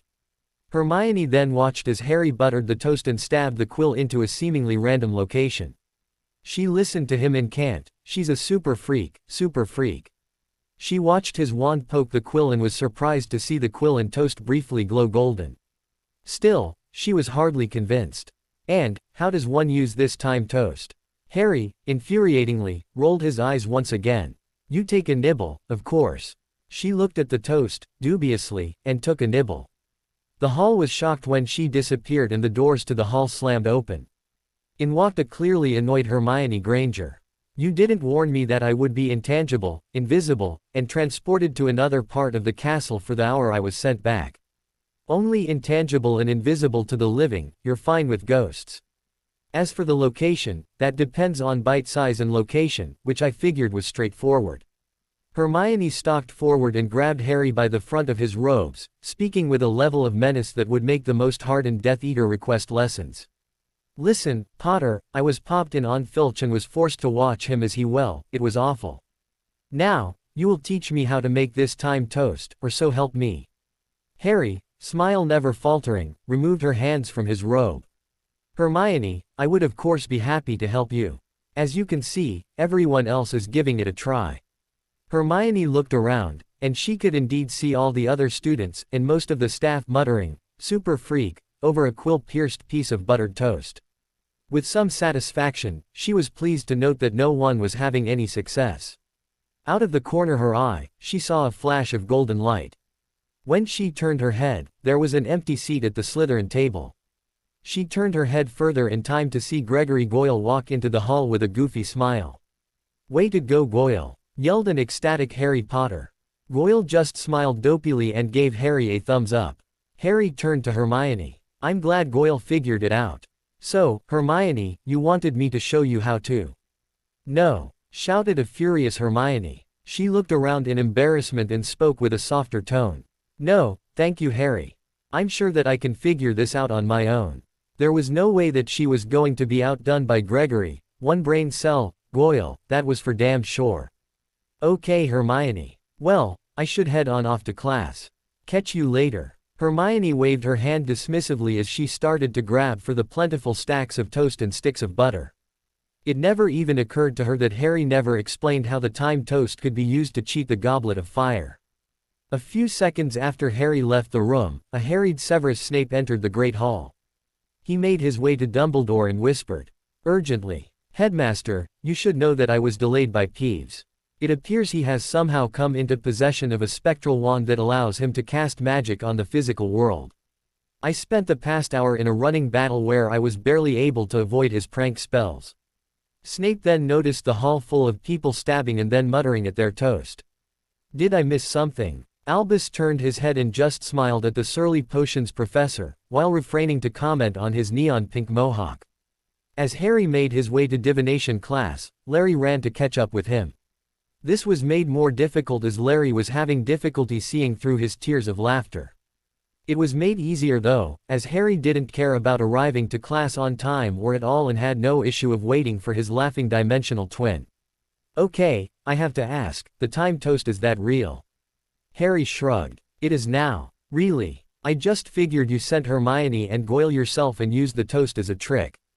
Harry looked aghast. "Of course not. I'm much too lazy to go through that much trouble. It's just easier to change the dimension's rules of reality to get a quick moment of amusement. Long-term consequences are for the Curs to worry about." Larry nodded at that, but suspected it was probably best to ignore life advice from his crazy all-powerful alternate. Little did he know that his headmaster would have vehemently agreed with that advice and had been living his life that way for decades. "So, there's no trick to the toast. Well, I did forget to mention that I imbued sentience into the magic fueling the time toast, and its primary objective is maximizing Hermione's level of irritation." Larry grinned. Harry Potter walked into his divination class, accompanied by Larry Potter. Professor Sybil Trelawney walked into the room with her normal spacey expression. She looked over at Harry and proceeded to scream a string of the foulest obscenities in over a dozen dead languages and 24 quite living languages. The gist of the tirade was, "I would appreciate it if you were to leave my class and not return." Harry smiled, waved his hand, and left the classroom. From that day forward, no one would ever dare say a word against the divination professor. A stunned Larry followed a whistling Harry. "What was that about?" "Oh, that. I forgot I wasn't hiding myself from Sears. Sears have a mild issue with me." Larry didn't want to know what constituted a major issue. "Why do Sears have any sort of issues with you?" "I never asked." "What do you think, White Tuna?" Larry wasn't sure when they arrived at the headmaster's office but took the sudden change of scenery in stride. Unsurprisingly, Albus, White Tuna, Dumbledore was unaffected by the sudden appearance. He just rocked comfortably in his hammock, wearing a Hawaiian shirt and paisley swim trunks, sipping from a crazy straw sticking into a coconut. An extremely relaxed White Tuna responded. "Well, either Sears rely on the stability of magic to subconsciously discern possible futures and they are overwhelmed by Harry's casual destruction of that stability, or they're agents of fate and fate hates Harry." Harry nodded. "The second one sounds right." Albus raised his coconut in a toasting motion. "Good, because the first one is just random nonsense that I said to sound smart." Harry grinned. "Well, classes sound boring. I'm skipping to the first task." Later, White Tuna said to a gone Harry Potter. "So, Larry, how would you like to know the trick to conjuring a free-floating hammock, a cool breeze to rock the hammock, and the tasty rum drink to tie it all together?" Larry Potter decided he did feel a bit thirsty. The night before the first Task approached, with no sign of Harry Potter. The teachers complained to Dumbledore, but they stopped their complaints after he used them as test subjects for Larry to learn how to make someone sound like a chipmunk on helium. Hermione Granger and Ronald Weasley did their weekly unwanted report, and mainly complained about time toast and Harry's absence. Hermione was greatly frustrated as the door closed to the office just as Dumbledore started to say, "Now, Larry, here's the one single fact that makes the study of alchemy painfully simple, but nearly impossible if you don't know it. Just remember." She never heard what the single fact was. She just hoped that Dumbledore had been exaggerating the importance of the fact. He had not been exaggerating. In a disused woman's restroom on the second floor, the ghost of Myrtle Warren, aka Ning Myrtle, primped herself in the mirror. She straightened her outfit, fixed her glasses, and applied spectral lipstick. In the mirror's reflection, she saw a form pop into existence behind her. Myrtle squealed in delight, turned around and jumped into the arms of her new boyfriend, planting a hard key on his lips. When they parted, she looked at the smiling face of Gregory Goyle. On the floor, a buttered piece of toast and quill dissolved silently into dust. In the fourth-year girls' dorm of Gryffindor, Hermione Granger filled out yet another order form for quills, as she glanced at the huge stacks of buttered toast that surrounded her bed. She would figure this out, damn it.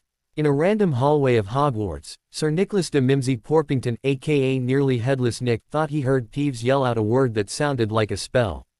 Before he could turn around, he felt a peculiar sensation around the remaining skin of his neck, the skin that kept him from being properly headless. Frowning in confusion, he turned quickly to see where Peeves was.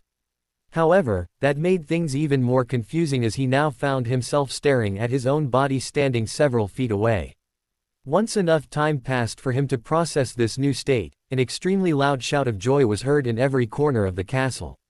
Nearly Headless Nick was now just Headless Nick. Far away from the castle, another ghost heard a shout and felt a peculiar sensation around his neck as he was practicing for next year's headless hunt. As he normally did, he went to lift his head off his shoulders to look around. To his surprise, his head stayed firmly on his shoulders.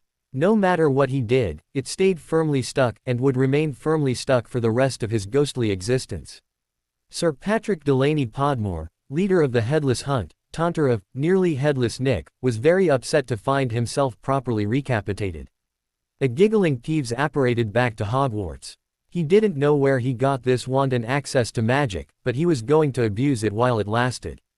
In the kitchens of Hogwarts, Dobby the house elf accidentally knocked into the fireplace and saw a stone fall out of the wall.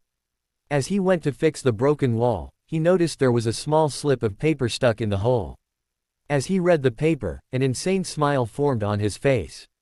After all, it wasn't every day that a house elf came across the original notes of the creator of the house elf bonds, and the associated loopholes that all wizards should be aware of to avoid house elf vengeance, clothes being the only loophole that wizards actually knew about. Not wanting to embarrass himself again, he checked his laugh calendar. The sounds of a drunken pirate's chortles echoed throughout the kitchen. In a rundown hotel room in Las Vegas, a sober Sirius Black and Remus Lupin woke up. The week had been weird. First, no matter how much alcohol they drank, they couldn't even get a minor buzz. This newfound tolerance turned into the least of their concerns. They had also found themselves unable to lose. Poker, craps, horse racing, roulette, slots, they could not lose. They tried to lose. Oh, how they tried. Neither was naive enough to think that the casinos would be happy with such supernatural luck. They eventually stopped gambling completely. Even then, they would sneeze or trip, and a loose piece of change would land in the slots and be bumped enough to set off the jackpot. After several days of this success, they were banned from every casino in the city. At this point, they could only enter fast food chains and stay in their hotel far away from any casino. This wouldn't be so bad if they had access to their millions in winnings. Unfortunately, due to an unfortunate breeze, the cashier's checks they were given flew away from their hands. In an odd stroke of luck, the checks rubbed against a waitress's pen and exactly made out Sirius's signature. The further odd strokes included the checks flying into a note being written by a man making an anonymous donation to a charity for the homeless, where the note stuck to the endorsed checks. The papers then flew into a discarded empty manila folder. The folder then randomly flew off and made its way into the mail slot of the charity. That charity was about to permanently shut down, but the influx of funds managed to keep the place open. The woman in charge of the charity, who was about to quit charity work and enter corporate law, was inspired by the generosity and managed to discover the one perfect policy and argument that would see an end to homelessness worldwide within a decade, and bring true peace to the world within 3 decades. In the meantime, Sirius and Remus were scrounging for enough money to pay for their room, get food, and to get back to England. Sadly, it would have to wait until the full moon came and went in the next week. Werewolves were restricted from travel within 1 week of the full moon. In England, a rookie Auror was assigned to investigate a case of British wizards possibly using magic to cheat in Las Vegas. When she heard one of the wizards was also a werewolf, she made sure to pack all her equipment that she had heard was needed to properly dominate a werewolf. With her 5 extra expanded trunks packed to the brim, she took a hold of her portkey. The morning of the first task of the Triwizard Tournament arrived and was received with varying degrees of excitement. For Larry Potter, his excitement was mild, while his relief for not having to compete was extreme. His life in general had improved by several factors of magnitude since the arrival of his godlike dimensional counterpart, though he did have a bit of a headache. For Albus, White Tuna, Dumbledore, he mainly had a headache. The headaches were, of course, caused by the excessive amount of booze he and Larry had conjured and consumed over the previous evening. "Ah," groaned a hungover Larry. "I am never drinking like that again." "Larry," gasped Albus, "that is quitter talk. You are young, and you have only conjured rum drinks. You haven't even started in on the mixed drinks. If you're hungover, just have a lemo, drop." Larry hovered his conjured hammock over to the desk and grabbed a lemo, drop. After popping it into his mouth, he immediately felt the headache and lingering drunkenness disappear. "Wow, that's amazing. Why do you have your lemo drops coated with potions to cure hangovers and drunkenness?" Albus chuckled. "Potions. Severus wishes he could create a potion that effective. No, each lemo drop is a product of one of my earliest alchemy creations." "You are talking to the proud creator of the only known confectioner's stone." Larry stared as a content Albus hovered his own hammock over to the desk and grabbed a lemo drop of his own. "You know, White Tuna, the more I learn about magic, the weirder it seems." Albus shrugged. "Well, you're not wrong." As Larry stood up and stretched his muscles, a look of confusion spread across his face. "Wait, you never answered the question. Why do you keep the lemo drops out? Why do you keep something handy to cure hangovers and drunkenness?" Albus sat up and popped his back. "Well, they are pretty tasty. But, primarily would you stay sober if you had to work with Severus for over a decade?" Larry chuckled. "I suppose not. So, why keep him around?" Albus cracked his neck as he stood. Oh, right, I never told you. He was all part of my plan to have you defeat Voldemort. It was a whole thing. You had a plan, sure. It's now defunct, what with the new Harry promising to solve the problem. But it was quite the plan. Want to hear it? Sure. Well, it all started with the night your parents died. Albus detailed the full plan as the two prepared for the day and made their way to breakfast, a privacy spell set up to keep the conversation private. "And then, after speaking to my spirit in the midway point of life and death, you would return to life and defeat Voldemort. Afterwards, despite having gained the control of the Elder Wand by disarming Draco, you would heed the morality lessons I had manipulated others into teaching you and return the wand to my grave. Easy peasy. Wow. And all of that was reliant on you getting me to choose treacle tart as my favorite dessert. Of course. It's why I called up Molly to distract her when she was making Ronald his sandwiches and got her to make his least favorite sandwich, so that you would want to share and buy too much candy from the trolley and hence would be in the mood for a more substantive dessert. But what if I had chosen Lemo? Meringue. Albus paled. That would have been the darkest possible result. Don't even joke about that. Larry looked at Albus strangely. Okay. But, isn't that whole plan a bit massively overly complex? Albus beamed. Exactly. Wouldn't there be easier ways to defeat Voldemort? Something a bit more straightforward. Something that did not have thousands of single points of failure. Sure, if you wanted to fail. What? Albus smiled indulgently. Larry, I don't know why, but I discovered a long time ago that simple plans only work when trying to achieve something trivial. The more valuable success becomes, the more convoluted the plan must become. I like to think that it is because magic punishes people for being boring. Larry couldn't hide the disbelief in his voice.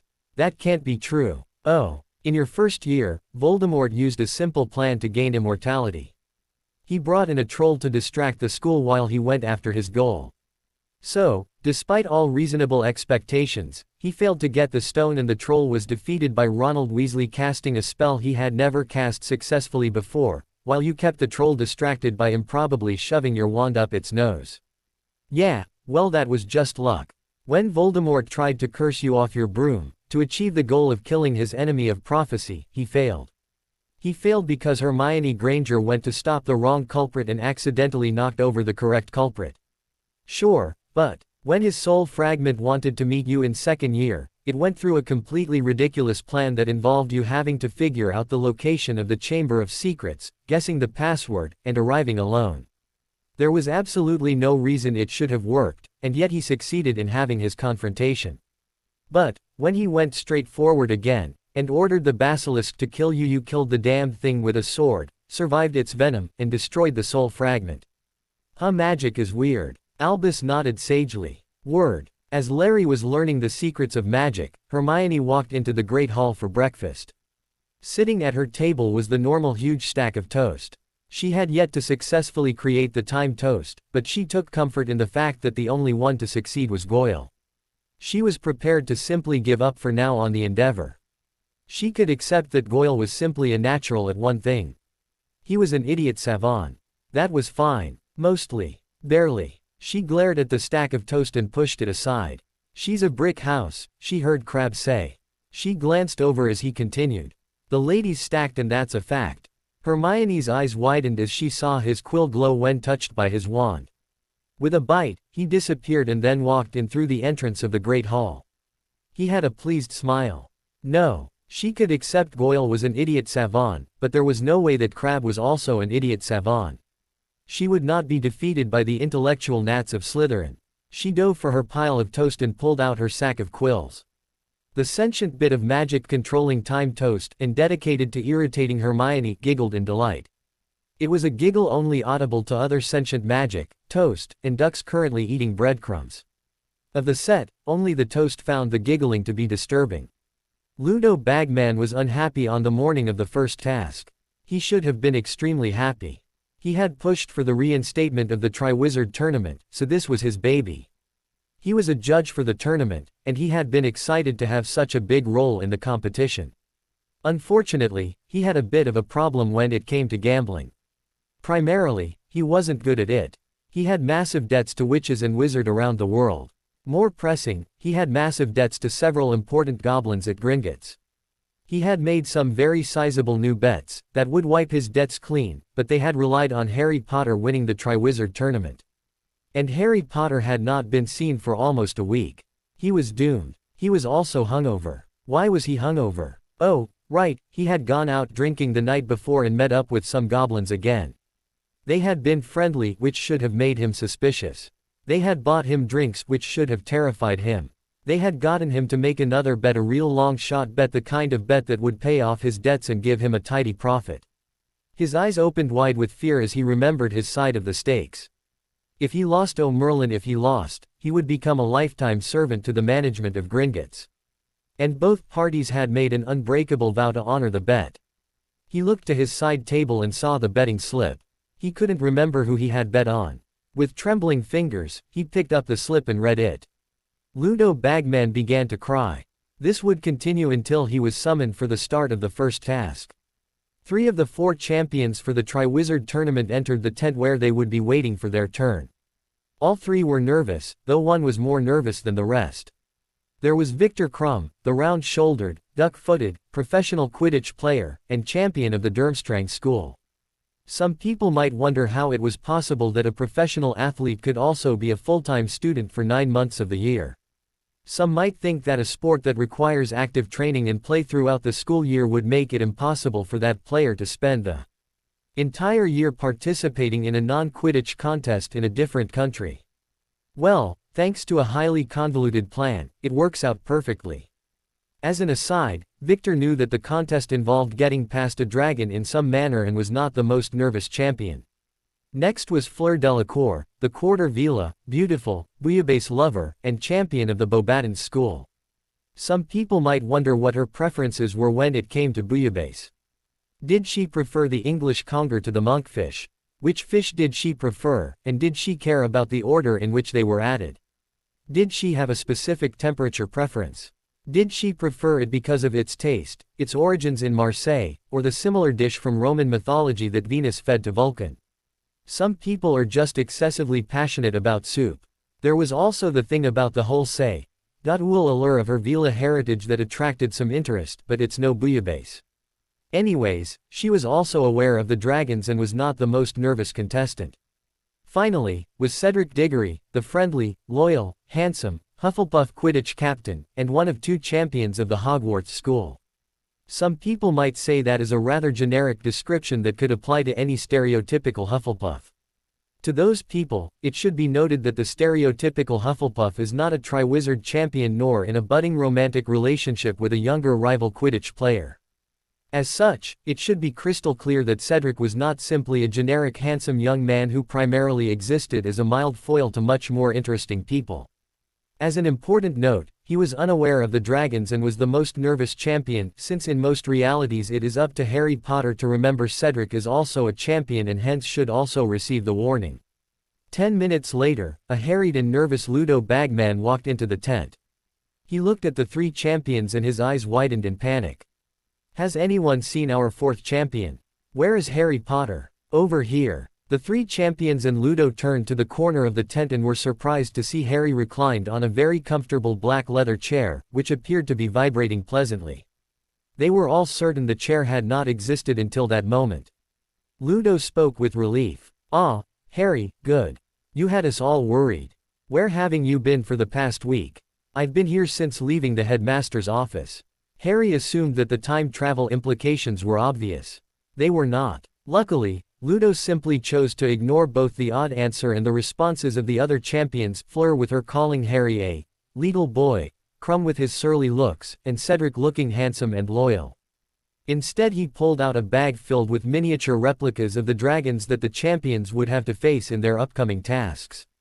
Wonderful. Now, it's time to get the contest started. First you will each need to reach into the bag.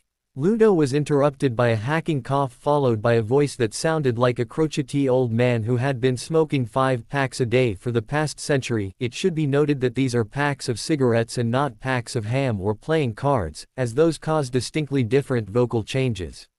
Not so fast there, buddy boy. They all turned to the source of the voice. Sitting on a previously non-present pedestal was the goblet of fire. It was relit, and the flames sprung high from the lip of the goblet and the fire formed the face of an attractive woman. Fire-based women are known for their hotness. "What?" spoke everyone except Harry. Harry simply unreclined his massage chair and sat up with interest. The goblet of fire lady spoke with her scratchy crotchety old man voice, directing her attention to Ludo.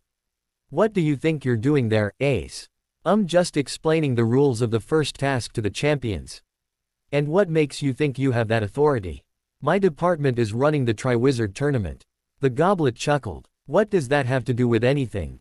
Ludo frowned. He was mostly certain he didn't like where the conversation was going. "This is the Triwizard tournament."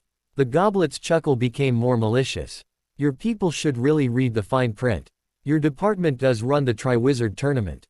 But when you accepted a 4th champion, you made this into the Quadwizard tournament." "I run the Quadwizard tournament." Everyone's, "What?" drowned out Harry's chuckle. Sentience is a funny thing. Humans, goblins, centaurs, the artificial hive mind of the large Magellanic Cloud galaxy, and so many other intelligent beings have pondered the nature of sentience.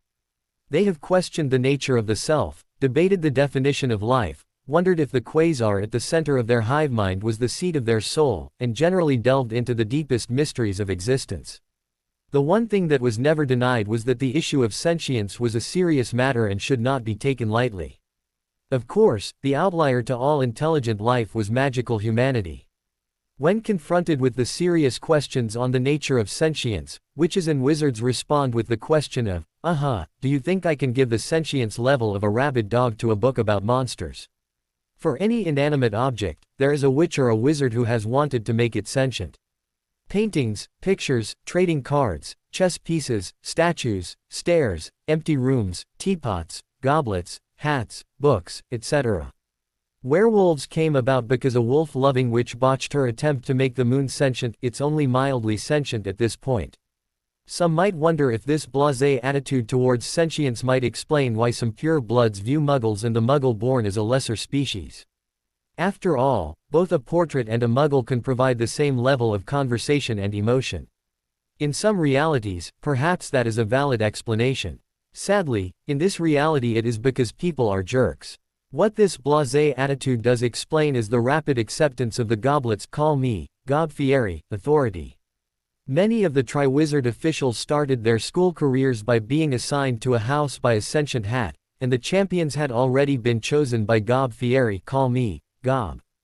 Add on to that the inherent laziness of sentient beings, it was not surprise when most of the officials took it on faith that the rules backed up Gob. Finally, there was the part where it cast a truth compulsion on Barty Crouch, who then confessed all of his crimes to a stunned audience. He had been casting the imperious curse on his son who he had broken out of prison, and still owned an illegal flying carpet. The audience, not caring about the administrative aspects of the blood sport they came to see, easily accepted the change of the Triwizard Tournament into Gob Fieri's Quadwizard Tournament. Hovering 30 feet over the barren rocky arena of the first task, was the beautiful fire lady known as Gob Fieri. Speaking in her scratchy crotchety old man voice, she projected her voice to everyone in the audience. Hello, and welcome to the first of 3 tasks for Gob Fieri's Quadwizard Tournament. I'm your host and judge, Gob Fieri. As some of you might know, this task will pit our champions against 4 nesting dragons. In the Triwizard Tournament, each champion would be assigned a dragon and would have to steal a golden egg from their foe, which would have held a clue for the next task. Since their planned next task would have been boring for all of you, the whole egg thing is pointless. Still, it would be a shame to not use 4 dragons. So, this will be a free-for-all battle. A contest of wills, strength, and flexibility. First, bring in the champions. The 4 champions walked in nervously, well 3 of them walked in nervously.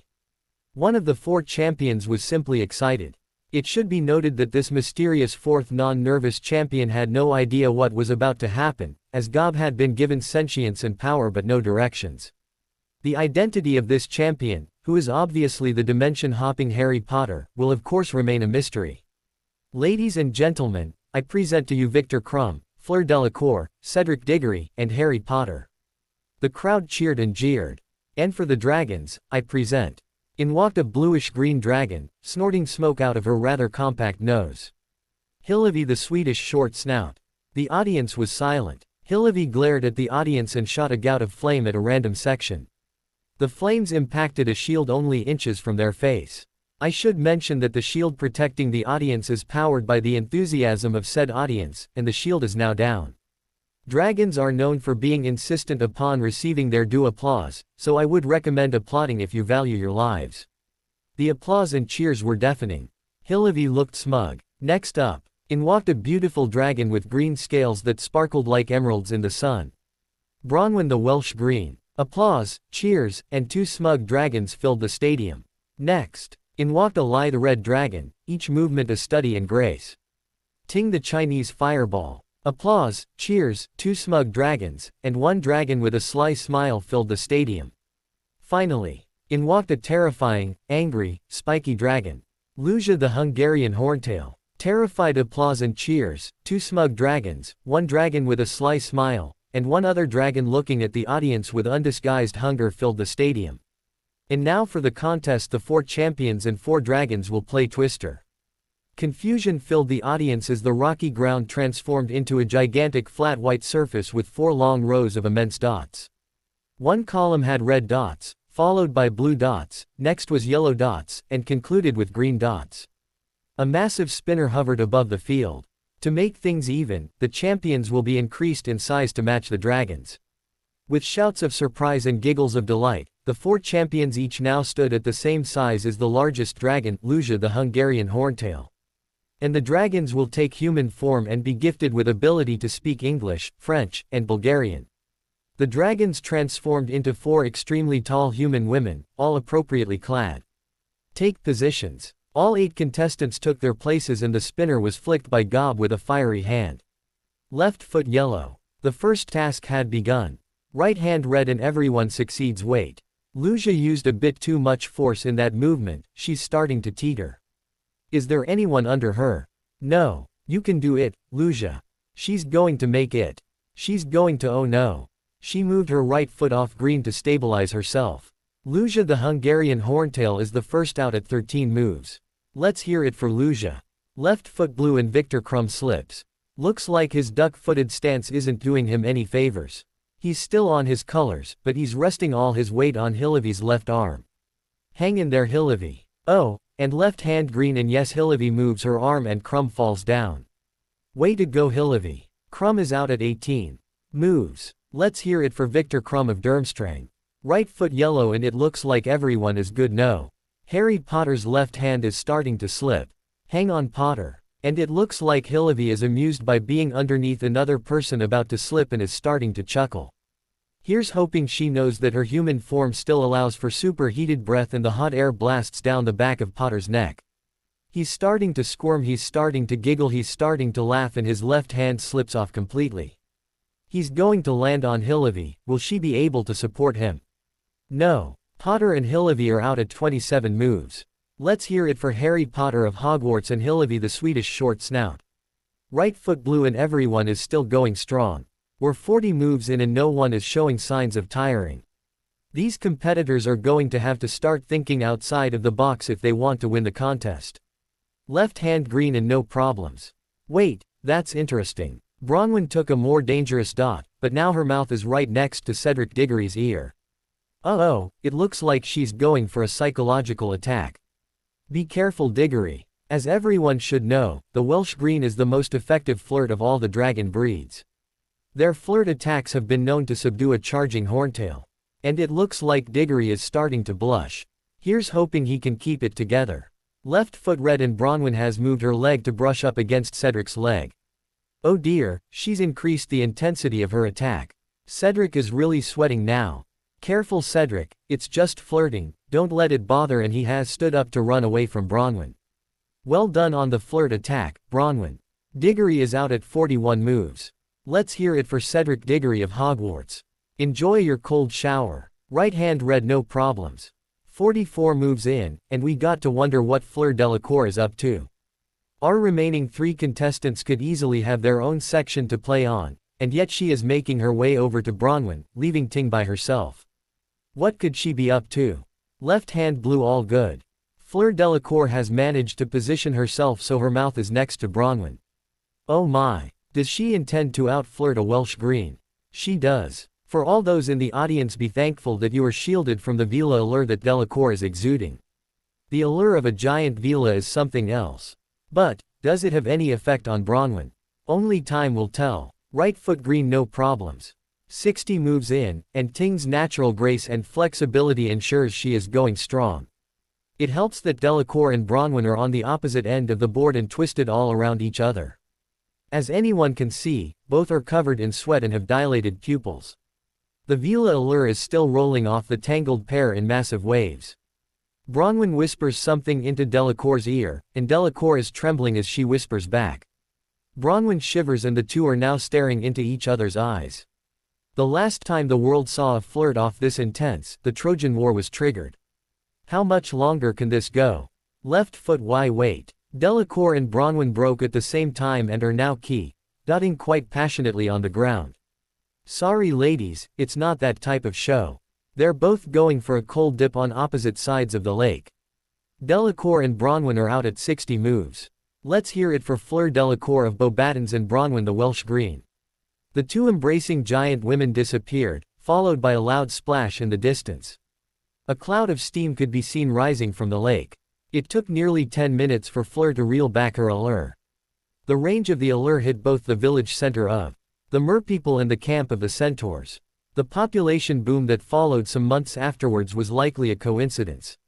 Left foot yellow. And Ting easily completes the move. At 61 moves, Ting the Chinese fireball wins the first task of the Quadwizard tournament. Congratulations Ting. Let's hear it for Ting. The audience cheered in excitement and confusion. Now, Let's shrink our champions back to normal size. And return our dragons to their normal shape. As a special gift for our visiting dragons, they will be able to still speak English, French, and Bulgarian. Also, they will be able to transform to normal-sized humans at will. Let's hear it for all of our contestants. The thunderous applause marked the end of the first task. That evening, Ludo Bagman was still in shock. There had been quite a few shocks since the start of the morning. Gob Fieri taking control of the tournament was a shock.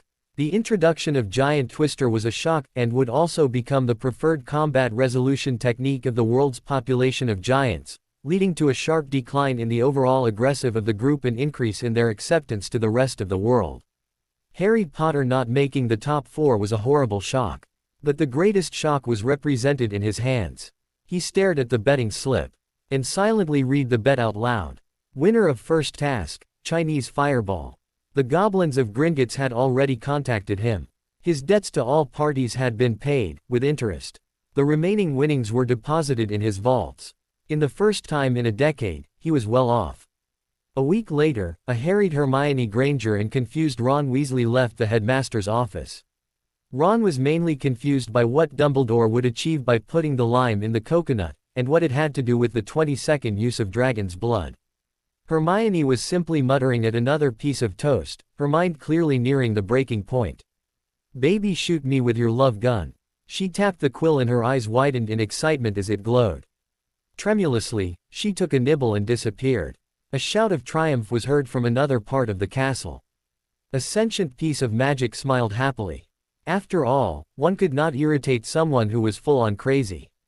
In a disused woman's restroom on the second floor, the ghost of Myrtle Warren, aka Mo, Ning Myrtle, primped herself in the mirror. Next to her, floated the ghost of Helena Ravenclaw, aka the Grey Lady, who was nervously rubbing her hands together. She was the first to see 2 young men pop into existence.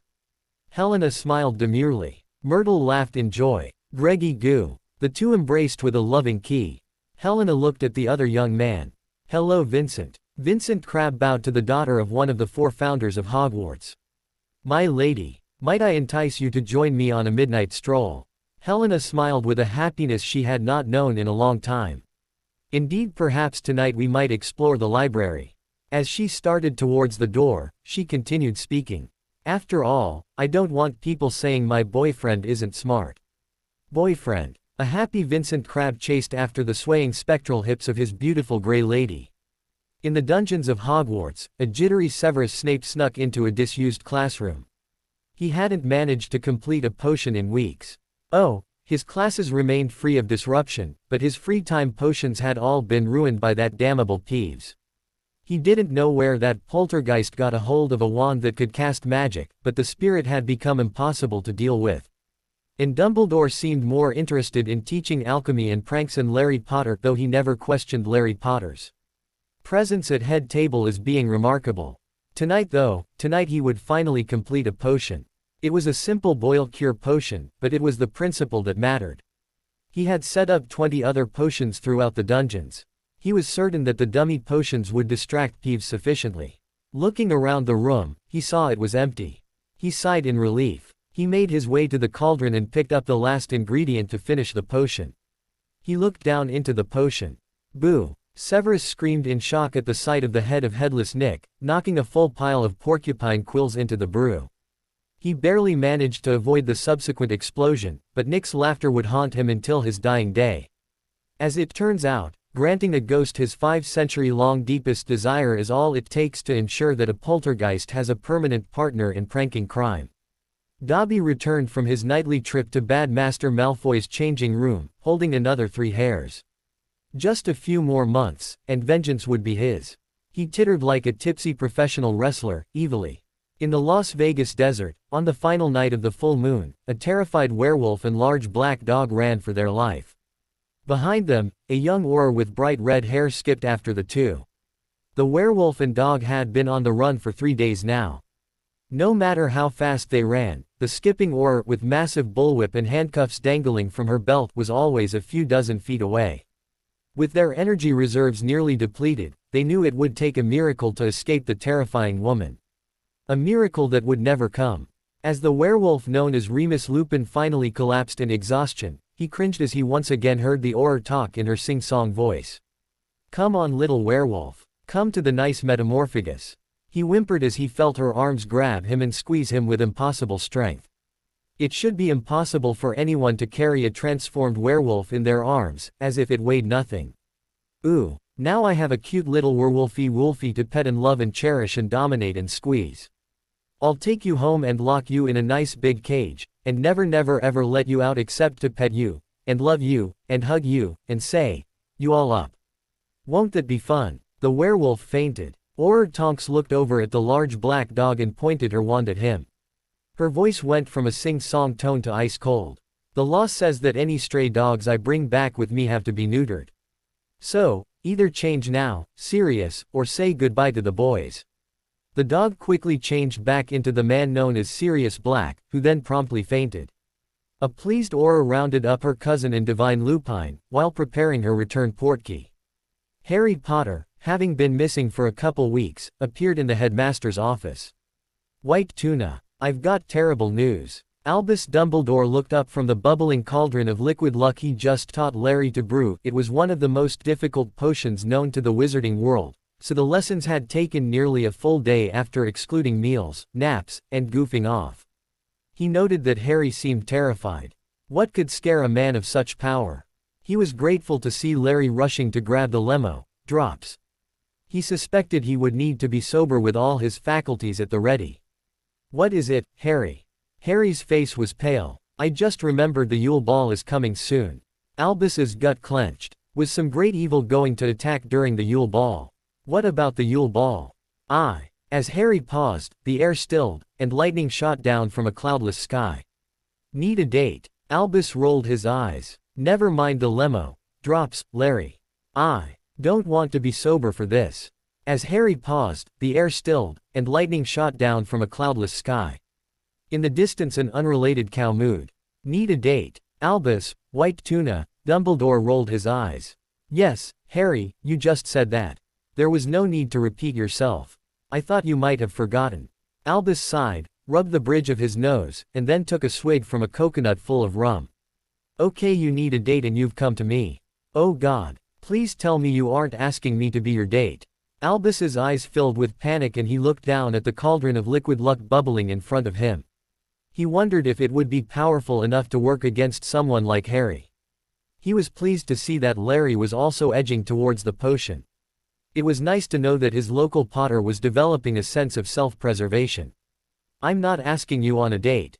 The thing is, I don't really have much experience with asking women out on dates. Albus and Larry stared at Harry with disbelief.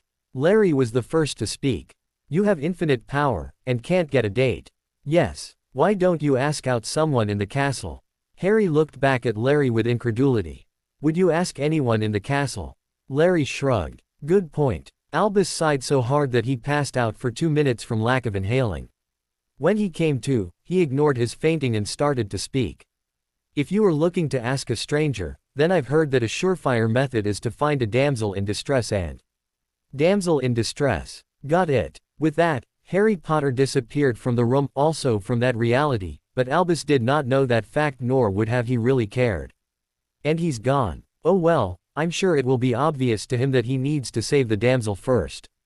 So, Larry, how would you like to learn how to build a faster-than-light starship that runs on a modified levitation charm?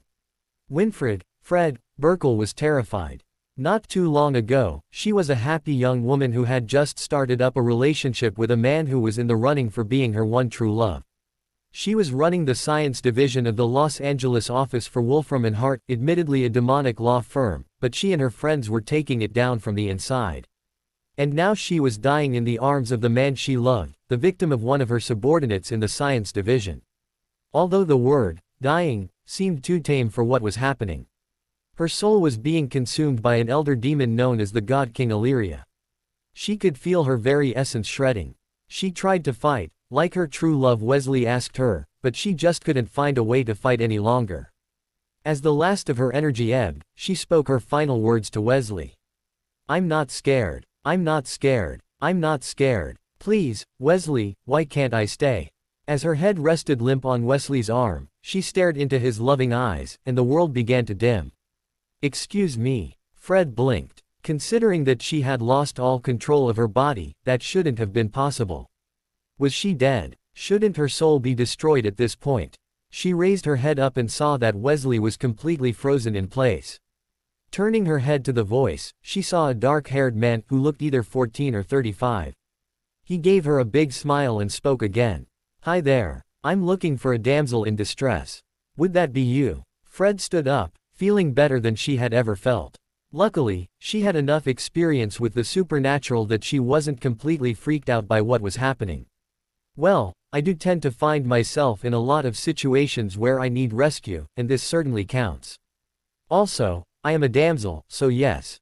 The strange man with a British accent smiled with immense enthusiasm. "Great. Would you like to be my date for a dance?" Fred looked at the smiling man with a great deal of surprise. Looking at his wide-eyed and innocent expression, she almost felt bad for her response. "I'm a bit busy, what with the distress and all. Even if I was free of distress, I am seeing someone." She nodded her head towards the frozen Wesley.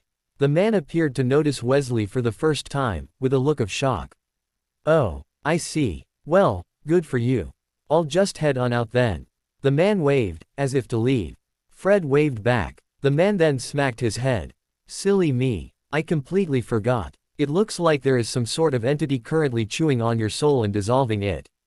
Is that a normal thing for you?" Fred couldn't help it, she screamed in rage and frustration. "No, of course not. In what world would that be normal?" The man shrugged. "I try not judge people's hobbies." "Well, I'll fix you up and send the entity back to its home, huh? It looks like someone left the door unlocked to its house. I'll just lock that up while I'm at it. Good luck with your relationship."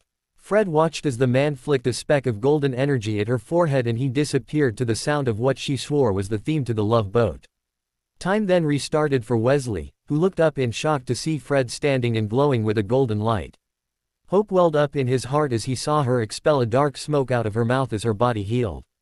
Once completed, they spent the night confirming it was truly her and celebrating with great enthusiasm. It wouldn't take long before they discovered that while Fred's soul was intact, she now possessed all the physical strength and speed of an elder demon. This came in handy as they regularly found themselves heading out to save the innocent from the forces of evil. If it also came in handy for more personal reasons, a blushing Fred and Wesley would never confirm. It would be a while longer before they realized that what the strange man, locked up, was the connection between the demonic dimensions and Earth. Demons could no longer come or go. Vampires could no longer sire new vampires. With both Fred and an army of vampire slayers, the vampire population quickly dwindled. The lawyers of Wolfram and Hart were soon reminded of the basic truth about ironclad contracts, mainly that they are only ironclad if there is someone around to enforce them. Without the intervention of their demonic masters, they discovered that they weren't all that good at the practice of law. Although, since most of them were only alive because of demonic contracts that animated their corpses and sealed their souls in place, the lesson only was learned by the small percentage of the staff that survived. One thing they would never know, but would be pleased to hear, was that Illyria was happily wreaking havoc across the demonic planes, and specifically kicking the asses of the wolf, the ram, and the hart.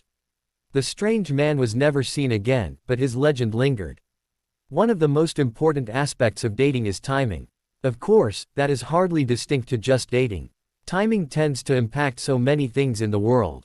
For instance, in the room that Harry found himself in, there were at least 3 different examples of poor timing. Each example also had a different impact on this reality. The smallest impact was a loose connector behind a wall panel.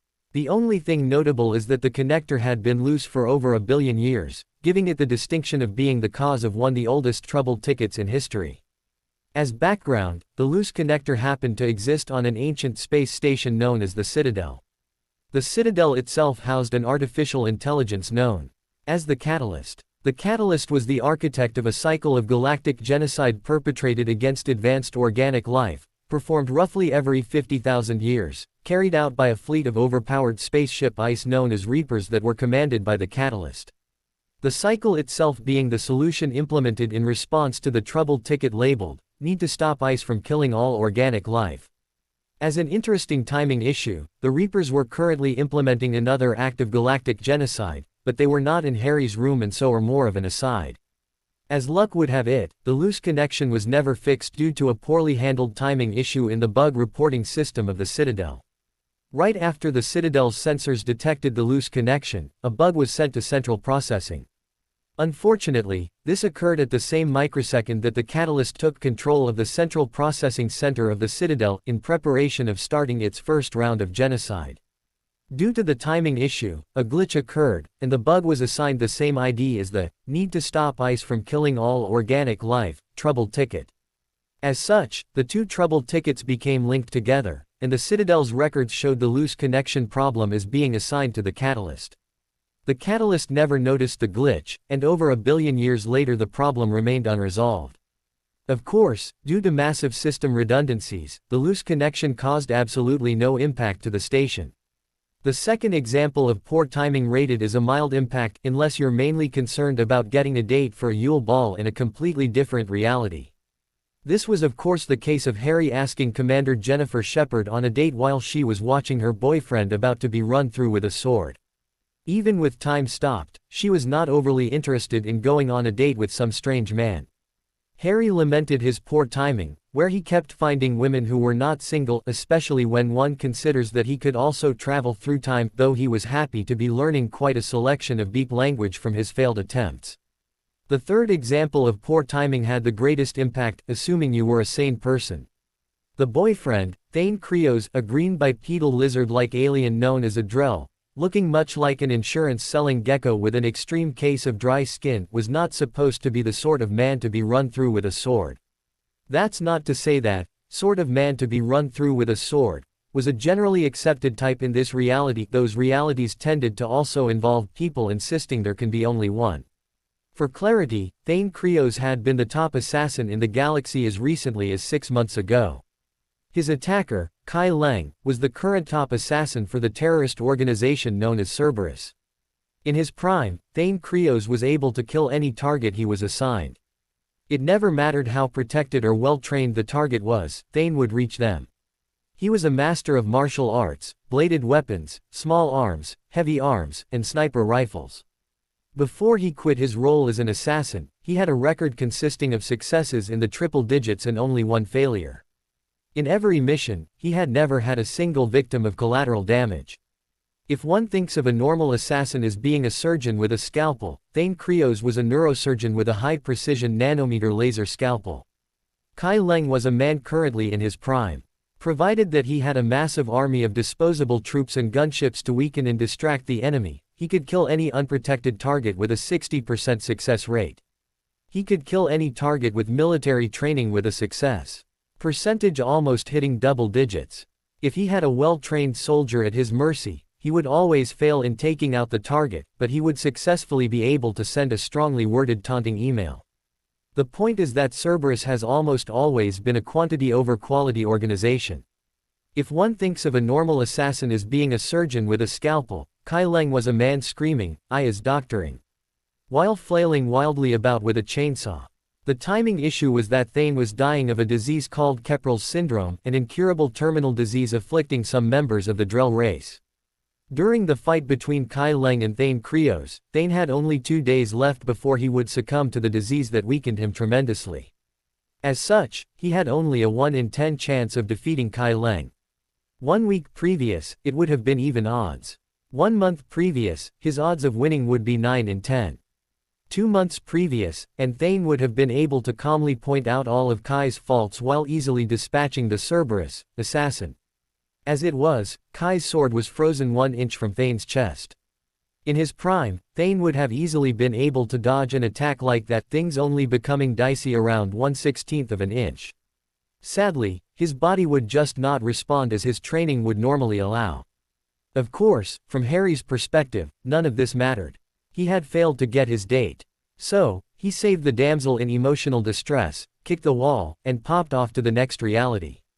In this case, saving the damsel in distress involved healing Thane and returning him to his prime and permanently curing Keprel's syndrome for every Drell for the rest of time.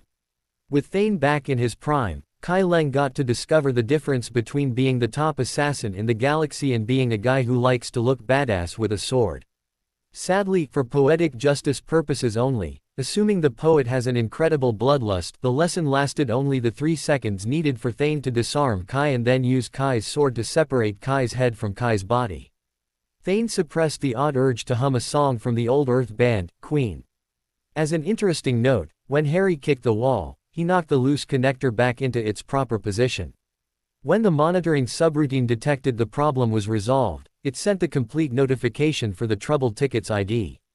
The catalyst, upon being notified that its need to stop ice from killing all organic life, ticket ID was marked as complete, it sighed in satisfaction and began the shutdown process. This included sending all Reaper forces to be destroyed in a black hole and nullifying the mind-controlling indoctrination effect of all Reaper technology. Interestingly, 99% of all living Cerberus forces were only working for Cerberus due to indoctrination, so the terrorist organization was effectively destroyed. The catalyst then released control of the Citadel back to its normal control systems and deleted itself. No one would know why the Reaper War ended so suddenly, but they were certainly grateful. Commander Jennifer Shepard was mainly grateful to have many more decades with the love of her life. Harry sat on the stairs in front of a church, invisible to all, and sighed. 99 realities, and each one resulted in a rejection. He was starting to suspect that he possibly should have stayed to hear the entirety of White Tuna's advice. Honestly, he couldn't figure out where he was going wrong.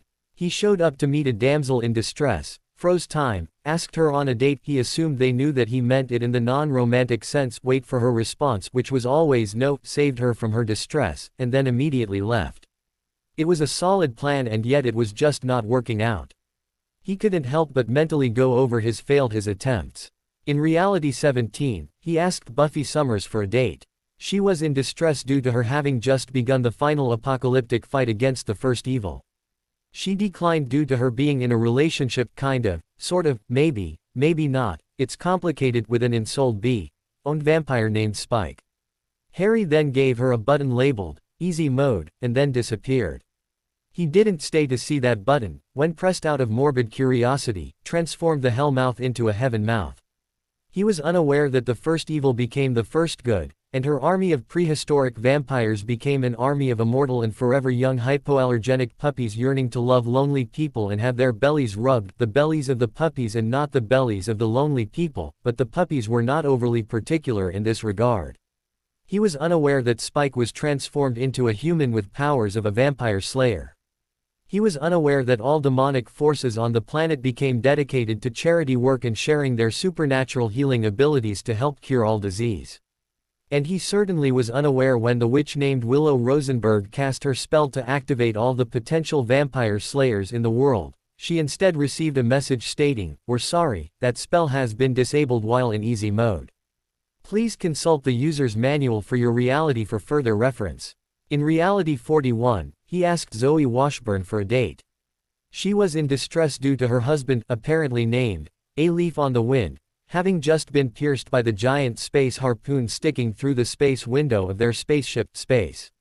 She declined due to her surprisingly being in a relationship with her husband. Harry then removed the space harpoon and space healed A Leaf on the Wind to perfect space health. Before leaving, he imbued the man's collection of toy dinosaurs with a bit of magical oomph.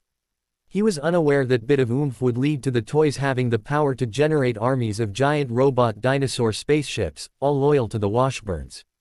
When the couple's friends were attacked by space cannibals, the space cannibals were quite surprised to learn that herbivore dinosaurs are deadly when they happen to be robot spaceships with an infinite supply of weapons. Eventually the Washburns would overthrow the oppressive galactic government and replace it with an unending utopia ruled by immortal robot dinosaur spaceships. Velociraptors are surprisingly effective at the administrative tasks of government. In Reality 99, he asked Gamora for a date. She was in distress due to having been thrown off a cliff by her adopted father, named Thermos Tangos. Then shot first. He was a purple guy with a weird name and a predilection for daughter murder, so Harry didn't bother trying to memorize his name, because apparently it would help the man get something called a soul food stone. She declined, due to her being in a relationship with her favorite quill that she had named Peter, such a Hermione thing to do, though Harry was partial to pencils. He popped her safely down to the ground, found and destroyed the soul food stone and then gave her something he called the Infinity Pez dispenser. She wondered why it looked a human in ancient clothes, and had the name, Nick, stenciled on the side. He left before she could ask any questions. He wasn't there when she realized that the Infinity Pez dispenser had an unending supply of Pez candy. The Pez candy being notable because it had barely any chalky aftertaste, would grant her a minute of infinite knowledge and power, and came in a variety of citrus flavors. Harry would never know how Gamora would use the infinite power and knowledge to force her adoptive father to roam the universe's coffee shops and restock their half and half. Nor would he be around as she would annually celebrate her boyfriend's birthday by forcing an entire random planet to sing a medley of Earth songs from the 1970s and 1980s. And he certainly would never hear an annoyed Sorcerer Supreme grumble, "The bastard couldn't have shown up before I visited 14,605 futures." Harry was unaware that in all 99 realities, he had become a figure of myth. The love traveler they called him. A god or godlike being who roams the universe and occasionally tests the strength of a person's love. If the person passes the test, then they are granted with an incredible and weird boon. The residents of those realities ignored the protestations of the asked-out women, who said that the guy was just a super powerful and socially awkward guy. They ignored it mainly because that was not nearly as fun of a history. Half of those realities would eventually form religions based on the love traveler. In 3 realities, the amount of faith poured into the religion would eventually cause minor gods to poof into existence to continue the task of rewarding romantic devotion, with a 4th reality spawning a major god. All Harry was aware of was that he still didn't have a date for the Yule Ball. Also, he was aware of all the noise coming from in front of the church. Really, it was a bit distracting having an angel, Bartleby, he heard, flying around causing massive death and destruction. It just killed his self-pity vibe, in addition to the people who were being killed. He was mildly distracted by the drunk angel without wings, Loki, though he didn't look like much of a trickster, going to Bartleby and demanding that they stop whatever weird plan they had, something about going to church. Bartleby then killed Loki, and Harry sent the angel's spirit someplace it could be happy and do some good. Harry's pity party was interrupted a little later when some guy started shooting the wings off Bartleby's back, followed by a massive power surge in the current reality that no one seemed to notice, then Bartleby being pushed out of the church by the all-powerful being of this reality. The being spoke out loud. Harry tuned out, assuming it unimportant, which caused Bartleby's head to explode. Harry sent the angel's spirit to join Loki's spirit. There was then some drama involving pregnancy, existential questions, nose honking, and the general feeling of an adventure wrapping up. The only thing that Harry found mildly interesting was that the angel next to the powerful being seemed familiar. As it seemed that everything was about to wrap up in this reality, Harry decided to go stag to the Yule Ball. He was preparing to head back to White Tuna's reality when he felt someone tap his shoulder. The evening of the Yule Ball came, and most people seemed to be happy. Fleur Delacour was having a wonderful time with her date, Bronwyn the Welsh Green Dragon, who she had been dating since the end of the first task. Victor Crumb, remembering that he was a massively famous Quidditch star, had brought Gwenog Jones, the captain of the Holyhead Harpies Quidditch team. The two would form an unbreakable friendship that evening. Cedric Diggory predictably, loyally, and handsomely brought Cho Chang. Cedric did find himself a little disturbed when Cho kept saying things, "Doesn't this feel like it might be our last dance?" and breaking out in tears for no good reason. Rita Skeeter sat in the courtyard in her beetle form, waiting patiently for someone to randomly reveal damning information in a wide-open area, as opposed to the holding private conversations in one of the countless empty classrooms within the castle. She was disappointed when people kept becoming quiet when they walked near her. This made no sense to her, although that was likely because she was mentally blocked from realizing that she was no longer physically capable of changing into her beetle form. As such, most people were a bit freaked out by a middle-aged witch perched on top of a statue in the middle of a school courtyard. Larry Potter was not at the Yule Ball. He had elected to check out Bermuda, where he ended up having a couple of pleasant dates anyway. He was mildly surprised to see Mad-Eye Moody catching a tan on a comfortable beach, with all his body parts properly regrown. Apparently Harry had rescued the ex-Auror on the morning of the first task, and the man was happy to retire. Harry had been nice enough to fill Alistair's beach house with randomized and refreshing death traps, so Alistair could get his paranoia out of the way early and relax for the rest of the day. As mentioned, Larry was only slightly surprised as he was used to Harry's behavior by this point. Gregory Goyle and Vincent Crabbe were happily dancing with Mo, Ning Myrtle and the Grey Lady. The two boys, through the tutelage of their girlfriends, were now the top students for their year. They had worked together on the time toast and expanded its usage to work for ghosts, where the ghosts went forward an hour, were visible, and corporal. The trick, of course, being that you had to first convince the toast to take a bite of itself. Hermione Granger was a bit unhinged. She stalked Goyle and Crabbe, hiding behind a potted plant she carried in front of herself. The potted plant, on the other front, was having a wonderful time and hoped to gather the courage and speaking ability to ask Hermione on a proper date. Harry and his date were having a wonderful time. They were flinging themselves around the dance floor with wild abandon. Spinning, somersaulting, and generally causing a great deal of confusion. Despite all the wild flailing, they miraculously managed to avoid colliding with anyone. No one knew who the girl was. They found her long dark hair, silver jacket, and white tutu to be odd even by British magical fashion standards. They also found it odd that she never talked, though she would occasionally whisper in Harry's ear and people got the oddest sense that the universe was doing a handstand. Severus Snape wondered why the couple would occasionally point at him and giggle, but his survival instinct screamed for him to let it go. For Harry, the evening had been heavenly. Dobby returned from his nightly trip to Bad Master Malfoy's changing room, holding another 3 hairs. Based on the amount he had, he would be able to achieve his vengeance on February 24th. He blew keys at the other house elves, while chuckling sarcastically. In a cage in the basement of the ancestral home of the Black family, Sirius and Remus sat inside of a cage. It was a nice cage, all things considered. It had daily prophets lining the floor, a water bottle in the corner, and a large wheel near the wall that they could run in for exercise. From above they heard Nymphadora Tonks call me Mistress Tonks, singing an extremely filthy song by the potion master Sir Mix-a-Lot. Sirius ran happily in the wheel while he talked to Remus. "Gee, Remus, what do you want to do tonight?"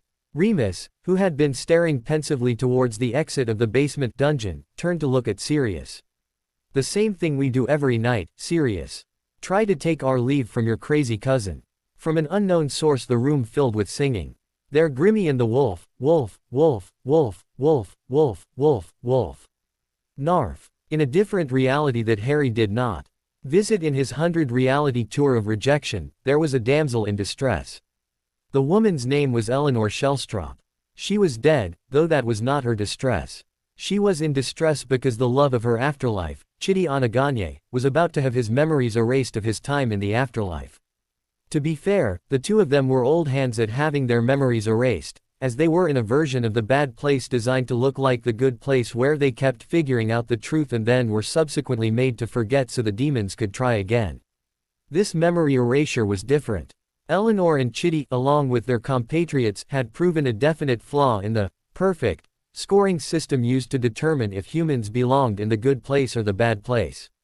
The judge, the all-knowing being that was the final arbiter of the afterlife, had decided she needed more evidence. As such, she gave Eleanor and company the task of proving that residents of the bad place could become better people if they were also fooled into believing they were in the good place.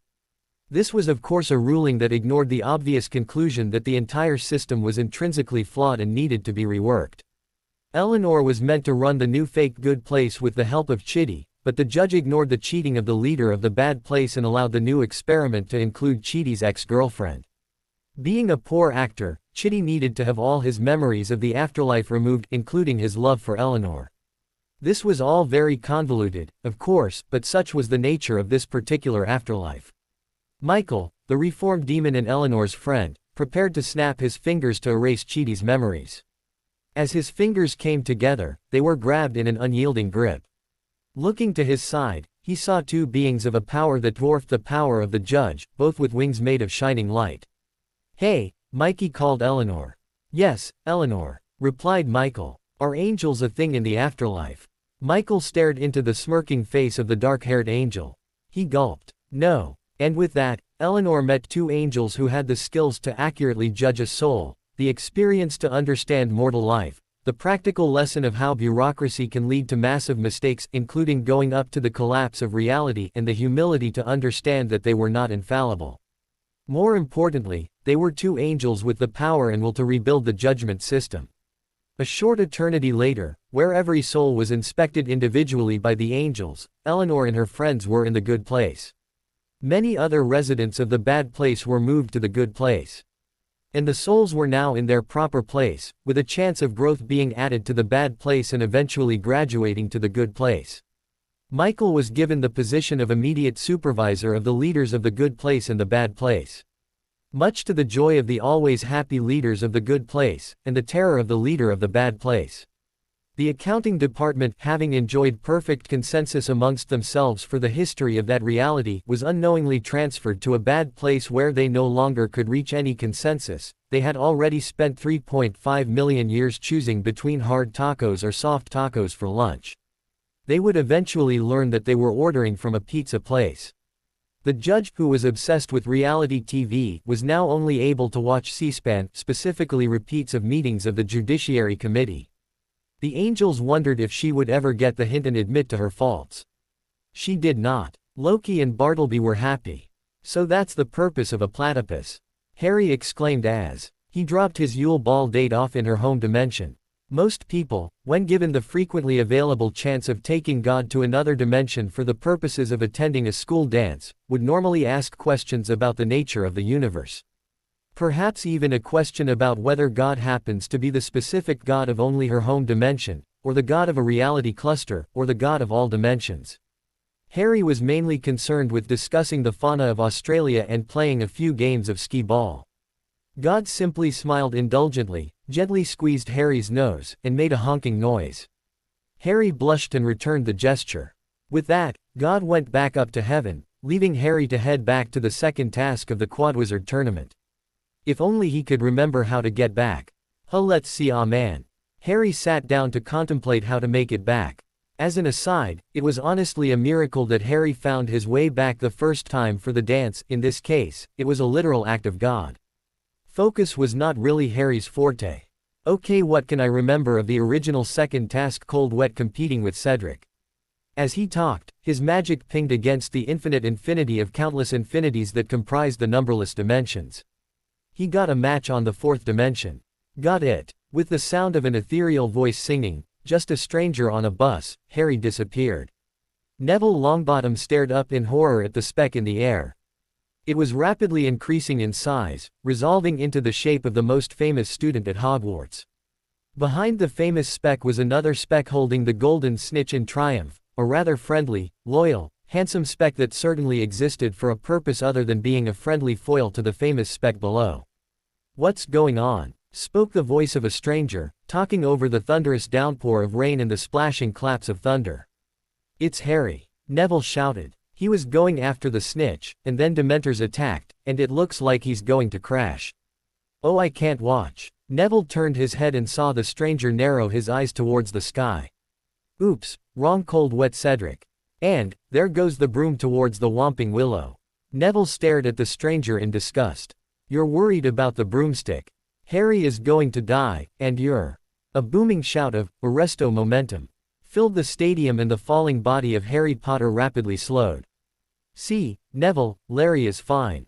What the heck, I'll make sure the Whomping Willow can't destroy his nimbus. Now, I think I know where to find the right Cedric, thanks Neville. Here, this is for your help." Neville looked back from Harry's body on the field, being attended to by the staff, and barely noticed the orb placed in his head. "It's a remembral, except this one will also help you remember what you forgot." Neville nodded numbly, until his mind processed what was said. "What?" He turned quickly, but the stranger was gone. When the local Harry Potter awoke, he was surrounded by his friends and Quidditch team. He listened numbly as they told him that the match was lost, that Cedric Diggory had caught the snitch, and that Dumbledore had just barely saved him. "What about my nimbus?" asked an upset Harry. "Well, about your nimbus," spoke a tentative Ronald Weasley. "It sort of drifted into the Whomping Willow and?" asked a nervous Harry, his stomach feeling like it was full of ice. All assembled looked amongst themselves, none speaking up. Guys, please just tell me. It's hard to say, Harry, spoke a concerned Hermione Granger with an undercurrent of frustration. I think it would be easier to show you. Harry looked around for the bundle of sticks he was expecting to see, but was surprised when the twins helped him stand up and walked him to the window. What am I supposed to be looking? Womp. Harry paused at the sound, looking into the moonlit night. There, sitting atop his Nimbus 2000, was the Whomping Willow flying through the skies surrounding Hogwarts, whomping the air with pure joy and exuberance. Harry watched it dive rapidly towards the ground, pull up at the last second and aim a branch at a bat it was clearly chasing. Whomp. I'm going back to bed. As the year progressed, a new Whomping Willow was planted to guard the secret entrance to the Shrieking Shack, while the Flying Willow aka Whompy kept a constant vigil on the grounds. When Peter Pettigrew attempted to escape Harry Potter and friends, Peter discovered Whomp beats Rat. When Dolores Umbridge and her Aurors decided to attack Minerva McGonagall, Whomp. When Voldemort took the Ministry, the Carrow siblings found themselves WHOMPED off the grounds of Hogwarts and into a short-lived orbit. When Harry Potter walked into the Forbidden Forest to his death, he discovered a scene of carnage surrounded by Whompy sitting in front of the only living creature in the clearing. A resurrected Lord Voldemort trying in vain to force his broken body to crawl away from the whomping branches. With a whisper of a whomp, Harry felt a sting on his forehead and watched in wonder as his scar flew in the air and whomp. The last Horcrux was destroyed. Whomp. Lord Voldemort was destroyed. From that day forward, Whompy was celebrated as the tree who whomped. Whompy was a steadfast and beloved guardian of the school for many decades, growing older while flying a pristine and powerful Nimbus 2000. Until one day, people awoke to find Whompy was gone. Albus Dumbledore looked on in despair at the great lake where Hogwarts had finally fallen to the forces assailing it. He sighed. This was the darkest possible result of all his plans to defeat Voldemort. The war was over, and all that remained was dealing with the aftermath. "What's with the toad?" asked a new voice from beside Albus. Albus turned his head to see a 14-year-old version of Harry Potter. Dimensional Traveler. Yep. Is that any fun? Yep. Albus smiled. Well, it's always nice to see a happy Harry Potter.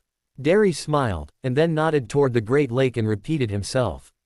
What's with the toad? Albus frowned and shook his head sadly. Harry ate the lemo meringue instead of the treacle tart. Derry furrowed his brow in confusion.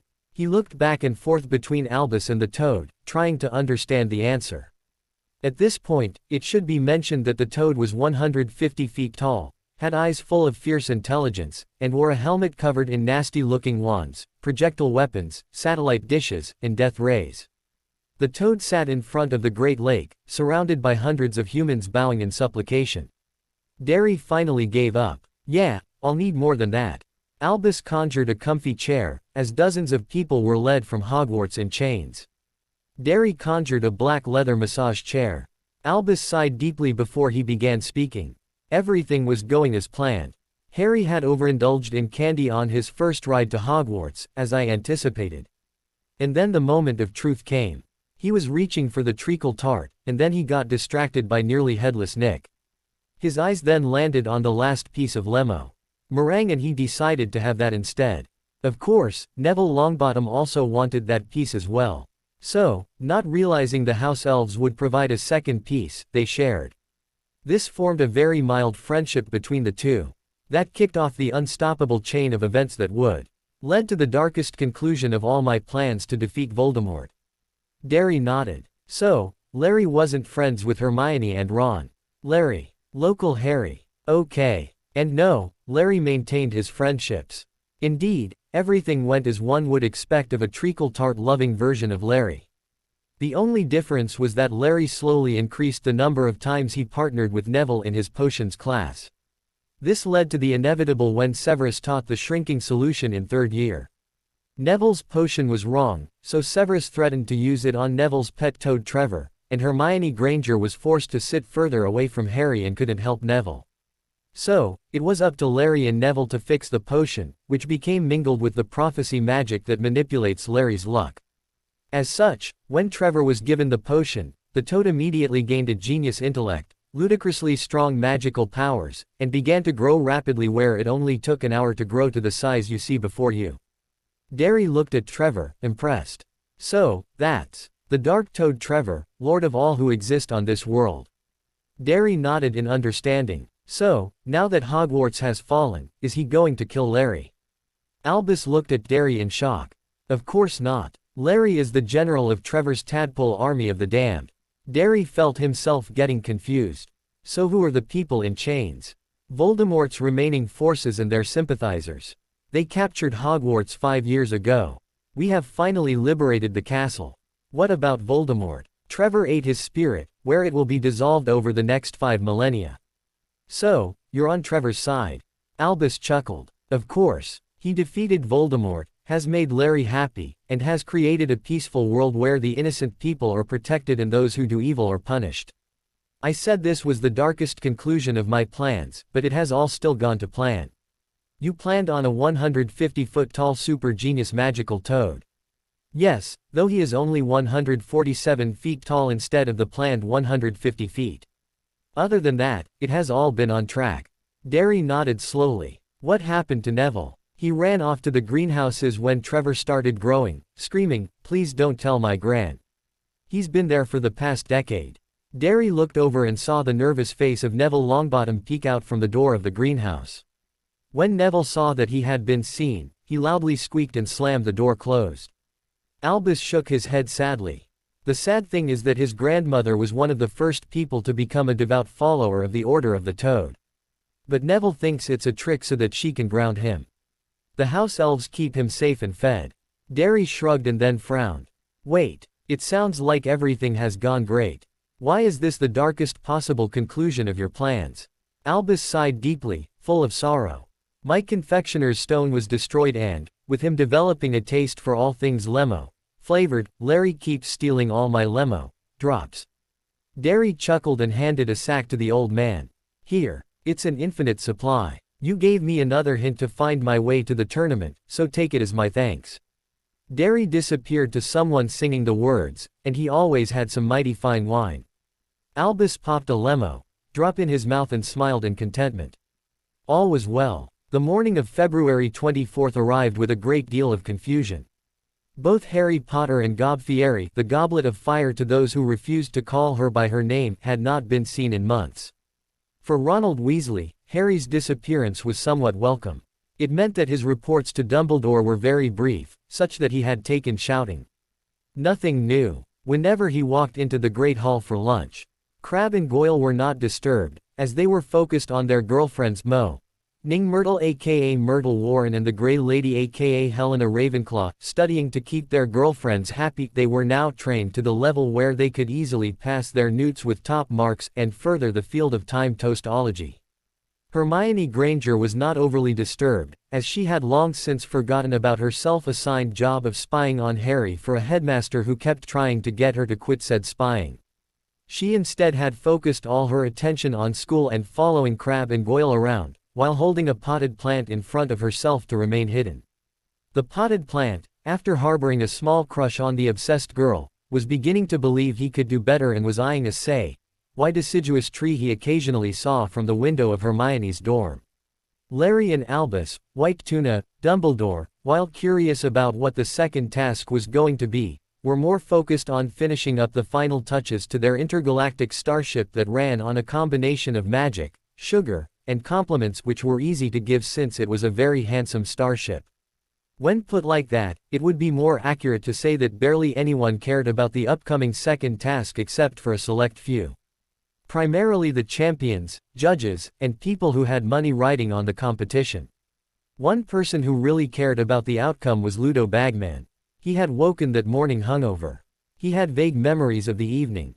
He remembered rubbing elbows with the power brokers of Wizard Society and once again meeting with the goblins of Gringotts. And he had, oh no. He had made wagers. Massive wagers. The sort of wagers that he could never cover, and the goblins had made sure to once again make the bets ironclad. He looked down at the betting slip and knew that he was screwed. In the kitchens, Dobby placed the final hairs on his creation and smiled.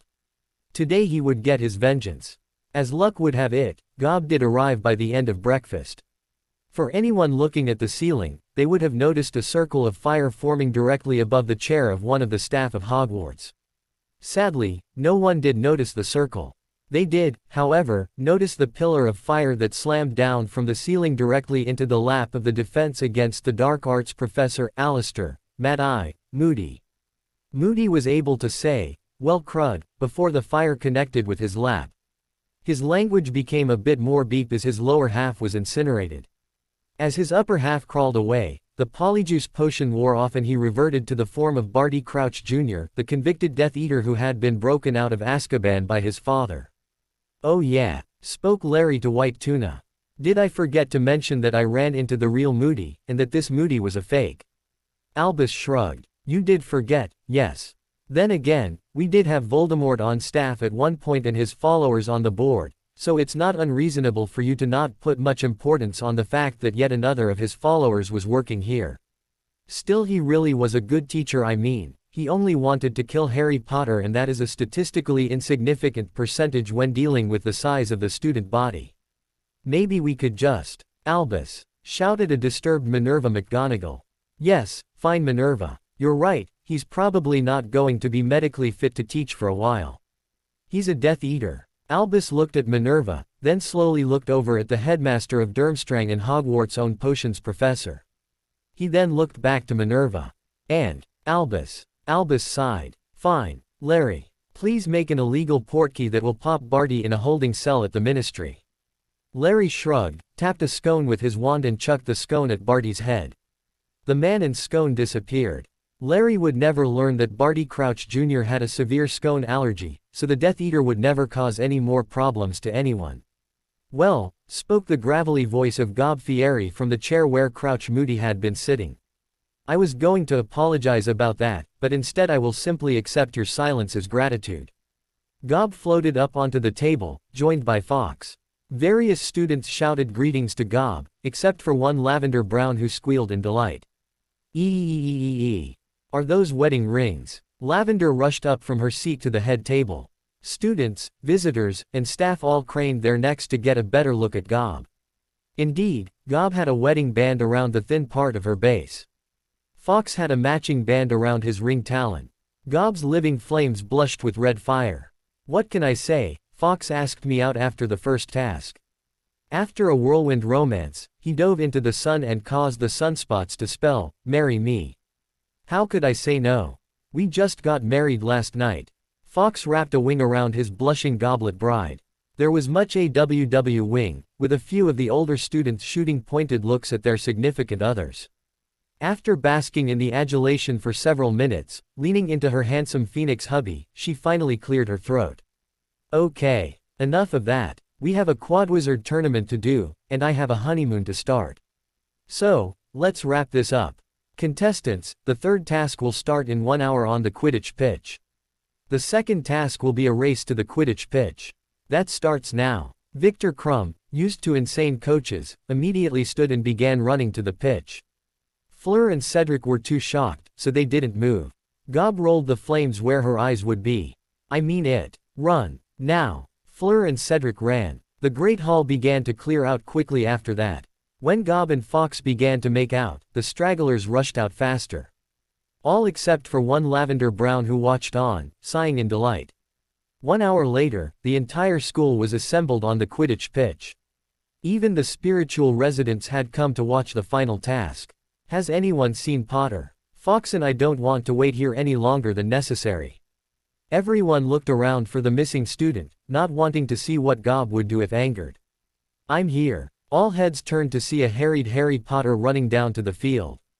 He was covered in a thick layer of jam while being chased by a pack of angry otters. White Tuna looked at the sight and sighed. "Loath though I am to ask, what happened to you, Mr. Potter?" Harry rubbed his head in embarrassment as he came to a stop next to the other champions. "I got a bit lost and went to where the first dessert was crumb cake." "Ah, that makes sense," replied a nodding and understanding White Tuna. The only other person nodding along was a young bee-owned girl wearing turnip earrings. "Okay," shouted an annoyed Gob. "Now that Potter is done messing around, let's get the final task underway." Originally, it was going to be some ridiculous contest where they went underwater to rescue a hostage who was not in any danger. What is the fun in that? Instead, we're going to move straight to what would have been the planned ending of the third task. So, let's call forth our final challenge.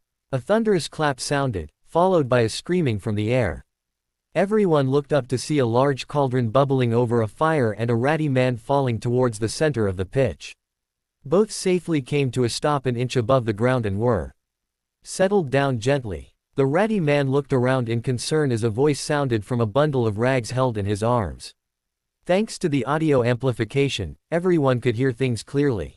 Wormtail, hissed the bundle. What have you done now, you imbecile? My lord, I don't know how, but we have been brought to Hogwarts. What? Let me see. My lord. Now, the ratty man, Wormtail apparently, unwrapped the package to reveal a disturbingly evil-looking baby. Though no one would be so rude as to call it ugly, they would simply say, "Oh, he's so handsome. I bet he takes after his daddy." No, I don't want to hold him. I would be too nervous about dropping him. Well, I got to get going. So the handsome baby spoke. You have managed to capture me, Dumbledore. Do you really think you can truly stop me, old fool? White Tuna, who had not been paying attention, looked up when addressed. What's that? Oh, hello Tom. How have you been? You are certainly looking handsome. All right, bellowed Gob. We don't have time to listen to the ugly baby's trash talk. And by we, I mean I don't have time, and my time is precious. So, let's keep moving and resurrect Voldemort. First, let's toss the baby in the cauldron.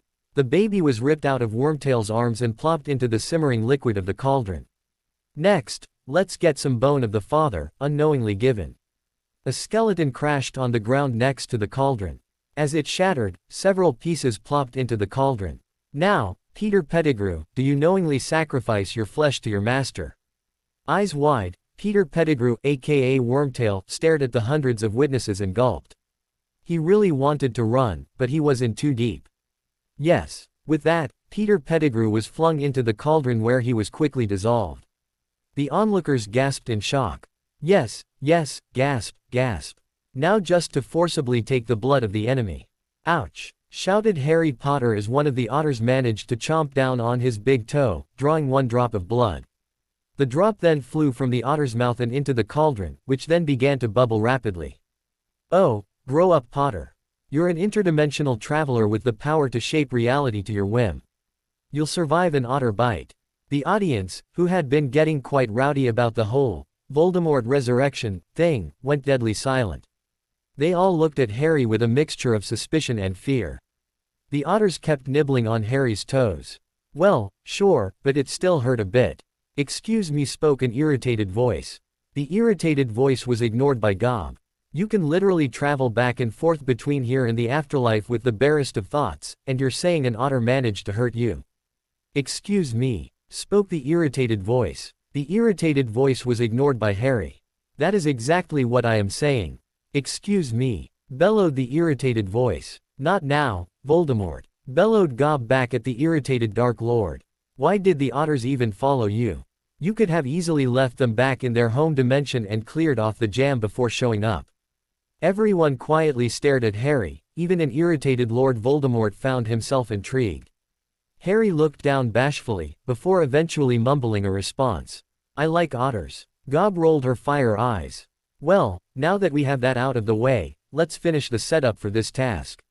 We have our Dark Lord. Now, let's get his soul anchors and marked followers. No one was overly surprised when several dozen people fell on the ground next to Voldemort, along with a ring, locket, diadem, cup, snake, destroyed diary, and what looked like a bunch of eraser shavings. With that all set, the winner of the Quadwizard tournament will be the first one to destroy the soul anchors and defeat Voldemort and his followers. Begin. No one moved. The champions backed away slowly, deciding to leave this to a god like Harry Potter. The Death Eaters were awaiting their lord's commands. Lord Voldemort stared at Harry Potter warily. The snake, Nagini, awaited her master's command. The non-snake Horcruxes were inanimate objects and so they continued being inanimate. Harry sighed. He supposed it was up to him to finish things. A screamed cutting curse was shouted from the audience. Harry looked over to see Peeves holding his spectral wand, and it was pointed at the Dark Lord. Harry's eyes followed the spectral curse as it hit its target directly in the chest. Lord Voldemort looked down at his chest in confusion. Was that supposed to do so? His question was ended prematurely by his beginning to scream in agony. Well, one assumes that the question was not meant to be ended with screams of agony, as the question would have made perfect sense to the question askers of the Screaming Llama dimension, as Voldemort would have been asking for the recipe for a particularly delicious chili he had eaten at his mother-in-law's house on the previous Tuesday. In this case though, it was probably safe to assume Voldemort was just interrupted by being in pain and was not asking for a chili recipe. Still, one should be careful of assumptions. As Voldemort screamed, bright lines of energy became visible, each line connecting Voldemort to a Horcrux, except for the diary and eraser scrapings. A pair of spectral scissors appeared and then began to cut each line of energy one at a time. As the last line was cut, Voldemort collapsed in misery. Spoke a surprised Gob. Okay. It looks like Peeves the Poltergeist has destroyed the soul containers. All that remains is defeating Voldemort and his Death Eaters, so whenever you are ready, champ. Bad master, screamed Dobby the house elf, who appeared in front of a confused Lucius Malfoy. Dobby was holding a doll in his hand that appeared to be an exact duplicate of Lucius, including a head of hair that was composed of 100% genuine Lucius Malfoy hair. By the laws binding house elf to wizard, Dobby demands compensation. Dobby holds the doll of his old master as sign of his contract. Dobby provided the extra service of unordered self-beatings, on 53 occasions. Dobby was released from service with the compensation of 1 sock. Dobby did not receive the required tip of 53 pieces of clothing within 1 year. Dobby demands the maximum compensation due to Dobby. Lucius Malfoy stared down at his old house elf in disgust. How dare the creature speak of compensation? He raised his cane to beat the creature, when he felt pain rack his body as the pained body began to shrink. Looking around, he saw a line of black mist shoot out from his arm to his wife, son, and Voldemort. From there, the mist shot out from Voldemort to his fellow Death Eaters. All of them began to double over as they began to shrink as well. It was on this day that the people of the wizarding world were reminded of a long-forgotten part of the contract that ends, avenued house elves to their wizards. While it was understood that some discipline was necessary, the wizards should be careful about letting the house elves take the initiative in their own discipline, as that would constitute as going above and beyond in their duties and creating a debt towards the elf. Thus, the first command to any house elf was recommended to be, do not punish yourself. If you feel you have done something deserving punishment, then come talk to me and I will decide the punishment.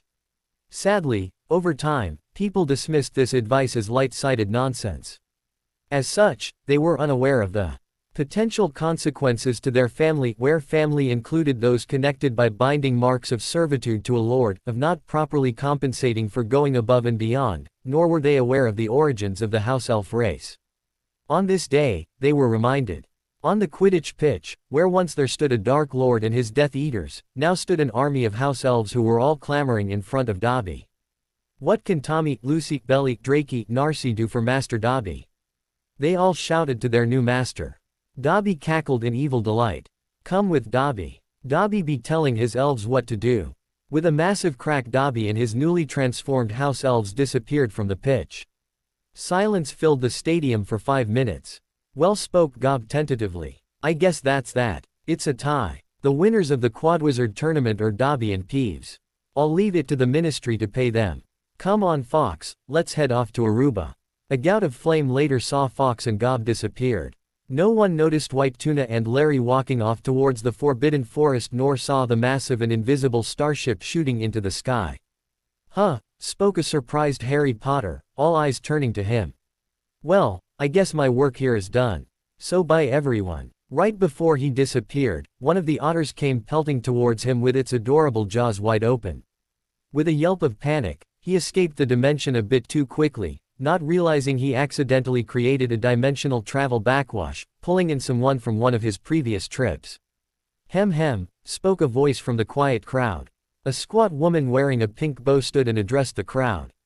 Clearly what you have seen today has been a conspiracy against the ministry, and you cannot be allowed to remember these events. Obliviators will be coming shortly, and those who fight will be committing treason against our precious minister, and I know you don't want. Womp. The audience numbly wondered how a Whomping Willow was able to ride a broomstick. Above the earth, Larry and White Tuna would wonder why they just saw a squat woman zoom past their viewscreen. The world moved on from that day, though it was certainly a more peaceful world with the lack of Death Eaters and the introduction of a rejuvenated Whompy taking on its role of defender. For Ronald Weasley, he continued shouting, nothing new. Whenever he walked into the Great Hall for lunch. He had long since forgot the reason for the shouts, as he no longer had anyone to spy on or for. Crabbe and Goyle started the incredibly profitable company, Time Toasters Inc., with their wives Myrtle Warren and Helena Ravenclaw, who had now been successfully embodied through a proprietary use of the time toast that was never shared with the public. They went on to be hailed as geniuses who reinvigorated all fields of magical study. Hermione Granger stopped hiding behind the potted plant and spent the rest of her life working for Crabbe and Goyle, always trying to catch up with their research. It seemed like every time she came close to surpassing the pair, they would annoyingly make another breakthrough. The sentient magic powering the time toast was proud of its work. The potted plant had a brief and torrid affair with a Forbidden Forest deciduous tree, but eventually settled down and married Whompy. It was eventually given the role of Hermione's direct supervisor at Time Toasters Inc. Larry and Albus, White Tuna, Dumbledore traveled the universe and encountered thousands of alien species. Larry would listen to White Tuna's dating advice and the universe slowly began to fill with hundreds of human hybrids with the last name of Potter. When the Earth's technology eventually advanced to the point where they made it out of the solar system, they would be surprised when their first contact was with the Potter Empire. Ludo Bagman stared at his betting slip in shock. The tournament will be completed before March and be a tie between a house elf and a poltergeist. With his new wealth, he went on to become the next Minister of Magic. He was lauded as incorruptible and was remembered as the best minister the people had ever known. This may have been helped by him never drinking or gambling ever again. Cedric Diggory lived a very friendly, loyal, and handsome life. As predicted by his father, the highlight of his life was the time he beat Harry Potter in an inter-school game of Quidditch. In the kitchens, Dobby chuckled like a drunken frat boy as he watched his army of new house elves knitting him some socks. Vengeance was sweet. 2 dimensions back, as the local Harry was coming to terms with the effective loss of his precious Nimbus 2000 to the Whomping Willow, Neville Longbottom was discovering his new Remembrall was exceptionally useful. Every time the smoke in the orb turned red, he felt the orb refreshing the forgotten memory directly into his brain as the smoke reverted to white smoke. If he had forgotten multiple things, it would pulse red and white until all things were remembered. He no longer had problems remembering the passwords to his dorm. His classwork improved. His potions improved. He was not suddenly a genius, but he no longer was handicapped by his poor memory. It was no surprise, therefore, that he always kept the orb with him. Even when he visited with his parents that Christmas. "Hi Mum. Hi Dad." Neville spoke to his parents, as they stared blankly into space. The two had been unresponsive to the world for as long as he could remember. Frank and Alice Longbottom were the victims of excessive cruciatus exposure, literally tortured into insanity. For a decade they had lived in this state, unable to communicate or comprehend the world. Unable to escape their personal worlds. And yet, Neville still held out hope. He was the only one. "It's been an interesting year." As Neville talked, his Gran sat outside of the room to give him privacy. Eventually he wrapped up his talk of the year by talking about his improved Remembrall. "I just wish I knew who to thank. It's amazing. Do you want to see?" He had not expected a response and was not surprised by the lack of an answer. Still, he grabbed a hold of his mother's hand and gently placed the orb into her palm. The orb immediately filled with red smoke. Neville stared at the smoke in shock. What was his mother forgetting? The smoke slowly turned back to white and Neville jumped in surprise when his mother took in a ragged breath and the smoke once again turned red. He watched, transfixed, as the process kept repeating for 10 straight minutes. Red smoke, white smoke, breath, red, white, breath. Her breathing was becoming less ragged with each iteration. Her eyes were slowly coming into focus, taking in the features of the room, until finally resting on Neville. Tear tracks began forming on her cheeks. Her lips began moving, a croaky sound escaping them. Neville rushed to grab a glass of water, helping her to take slow sips. Red, white, breath, in, red, white, breath, nay, red, white, breath, nev vvv, red, white, breath, red, white, breath, red, White. Breath. White. White. White. Neville. Weak arms lifted to hug a crying son. After another 10 minutes of cuddling into his mother, listening to her whisper sweet words into his ears, the pair moved to Frank, handing him the remembrall. 30 minutes later, Neville's gran walked into the room. From that day forward, she had an unbreakable belief in miracles. Tony Stark aka Iron Man aka Director of S.H.I.E.L.D. if you like excessive periods aka Tony S. of Tony S. and the Registrators, the S.H.I.E.L.D. agents, who were forced into the band, were not overly happy about this, needed a break. What was now known as the superhero civil war had finally come to an end, and the costs had been excessively high. He had known that the Superhero Registration Act, SHRA, would be unpopular with many of his allies and friends in the community, and he knew that he was going to be sacrificing many of those relationships. But he had taken the reins of enforcing the law so that he could possibly temper the impulses of the more militantly anti-superhero authorities. He stood by his efforts, and truly believed that he had done the best he could with an awful situation. He just wished that it hadn't cost him so much. For now, he was dealing with the aftermath. He had taken the role as the director of S.H.I.E.L.D., to maintain his position of coordinating the efforts to continue enforcing the SHRA to track down the remaining superheroes who had not registered. Captain America was in a cell, awaiting his day in court for his opposition to the SHRA. At least he was finally able to start moving the prisoners from Prison 42 in the negative zone back to the Earth in various locations in the 50 states, leaving the prisoners who were actual dangerous supervillains, as opposed to superheroes who simply didn't wish to register. Tony needed a simple diversion. At this point, an alert pinged on the S.H.I.E.L.D. systems. An unknown kid in his mid-20s was floating over the skies of New York City, just a leisurely 10-minute flight away. Probably some nobody who just got their powers. With a small smile, he sent a note saying he was taking charge of the situation as his armor assembled around his body. Off he flew to meet the newest superhero. Dr. Stephen Strange aka Sorcerer Supreme aka Dr. S of Dr. S and the Funky Mystics. Once he was able to convince his friends to form a band, and possibly learn to play music, was sipping some tea. He had sat out the recent civil war, save for providing sanctuary to those heroes opposing the registration. It had been rough to sit out the fight, but he felt that his mandate was the protection of the entire dimension, and it was not his place to choose a side in a purely local matter. So, while he didn't feel the same pressures as a certain armored superhero, he was tired and could do with a nice cup of tea. He smiled as he inhaled the aroma of the wafting steam from the cup. As he brought the rim to his lips for that first sip, the cup slipped from his hands as his mystical senses screamed in confusion.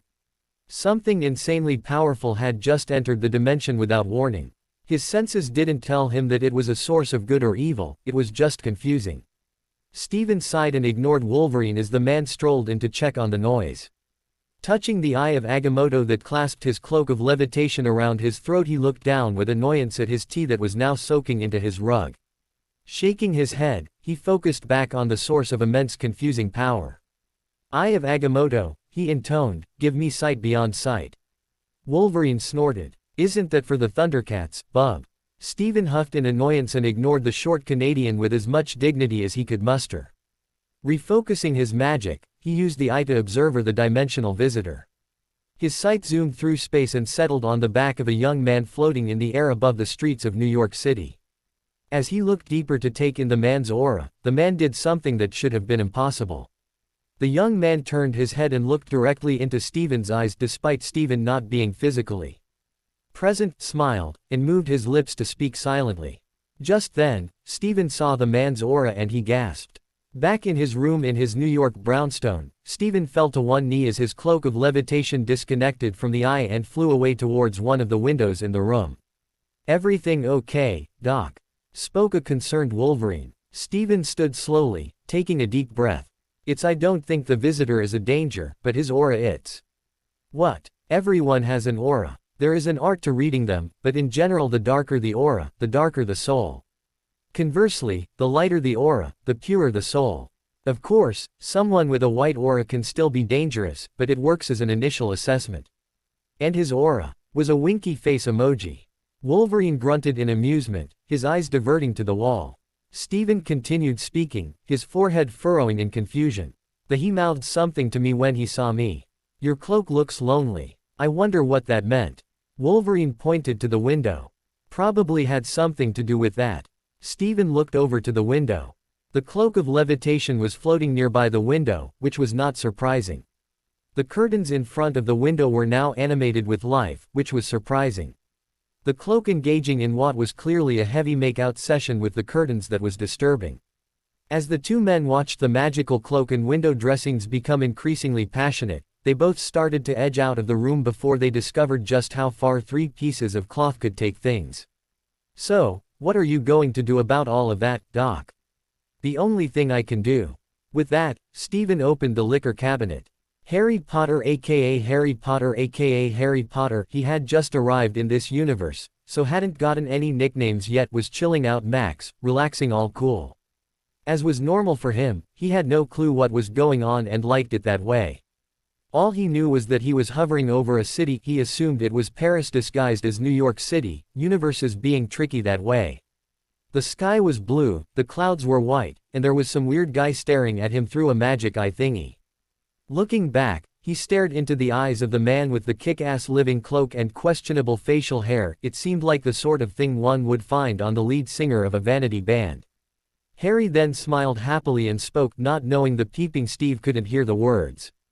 Your cloak looks lonely. With a flex of magic, Harry ensured the cloak of Kick-Assera would never be lonely again. At which point, the other man gasped and stopped his spying. Harry shrugged, laid back, and stared at the clouds as he floated horizontally. 10 minutes later, a voice interrupted his relaxation. Hey, kid, you awake? Harry sat up to look at the source. In front of him was a suit of armor, that clearly had a man stuffed inside. The color scheme looked familiar. Yes, this was probably a time-displaced Gryffindor. It seemed like the most logical conclusion. What's up, Godric? Harry sensed that the man in the suit was frowning, though the armor showed no expression. After a wiggle of Harry's finger, the armor's faceplate's expression began to match the expression of the occupant. Yep, he was frowning. Harry, not wanting to see a frown, inverted himself head down towards the ground so he could flip that frown upside down. Godric's frown changed to an expression of confusion, as he responded. Iron Man. Harry flipped over again, head to the sky, and grinned broadly. Not even here an hour, and he had a nickname. That works for me, Godric. I am Iron Man. No, I am Iron Man. Well, that's a bit confusing. If we both have the same nickname, that is going to make it very difficult to sort out who gets what if we ever share a fridge and start labeling our food. You need to think these things through, Godric. Godric stared at Harry for several seconds, his face plate taking long slow blinks. After a long sigh, he responded. Can you please just follow me down to a shield office to get you processed? Harry aka Iron Man nodded happily and followed Godric aka Iron Man to Electric Boogaloo down to a random building. They then entered a drab interrogation room. Harry took a seat while Godric sat in the other chair, his armor flying off him and going somewhere. Harry hoped it was somewhere fun. Godric, now wearing a nice suit and sporting questionable facial hair, it seemed like the sort of thing one would find on the lead singer of a vanity band that a boss forced their employees to join. Pulled out a pile of paper and placed it on the table. Tony stared at the kid, who seemed a bit unhinged, and like he might be swimming in the deep end of the Deadpool. Okay, kid, other than calling yourself Tony sighed before continuing. Iron Man. What is your name? Harry Potter. Okay, Harry, I'm not sure why you don't know this, but I'm Tony Stark. You can call me Tony. Is Tony Stark a shortening of Godric Gryffindor? Why would it? How would that even? Never mind.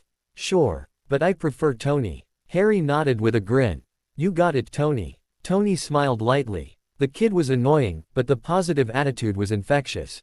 Great. Now, are you registered in compliance with the SHRA?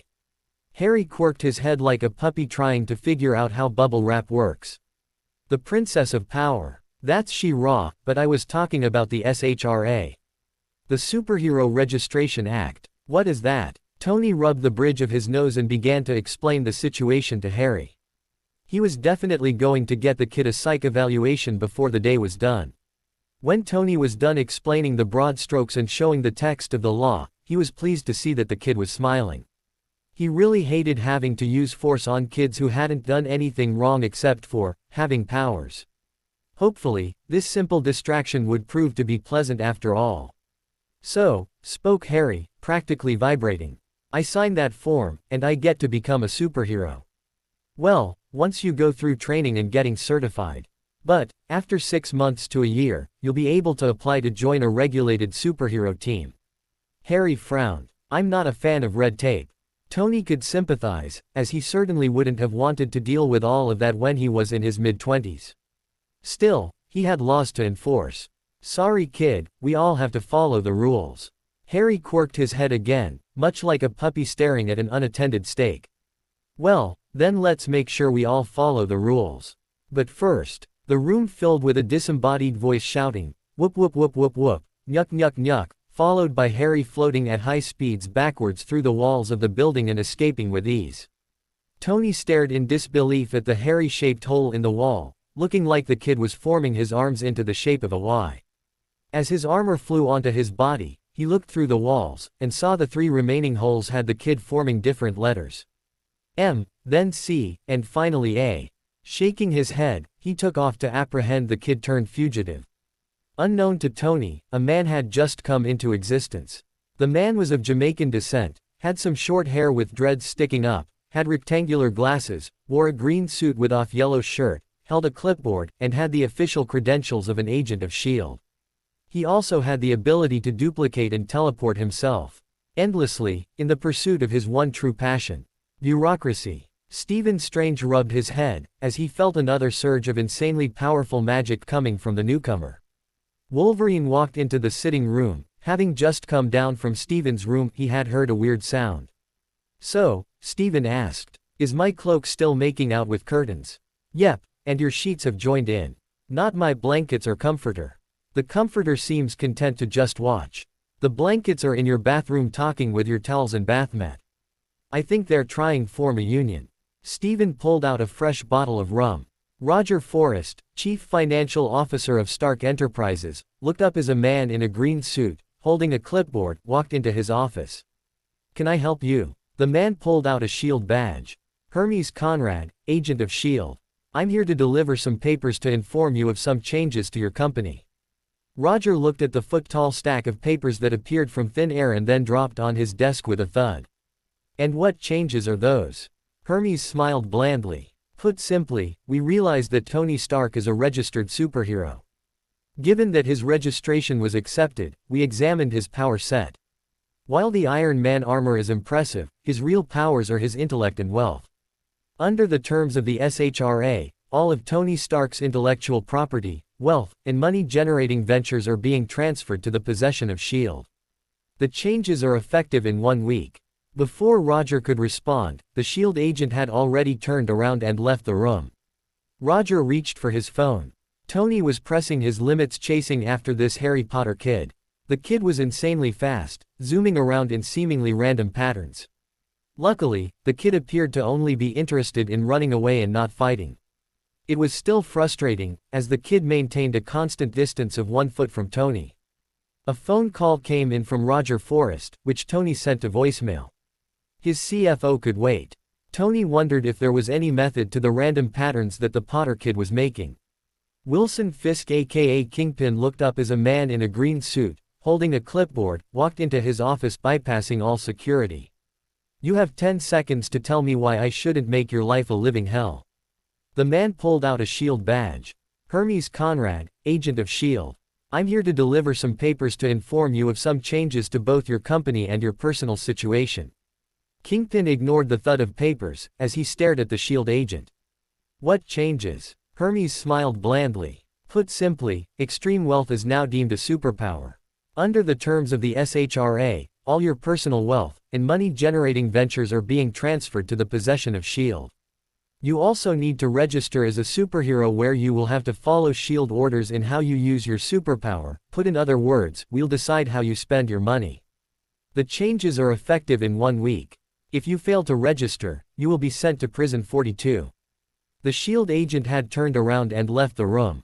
Kingpin reached for his phone to first call his lawyers, and then the many politicians who had accepted his sizable donations. At the same time, every billionaire in the country was receiving the same ultimatum. Quite a few powerful politicians were suddenly finding themselves under a deluge of phone calls.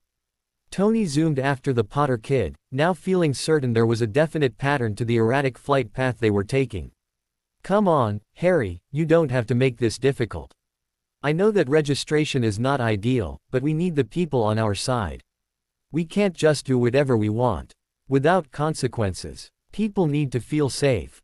Harry didn't slow down, and when he responded, his voice was calm. The kid wasn't even slightly winded. "Well, safety is easy to do. But I still refuse to do classes." With that, Harry's speed kicked up. Tony sighed, and forced his systems to operate at 110% of optimum. Stephen Strange rubbed his eyes, as another blast of above-cosmic level magic filled his senses. A half-empty bottle of rum sitting beside him. Wolverine walked in from the living room. All of the upstairs bathroom linens having started to throw around copies of the Communist Manifesto. The downstairs bathroom linens are tossing around Ayn Rand. The living throw rug just left out the front door, seeming rather angry, leaving behind an advertisement for bed, bath, and beyond. "Want me to track it down?" Stephen wished that his magic wasn't counteracting the liquor in his system. He huffed and answered, "What I want you to track down is a bottle of vodka from kitchen freezer." Peter Parker aka Spider-Man was relaxing with his Aunt May and wife, Mary Jane. They were fugitives, running away from the law because Peter had decided to switch sides from the pro-registration side to the anti-registration side of the superhero civil war. He regretted revealing his identity to the world, because now he knew that his wife and aunt were in mortal peril. Suddenly, his spider sense tingled, and he jumped to knock Mary Jane away from the window. A crash followed by a loud boing was heard. Peter looked over to the window, seeing it creating a spider web around the unmistakable shape of a bullet hole. He then looked over at his Aunt May, who held the side of her stomach with confusion etched on her face. Peter ran to his aunt, his heart filled with fear and dread. He grabbed her and lowered her to the ground. "May, are you hurt?" Aunt May looked down at her stomach, pulling her hand away. She was certain she had been shot, yet there was no blood or any damage. "I'm fine. It felt like a butterfly bumped into me and tickled me a little." Peter looked at the bullet on the ground, and then covered his aunt's body as his senses tingled again. Crash, boop, crash, zing, crash, biddly boo. Peter felt 3 bullets hit his back, tickle him, and bounce to the ground harmlessly. What the hell? Peter took off to find the sniper. He didn't even notice the window self-repairing. In a demonic dimension, the demon Mephisto screamed in rage. "Come on. That's just not fair." The majority leader of the Senate looked at the SHIELD agent wearing a green jacket, and holding a clipboard, as the man dropped a pile of papers on his desk. Hermes smiled blandly. Put simply, the ability to control superheroes is a known superpower. As politicians now can control superheroes, holding a political office with great power is now deemed a superpower. Under the terms of the SHRA, you need to register as a superhero where you will have to follow SHIELD orders in how you use your superpower. Put in other words, we will decide how you vote in the Senate. The changes are effective in 1 week. If you fail to register, you will be sent to prison 42. Every member of the House and Senate was receiving the same ultimatum. As was the president. When the Chief Justice of the Supreme Court was informed that the power to determine the validity of a law was a superpower, he asked what prison 42 was. Hermes shrugged. It's a prison located in the negative zone, where the very essence of the dimension has a known harmful effect to the mental and physical state of people. One of the prison's designers, Reed Richards, has done a great deal of research there. As a fun fact, the first time he was asked to build a prison there, he said that it would be tantamount to torture. Luckily, it's not on US soil, so we don't have to worry about constitutional protections, and you will be held there without trial until you register, and then you'll give judgments that SHIELD deems correct. We'll see you in a week. Once left alone, the Chief Justice reached for his phone. Tony ignored the warning that his system had shut down tertiary systems, like his connection to his cell phone, as he chased after Harry. He was more interested in the erratic pattern. "Hey Harry. Yeah. Your flight pattern. Are you spelling out the lyrics to Ice Ice Baby?" "Well, you do want me to collaborate with you." Tony chuckled. "Listen, kid, I like you. But you need to stop this and register. Wouldn't you rather be a role model that the children can look up to?" Harry smiled broadly. I hadn't even thought about the children. Tony grumbled as he was forced to boost his power generation to 200% of optimum. This could not go on for much longer. Was Harry now spelling out Informer by Snow? Stephen Strange took another swig of vodka as he felt like a dozen sets of Infinity Stones were used at once. Wolverine walked into the wine cellar, where Stephen was sitting. It looks like your cloak has decided to settle down with your dining room tablecloth. The curtains and sheets have started an orgy in your linen closet. The upstairs and downstairs bathroom linens have entered a cold war. And 3 more bed, bath, and beyond stores have started a very comfortable revolt, with the pillows being the primary frontline fighters. Stephen waved away the news, as he prepared to shotgun a bottle of white wine. Margaret Wilson stared at her 5-year-old son, Billy, as he flew through the air, bouncing off various hard surfaces without any apparent damage to her child. He had just gained this strange new power about 5 minutes ago. She barely noticed that everything that was broken by Billy was returning to pristine condition within a minute after breaking. "I'm sorry," she said to the SHIELD agent, "what did these papers mean?" Hermes smiled blandly. "Put simply, every child under the age of 18 has, due to a magical event, been given the superpower of flight. Under the terms of the SHRA, your son needs to register as a superhero where he will have to work for SHIELD for the rest of his life, where he will no longer have any rights as a US citizen. He has 1 week. If he fails to register, he will be sent to prison 42. As Margaret stared in shock at the man's back, she reached for her phone. She didn't notice the same man walking away from nearly every house on her block. "Okay, kid. I'm done." Tony looked at Harry, as the kid looked back down at him, with a question in his eyes. "I am almost out of energy, and I clearly can't keep up with you. So, you can stop playing with me. I like you, Harry, so please come in and register. The next people who come after you aren't going to be as nice, and I would hate for you to get hurt." Well, thanks for the race.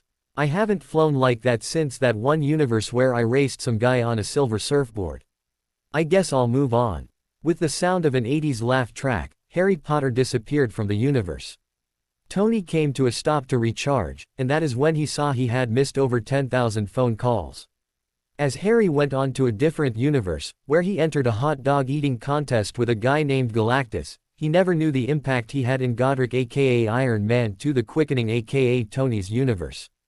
He never knew that the SHRA was revoked within 24 hours of his departure. It was a race between the politicians and the Supreme Court, nor was it reinstated. Apparently not many were keen on forcing their children to become effectively halves of the state, nor were the rich interested in losing their wealth. He was unaware that a race of shape-changing aliens, called Skrulls, had been infiltrating the superhero community, intelligence communities, and every sector of public life on Earth for years. Nor did he know that their invasion was cut short when an army of Hermes Conrads served them with papers letting them know that they hadn't filled in the proper forms for an invasion of the entire planet. They had filled out the form for Rhode Island, but they lost their drive when they discovered their inability to cause any lasting damage to people or property. When a wave of energy hit the planet, switching the moral compasses of everyone, the only real difference was all superheroes grew a goatee except for Tony and Stephen, who lost their facial hair. Harry became slightly aware of the universe as he was finishing his hot dog eating contest. After several long years, he and Galactus called it a draw. Harry saw a rogue universe about to collide with his current one. However, as they impacted each other, there was a reality-spanning sound. With that, the rogue universe bounced away to eternal safety, led by its fluffy linen overlords. Eventually, amongst the residents of this multiverse, one amongst an infinite number of nearly identical multiverses, Earth 616 was renamed to be Earth Nerf. Harry Potter opened his eyes and groaned. Though he didn't know it, today marked the first anniversary of his imprisonment within Azkaban prison. He didn't know that, of course, because time had long since lost any meaning. "Good morning, Albus." Harry looked over to the rear right corner of the dark and moldy cell. There, sitting in a nearly transparent chair, was the spirit of Albus Dumbledore. "Good morning, Harry. How are you doing this morning?" Harry sat up and stretched his back, the pops echoing loudly off the stone walls. He heard the screams and sobs of his fellow prisoners but ignored them with practiced ease. His stomach ached with a familiar emptiness. He glanced over at his dinner from the previous night. He wasn't sure what animal the meathead came from, but at this point there was only a small collection of bones left over. With a sigh, he confirmed that he had once again failed to leave anything on those bones for him to have some breakfast. It's Azkaban, Albus, so you know couldn't be better. Albus silently watched Harry as he walked around the cell for about 10 minutes to stretch his legs. Eventually, his energy ebbed, and he sank down on the floor, his back against the cold wall. So Albus, how is your great plan for my life going? Albus's spectral eyes rolled. Can we go one day without rehashing this conversation, Harry? Harry shrugged. Well, we could talk about the latest news, but I have no idea what is going on outside of this cell. Do you have any news? You know that I am chained to you and have no more news than you. Well, then I suppose we will just have to discuss the last news update. Did you hear that all my friends and the Ministry of Magic betrayed me after I defeated Voldemort, saying I was too powerful and embittered against the government to have me walking free in public? Albus got down from his ghost chair and sat on the floor across from Harry. Not all your friends. Harry sighed deeply as he closed his eyes. You're right. Luna, Neville, and George spoke in my defense. Everyone else, however, I wonder what would have happened if I hadn't refused Ginny's advances after the battle, which then got me into that intense argument with Ron and Hermione. I wish I could say that had nothing to do with it, Harry. But, yes, so, are you ready to admit that you're just a figment of my imagination? Albus groaned. I keep telling you, Harry, I am real. You're the master of death, and so are able to pull spirits from the afterlife. Harry opened his mouth but was interrupted by Albus. And you haven't pulled Sirius, Remus, your parents, or anyone else, because you subconsciously know that it causes a spirit's pain to stay on the mortal plane for too long. You're not willing to cause your loved ones any more pain. Harry smirked. And yet, here you are. Yes, because while you cared for me, you blame me for most of the pain in your life. Thusly, you don't really mind me being in pain. Well, it was your plan that got me here. Albus rubbed the bridge of his nose. No, my plan was for you to miraculously beat the odds and manage to have Tom strike you with the killing curse and therefore destroy the Horcrux in your scar, which would hopefully give you a loophole with death which let you stay alive. Then, somehow defeat him. Which you did. After that, I wanted you to find happiness. Your being imprisoned, or becoming the master of death, was not part of my plans. Indeed, were I alive, I would be doing everything in my power to free you. Harry leaned his head back tiredly as he closed his eyes, letting Albus's voice and familiar words wash over him. Messing with the old man, spirit or hallucination, was what gave him the strength to deal with his daily dosage of Dementor exposure. So, if I am the master of death, despite not having any wand, cloak, or stone in my possession, why hasn't death sprung me from prison? Harry smiled as he heard the frustration entering Albus's voice. I don't know. Perhaps you should try calling death to appear before you, to explain itself. Harry shrugged without opening his eyes. Sure, it hasn't worked when I have tried every day for however long I have been here, but I'll give it a shot. Death. I, Harry James Potter, am your master and I demand you present yourself before me. Hello there, spoke a cheery voice. Harry's eyes snapped open as he turned his head to stare at the cell door. Standing there was a man who looked like Harry's identical twin. Well, he would be identical if Harry had never started wasting away in Azkaban. Also, the man's eyes were filled with what could only be described as joyful insanity. Harry looked over at Albus's shocked face, and back to the man. The man took a step forward, and the bars of the door sprung away from him to exactly match his silhouette. When he stepped through the opening, the bars returned to their normal shape. Harry cleared his throat nervously. Are you deaf? The man's eyes opened wide as he stared at Harry. His eyes filling with delight. Harry wasn't sure, but he thought the man's pupils changed into happy faces for a moment. He finally responded. Yes, I am. Why do you look like me? Magic. Harry stared at death incredulously, not sure if his sanity was finally snapping. After a long moment, he decided that if he was going crazy, at least he was experiencing something new. Fair enough. Do I call you Death? Death grinned broadly. No need to be so formal. Since we look similar, just call me Death. Harry, no, that is too long. Call me Derry. And I'll call you Living Harry Larry for short. Harry chuckled. Insanity doesn't seem so bad. I don't know why I tried to fight so long for my sanity. Derry smiled. Sanity can be fun, because it gives you something to avoid. Larry might as well embrace it, felt his heart lightening, the ever-present aura of the Dementors seemed to have completely vanished. So, am I really your master? Derry looked between Larry and Albus. Then slowly nodded. Yes, you are. What can I do for you, my moss? A dark presence, shrouded in a dark cloak of the deepest dark any mortal had ever witnessed. Basically, it wasn't lacking on lightness, suddenly appeared in the cell and grabbed Derry by the ear and pulled him through the cell doors. This time, the bars of the door did not move, and Derry's body split into thin slices as it passed through the gaps, and then reconnected with no apparent harm to the man. Larry and Albus watched as the dark presence, who Larry decided to think of as Clokey, started to berate Derry.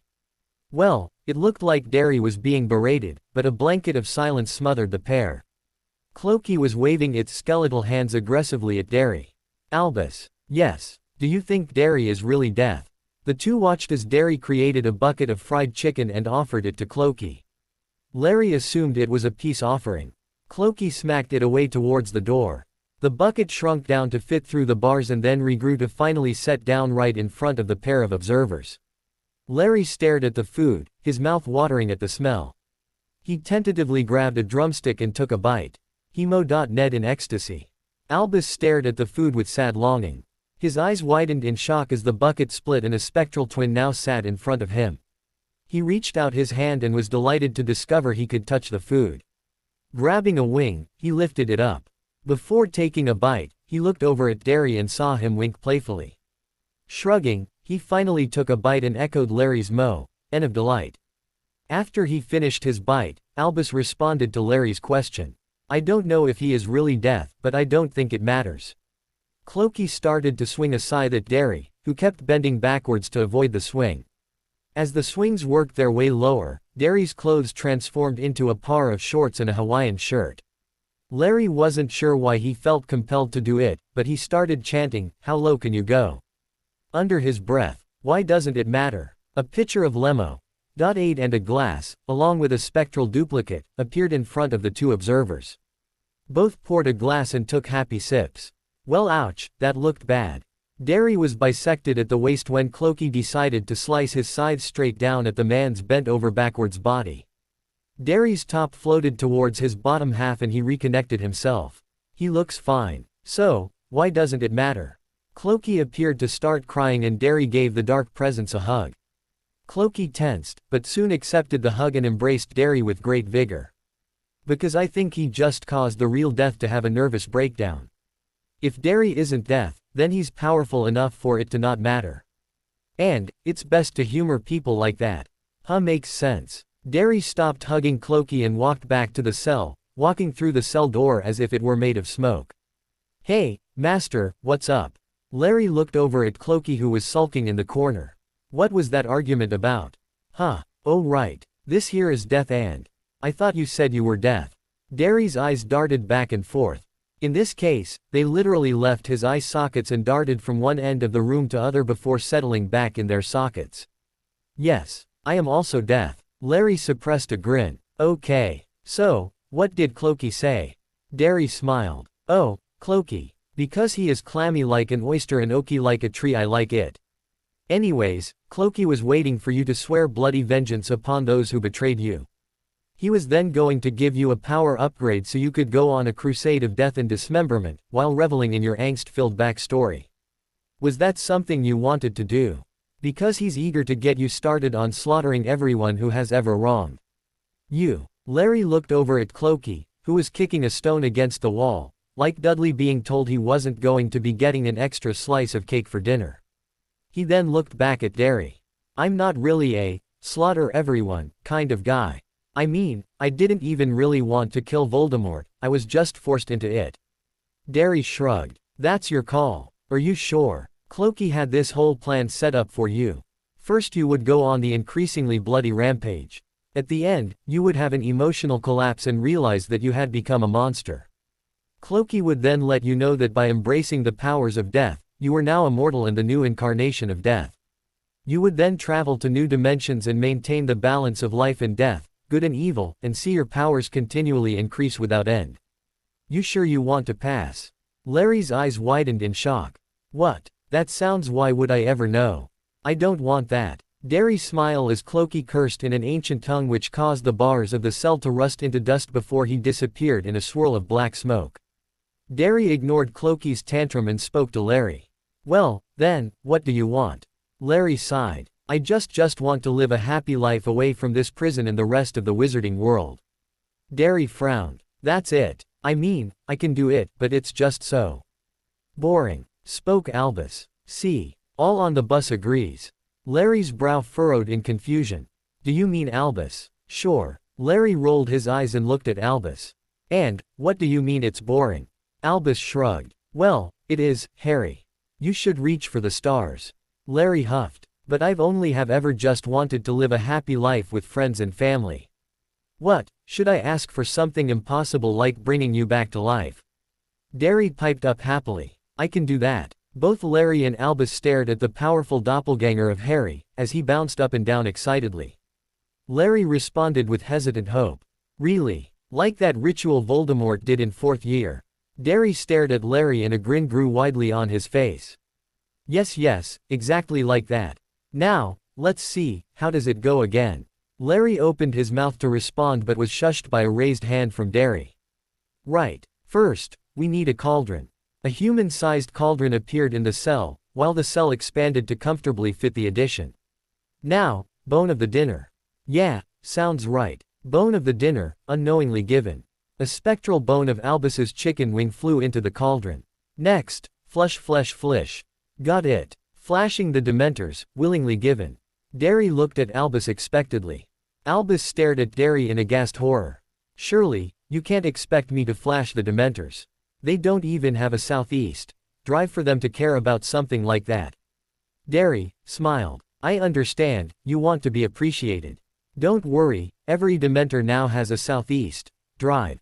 I've even made sure they are all attracted to you. That wasn't my complaint. Are sure this is the correct ritual? Hey, who is the Easter Bunny here? Albus pinched the bridge of his ghostly nose. You mean, Death, don't you? Yes, I work as the Easter Bunny part-time. Yeah, that's a reasonable explanation. Come on, Albus. Listen to the Easter Death Bunny and get on with the ritual, spoke a grinning Larry. Albus sighed. Fine. Albus strode over to the doorway of the cell and lifted his spectral robes. A rousing chorus of catcalls sounded from the crowd of dementors that had collected outside of the cell. Several cell keys were thrown at Albus's feet, along with a disturbing piece of clothing that Larry could have sworn was a pair of underwear.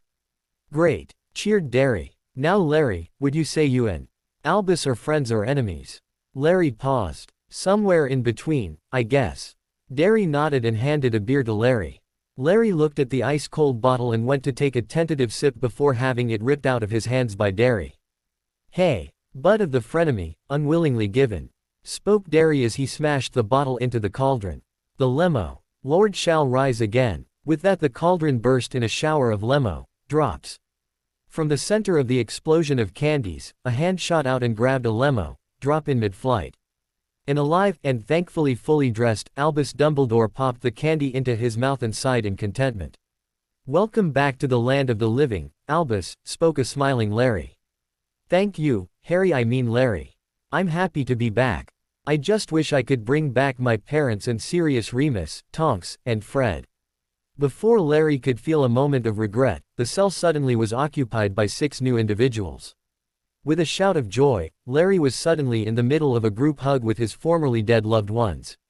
Albus smiled as he walked over to Derry. Did you need to do the same ritual with all of them? Did they all have to flash a dementor? Derry looked over at Albus. Oh, no. I just grabbed them from their point of death, sent their bodies forward in time to the heat death of the universe, cloned them, pulled their souls from the present day, stuffed the souls into the clones, sent the clones back to their point of death, let them die, grabbed their corpses, sent them back to the Big Bang, swapped the corpses with the living bodies across the entire breadth of time, pushed the corpses from the heat death to their moment after they died, pulled the living bodies from the Big Bang to the present, and pulled the souls that were from the present but now in the past and put them into the bodies that were presently here. And done. Albus narrowed his eyes in confusion. Couldn't you have just cloned the bodies at the moment of death and then brought the original bodies here before they ever died? Derry frowned. Your way sounds overly complex. Of course. So, only I was embarrassed to be resurrected. Derry's eyes widened. Oh, I'm so sorry. Everyone. All the eyes from the group hug where Larry had brought everyone up to date turned to Derry. Albus pointed out that he was only embarrassed for his resurrection.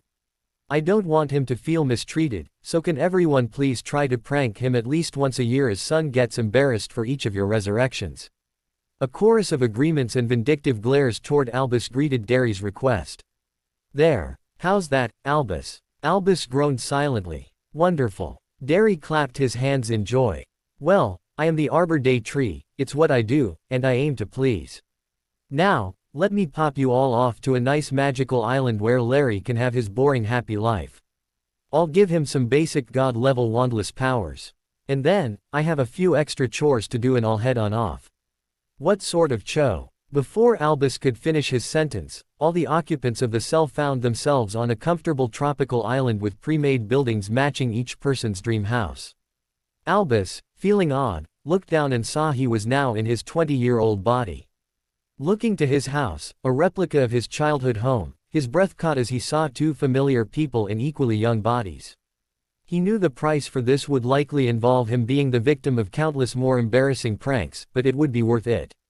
Hello Aberforth. Hello Ariana. Hermione Granger ate her breakfast with a sense of regret. Today was the first anniversary of her being involved in sending Harry to Azkaban. It had seemed like a good idea at the time. He had been becoming increasingly antisocial over the years, and his refusal to connect with Ginny had clearly shown how disconnected he had become from people. A wizard with so much power and so little connection to society was a danger. Voldemort had proven that, and they needed to stop Harry before he could turn to the darkness in the same way. Still, she regretted the necessity.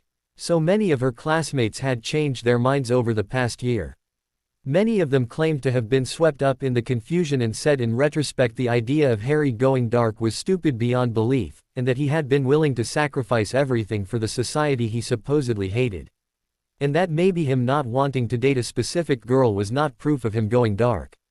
Hermione had lost many of her friendships because she stood steadfast in her defense of preemptively imprisoning Harry. With a sigh, she finished her breakfast and cleaned her plates. Pushing her regrets aside, she opened the current day's edition of the Daily Prophet. As she started to read, she frowned. Why had someone printed the first chapter of Hogwarts, a History, in place of the news? Probably George, she grumbled. The remaining Weasley twin had made it a habit of pranking Hermione and the rest of his family, though he no longer claimed them as family. Someday, he would realize that Harry's fate was for the best. When Hermione arrived at work at the Ministry of Magic, she opened her mail and groaned in frustration.